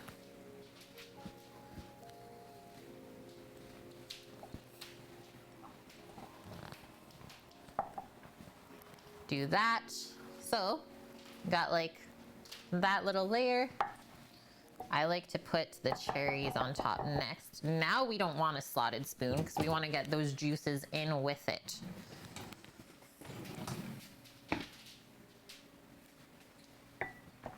Okay, it's 3:13. Guys, I'm gonna put our potatoes in the oven since it's hot. So our smashed potatoes dressed with olive oil, herbs, and salt and pepper. And they're also gonna go on the top rack. And those will be about 25 minutes. Please don't eat this cake and drive. Yeah, it's pretty boozy, that's the thing. Quite boozy indeed. So a nice drop of cherries down there just to fill it out. And I'm gonna put a bit more of the syrup.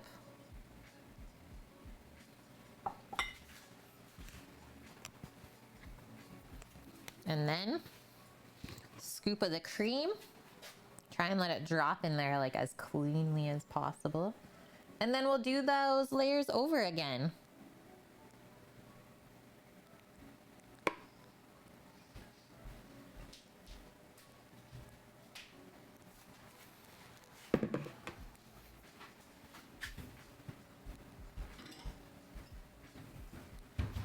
Yeah, try telling the cop you didn't have. No, sir, I didn't have anything to drink. I just had some Black Forest cake. Made by Kate.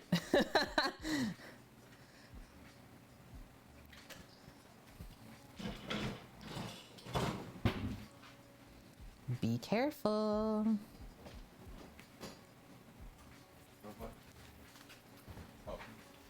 Eating Black Forest cake and driving. Be careful.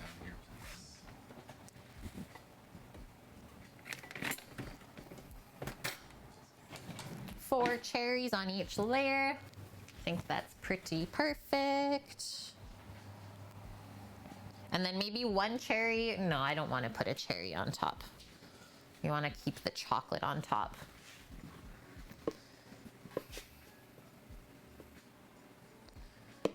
Oh, I saw someone post, was it yesterday, about the cherry cordial chocolates?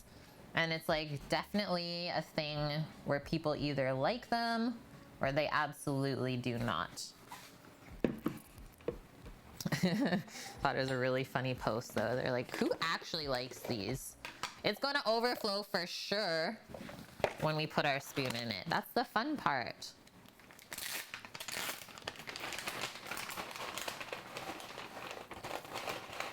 Couple of these chocolate crisp pearls. Couple of those on there.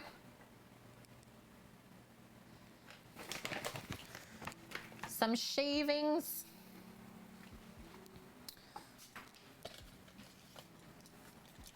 Yeah, who likes booze and chocolate? What's wrong with them?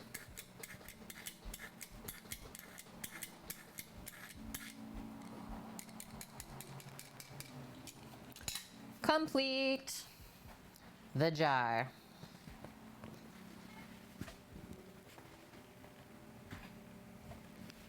So that's why I say it's always better to like make it up a bit ahead of time. So, well, gravity can do its thing and kind of just settle everything together. Looks too good. Okay, so I'm gonna make the rest of these afterwards, if that's okay, guys, because we have to start cooking the vegetables and stuff since the chicken is getting close to being done. So wanted to plate up one with you. If you're into it, we can try it together. But I think I'm just gonna pop it in the fridge for now, and then we'll have it after the chicken plate.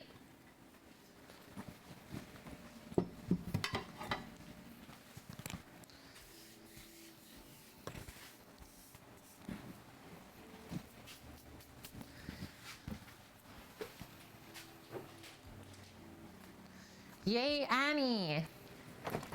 Your loaf of bread looks so much better than the one you did last weekend. I love that. That's great to hear, right? Because you wanted to make an improvement.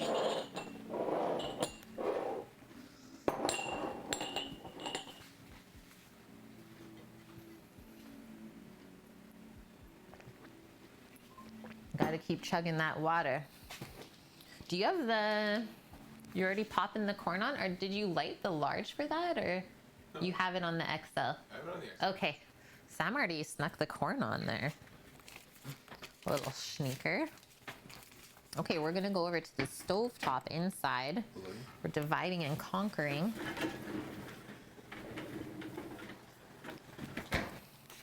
Did you need something? Bowl.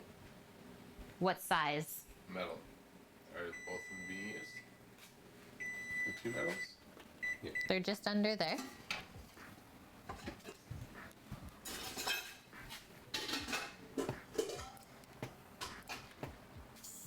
What size? Yeah, metal. Thank you for the answer there.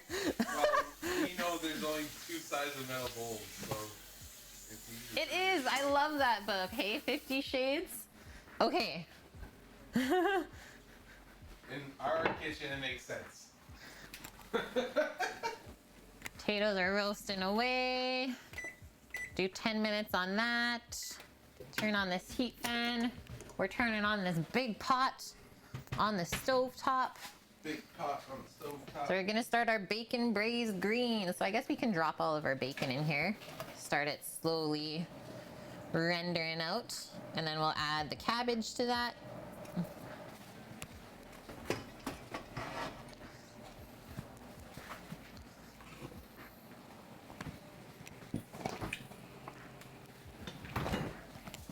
Be right back.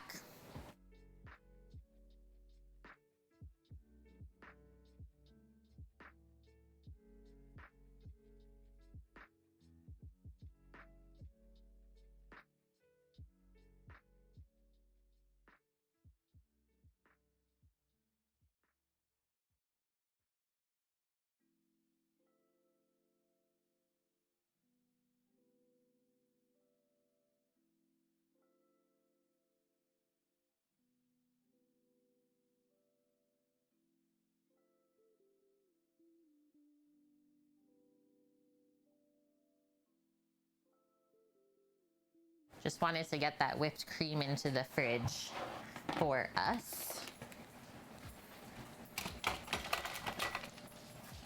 Okay, we got our lovely green cabbage that we chopped up earlier to braise. We have some broccoli greens that we chopped up and washed earlier. And I'm thinking maybe I'm gonna add an onion. Thinking this is gonna be good, or at least a little piece that I have in the fridge. I think I have a little sneaky piece of onion. And what about, nah, I don't want to do garlic because the chicken is like super garlicky.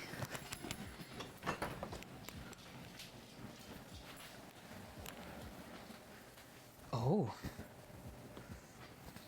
Hello. Yeah, how dare you say that?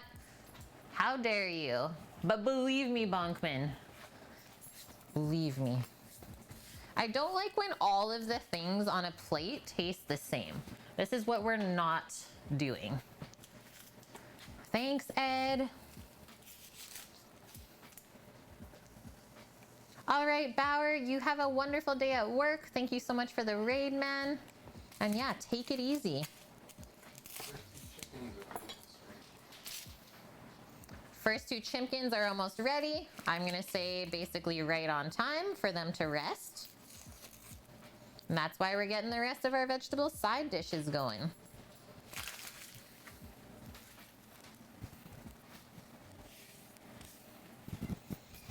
So we're gonna add our fine diced onion to the bacon after it renders a little bit. Bye, Ed, as well. I didn't realize you guys are both going at the same time. 5 degrees. 5 degrees to go on the chicken? Yeah. Okay, so I'm going. Put it onto a sheet pan. We have another sheet pan?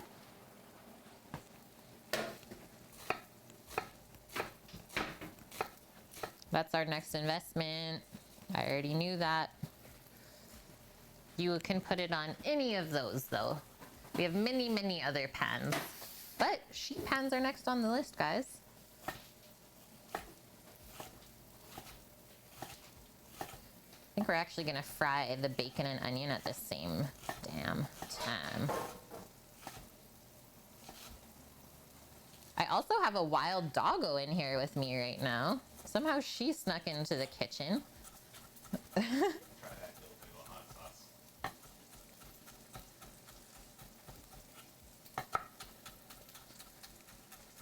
So excited.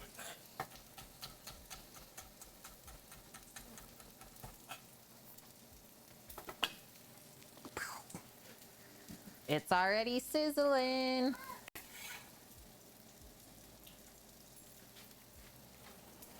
Excuse me, doggo.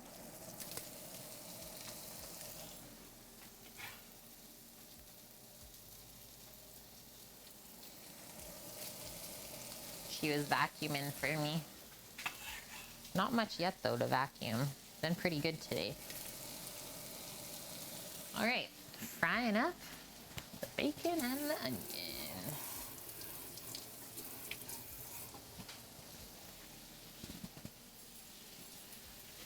Has Stream ever seen Doggo? Yeah, there's actually quite a few clips of her done by Nike 2G.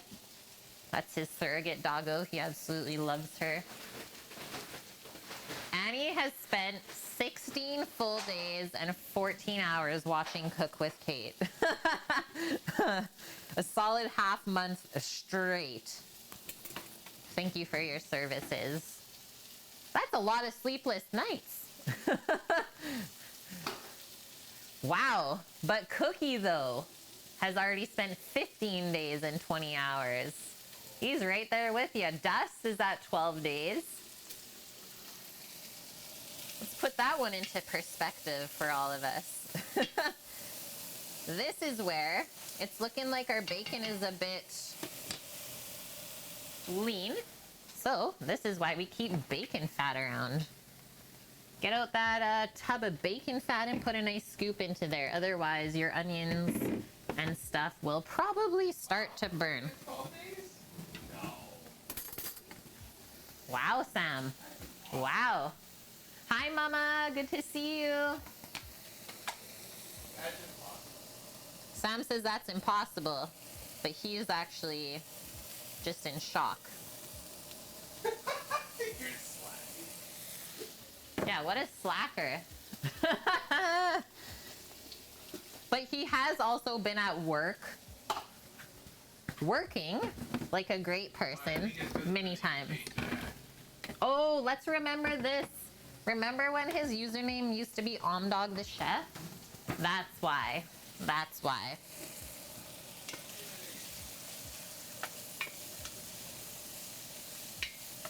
Okay, now our fat, melting that out. That is looking good already.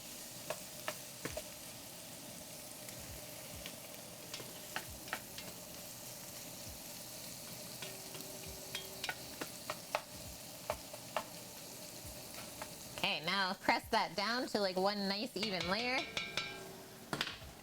Gonna grab the white wine.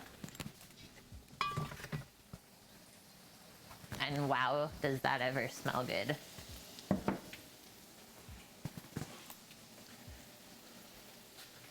Whoa.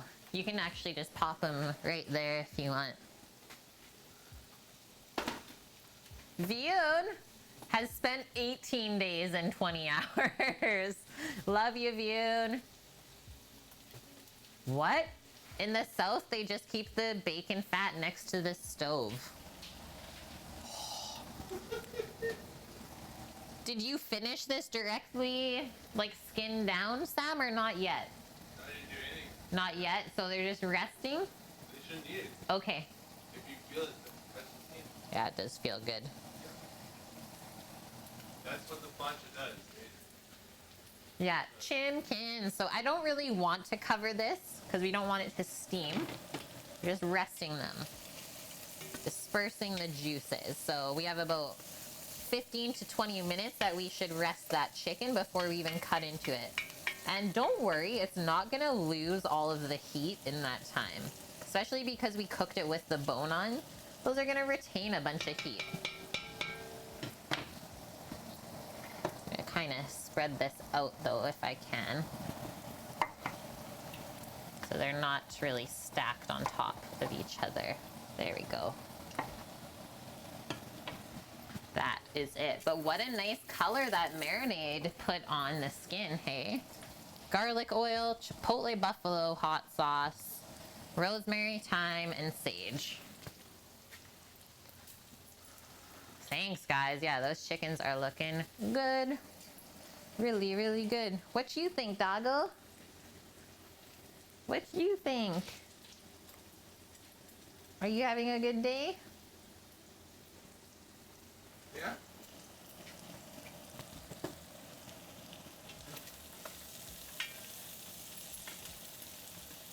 Hey!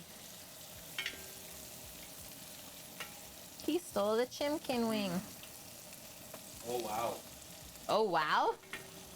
Oh, wow. Compared to last time? Much better. What?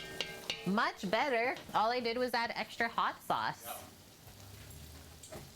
Okay.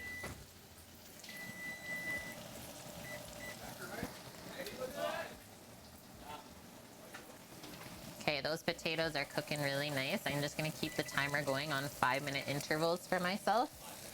Cabbage is going in, guys.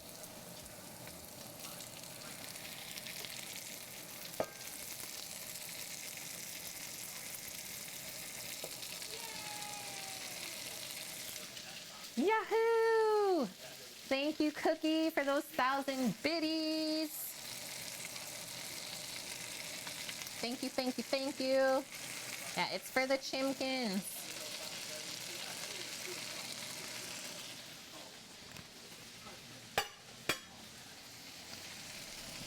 Just gonna add a little bit of salt to that.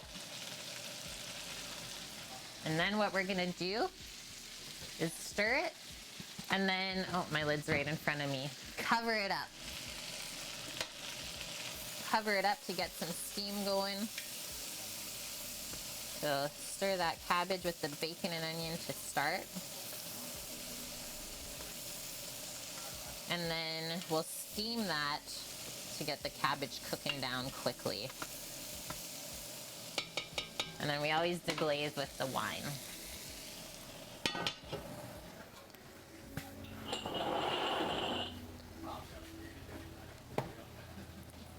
My stove sounds just like your microwave. Keeps messing with you every time. Yes. Holy! Annie with the biddies too. Thank you, Annie, for those 1,000 biddies as well. I told Sam about his iMac misspell and he just giggled at me yesterday. I fixed it. Oh, did he fix it? He fixed it. Yeah. Good job. Yeah. Thank you. Holy, there are some sounds coming out of this pot.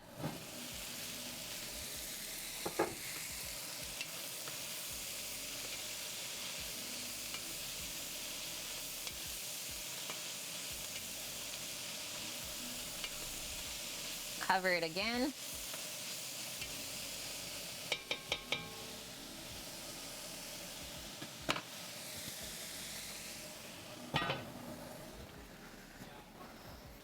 grab my plate, grab Sam's plate, grab Zach's plate.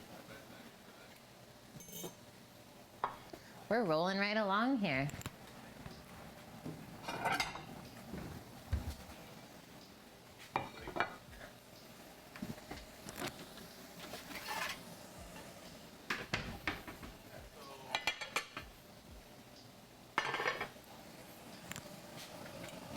Another one.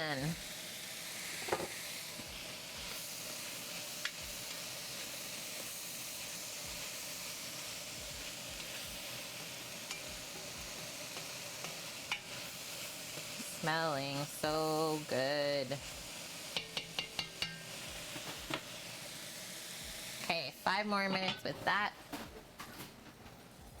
I am grabbing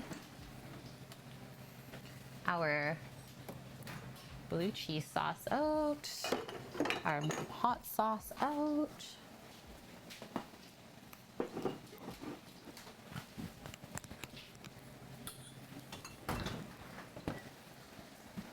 Sam's got the corn on the grill outside. And then it's almost time to put our broccoli greens in. And yeah, these smashed potatoes are looking real good as well. Can't rush the cabbage.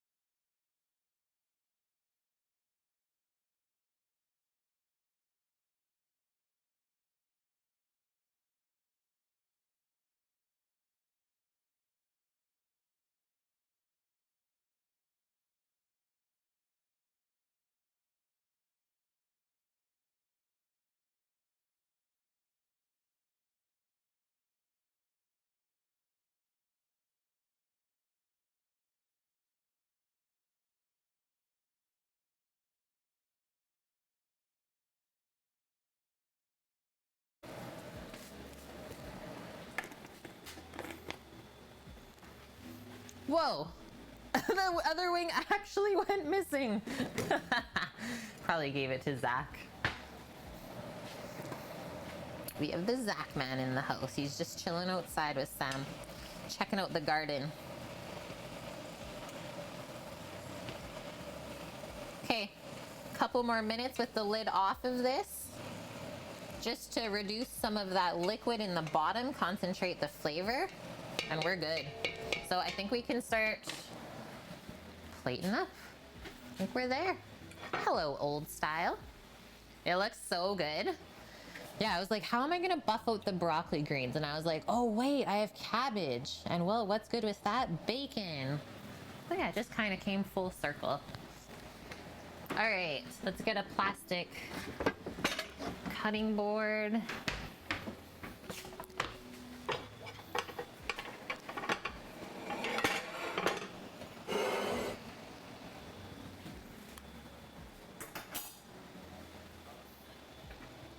Peep that corn that Sam just brought in.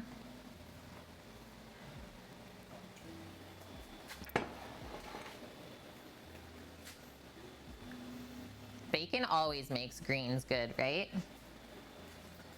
Yeah, Cookie's having a BLT for dinner. No competition there.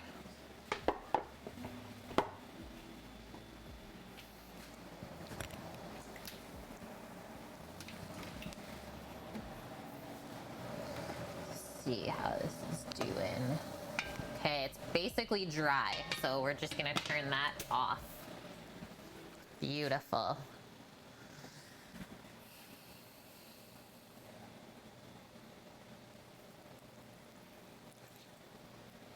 Sam said we're getting into this guy today, and we're gonna deliver this other one to our Wickerland family, where we buy all of our big green egg stuff from.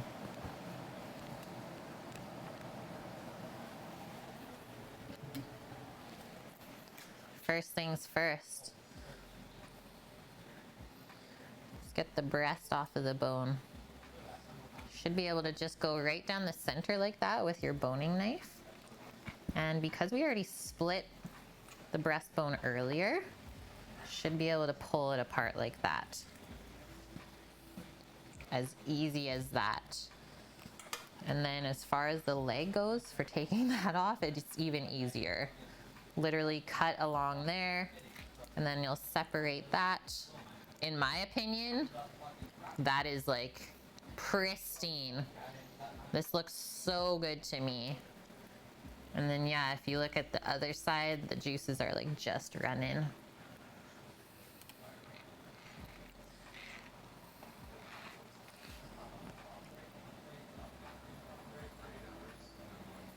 You can basically just hold it and pull it apart. Okay, we'll pop those up there. Let's take So Zach's no hot sauce. the wing off. That's fine. The drumstick, I guess I'll call it. Turn this like that.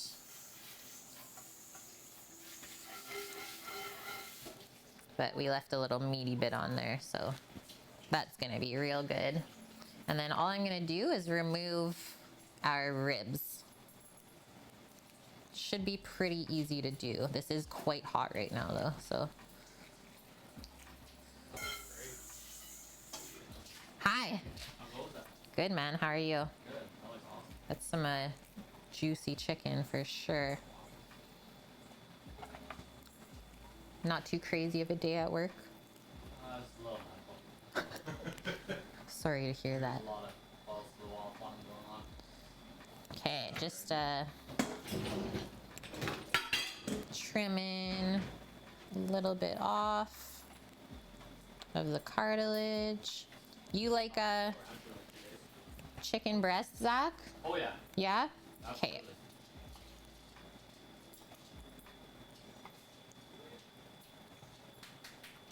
She is juicy.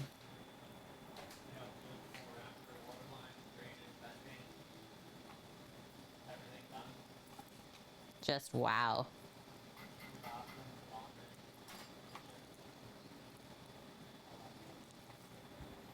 slicing Zach's chicken breast up for him. Sam and I will probably get into the leg. Like, even look at the tender. Look at that tender.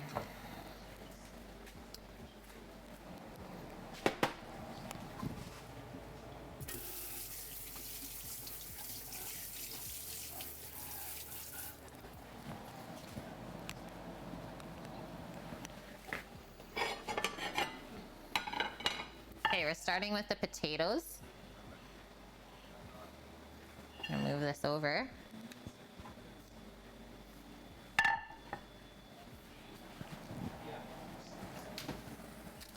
I don't know if you're ready for this one. It's my favorite way to do baby potatoes. And now you can see why.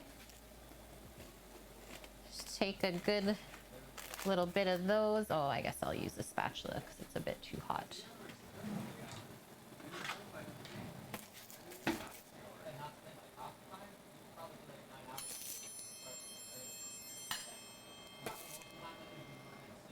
He's a hungry working man. Okay, now next up is our pile of greens beside that.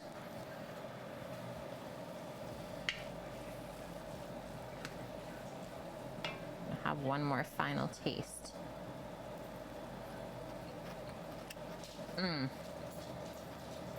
It's perfect.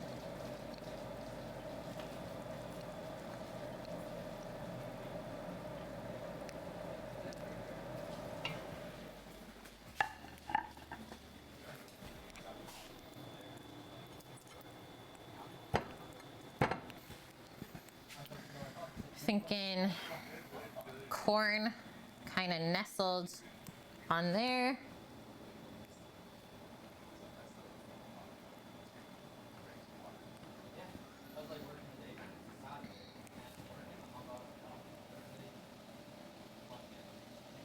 Fan out our chicken breast around the edge like that.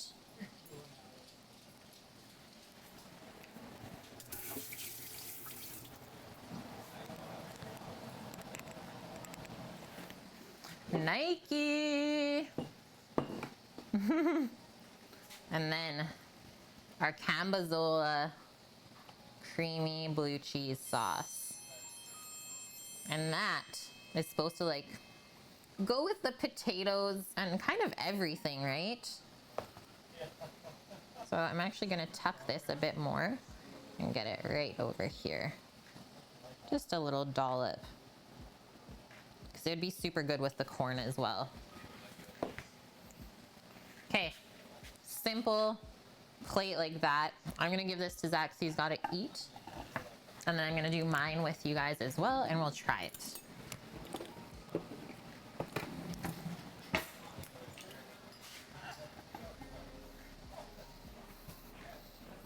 Some of the skin just kind of slipped inside when I was slicing it. Oh shit! Yo, that's nuts. Do you want butter on your corn? He gets it right too, I can do it at home. Either or. Oh, you're taking it home? Don't matter. Word up. Probably. Either or. Doesn't yeah. matter. That's your plate. Okay. Yeah, either or. I don't care. I just need to know what's going on. Either You get to have chicken plate to go. Okay. Yeah. We'll just pop that right there. Oh, you're just gonna give him that plate? Yep.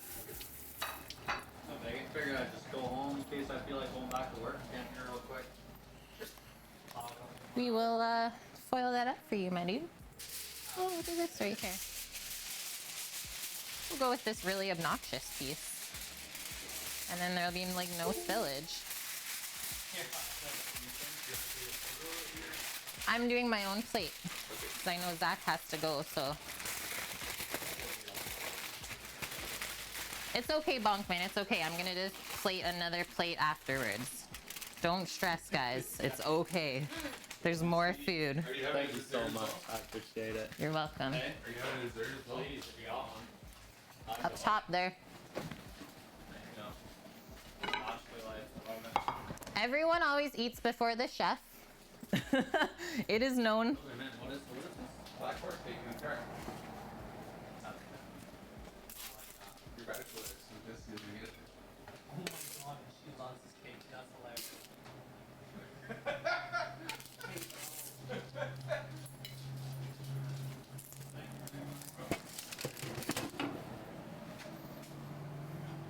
Yeah. Thank you. Yeah. Have a great night. Or try to. Yeah.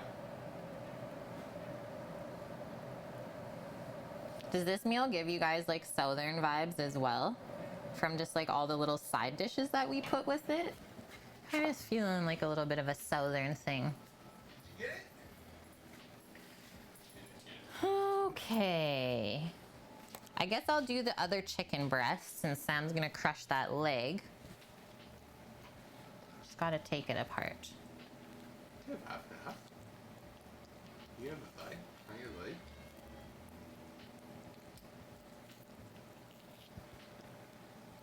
That was hard. That peeled right off. Not going near the chickens here. Yeah, you stay outside. Oh, He has to stay outside so he doesn't steal the chicken skin again, right? Oh, not enough gravy. See, the truth comes out. You never know unless you ask. Thanks for being honest. Okay, I'm gonna like trim off that little nugget up there. And thank you very much, Annie, for gifting the sub to Girly Girl. Welcome in, Girly Girl.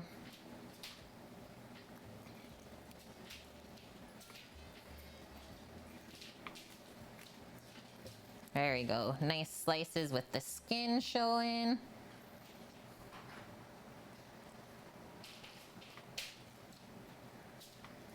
All the way to the end. Pack that back up. Bring our knife under it.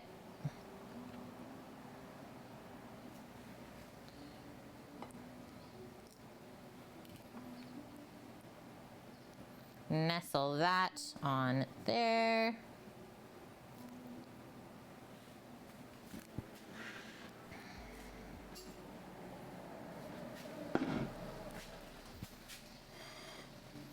And I think I just want to do a half of one of the corn on the cob, but I don't know if I'll be able to cut through it. I really don't know. Oh, thanks, Annie. I feel like this is so simple as well, as far as plating goes. I agree. That one looks great. Everyone's loving it. Okay, let's see if I can chop this guy in half. It should be softer now that it's cooked. Oh, yeah. No problem. No problem at all. Okay, that's good. Because I wanted to nestle that in there like that. I wanted to make like a really beautiful plate with some grilled things and just make it really feel like summery. So now I've left myself a little bit of room there beside the potatoes this time to get a little dollop of our blue cheese sauce. I love how it's like sticking into the spoon because it's so thick.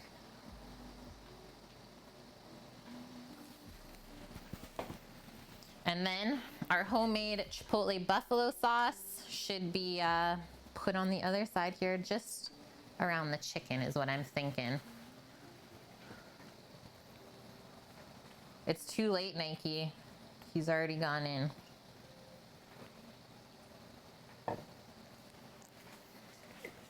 We got 2 sauces today. Holy shnikes.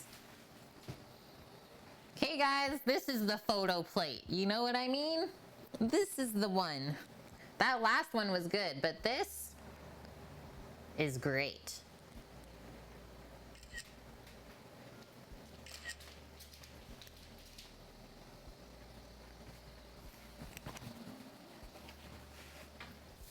There you go. I was like, is my lens greasy? Is there bacon fat on my lens? Okay, let's eat this before she gets cold. Do I or have I ever worked at like diners, cafes, or restaurants? Yes. Yes, I have. I have worked in 9 different years. I worked in 9 different spots. Pretty crazy to say that and think back on that. I don't anymore, is I am, well, just at a year actually, just over a year being out of restaurants. And it feels good. Like even as the chicken has cooled off a touch, like it's lukewarm now, so flavorful still. It's not spicy from the hot sauce, like I said. It just really flavored the meat. Am I getting garlic?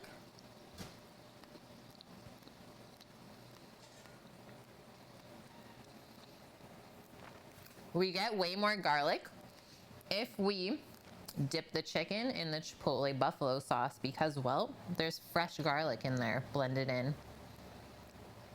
Aw, Annie, little wedding clip. Okay, I'm gonna go for one more. And yes, the chicken breast is super juicy.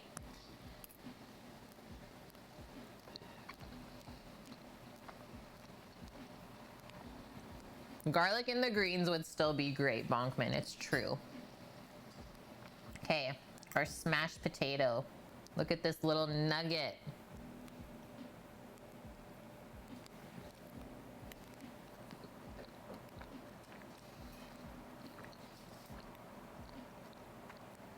That's the thing about new potatoes.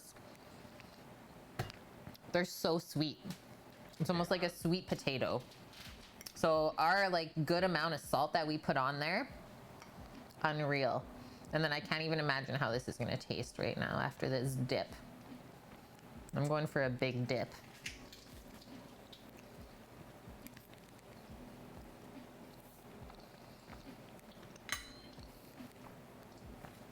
Like I know Sam doesn't like blue cheese, but you should try the potato with the sauce. Yeah. It like brings out the pepperiness on the potato. There's like a bit of funk, but it's not crazy. Girly girl, you bet all the customers enjoyed my cooking the best. Here's actually one interesting thing. Is, well, the last restaurant that I worked at was like a nice fine dining restaurant here where we live in Souk. And last year when we were working there, so I started, when? So I was there like still a year prior to last year. So after a year working at that restaurant, we got best restaurant in the city for that year. So I'm happy to say that I have a right mind to think and know that a little bit of that was from me because I was cooking well over a third of the menu there. So happy to have that under my belt. I kind of take that one as a compliment because, well, they didn't get it this year, right? Sad to say. So yeah, that is great to hear. And I would get many compliments, it's true. Okay, I'm trying some of these greens with everything.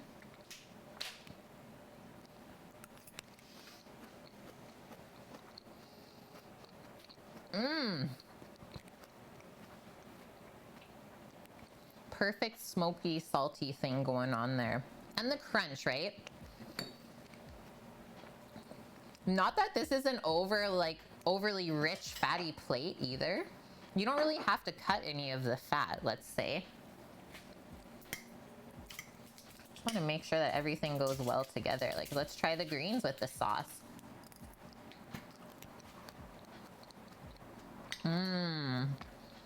Almost even better than with the potato.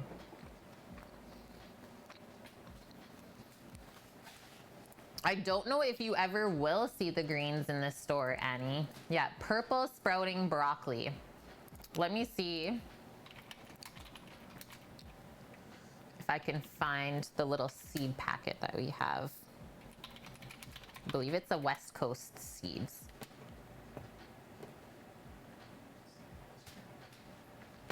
Oh, no, that's not the one.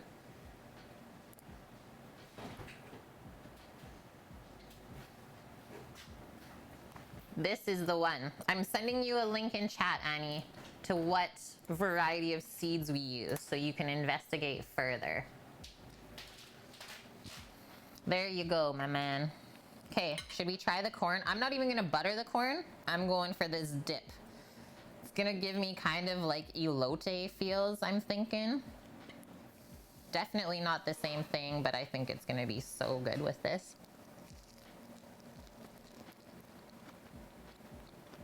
Mm-hmm. Yep.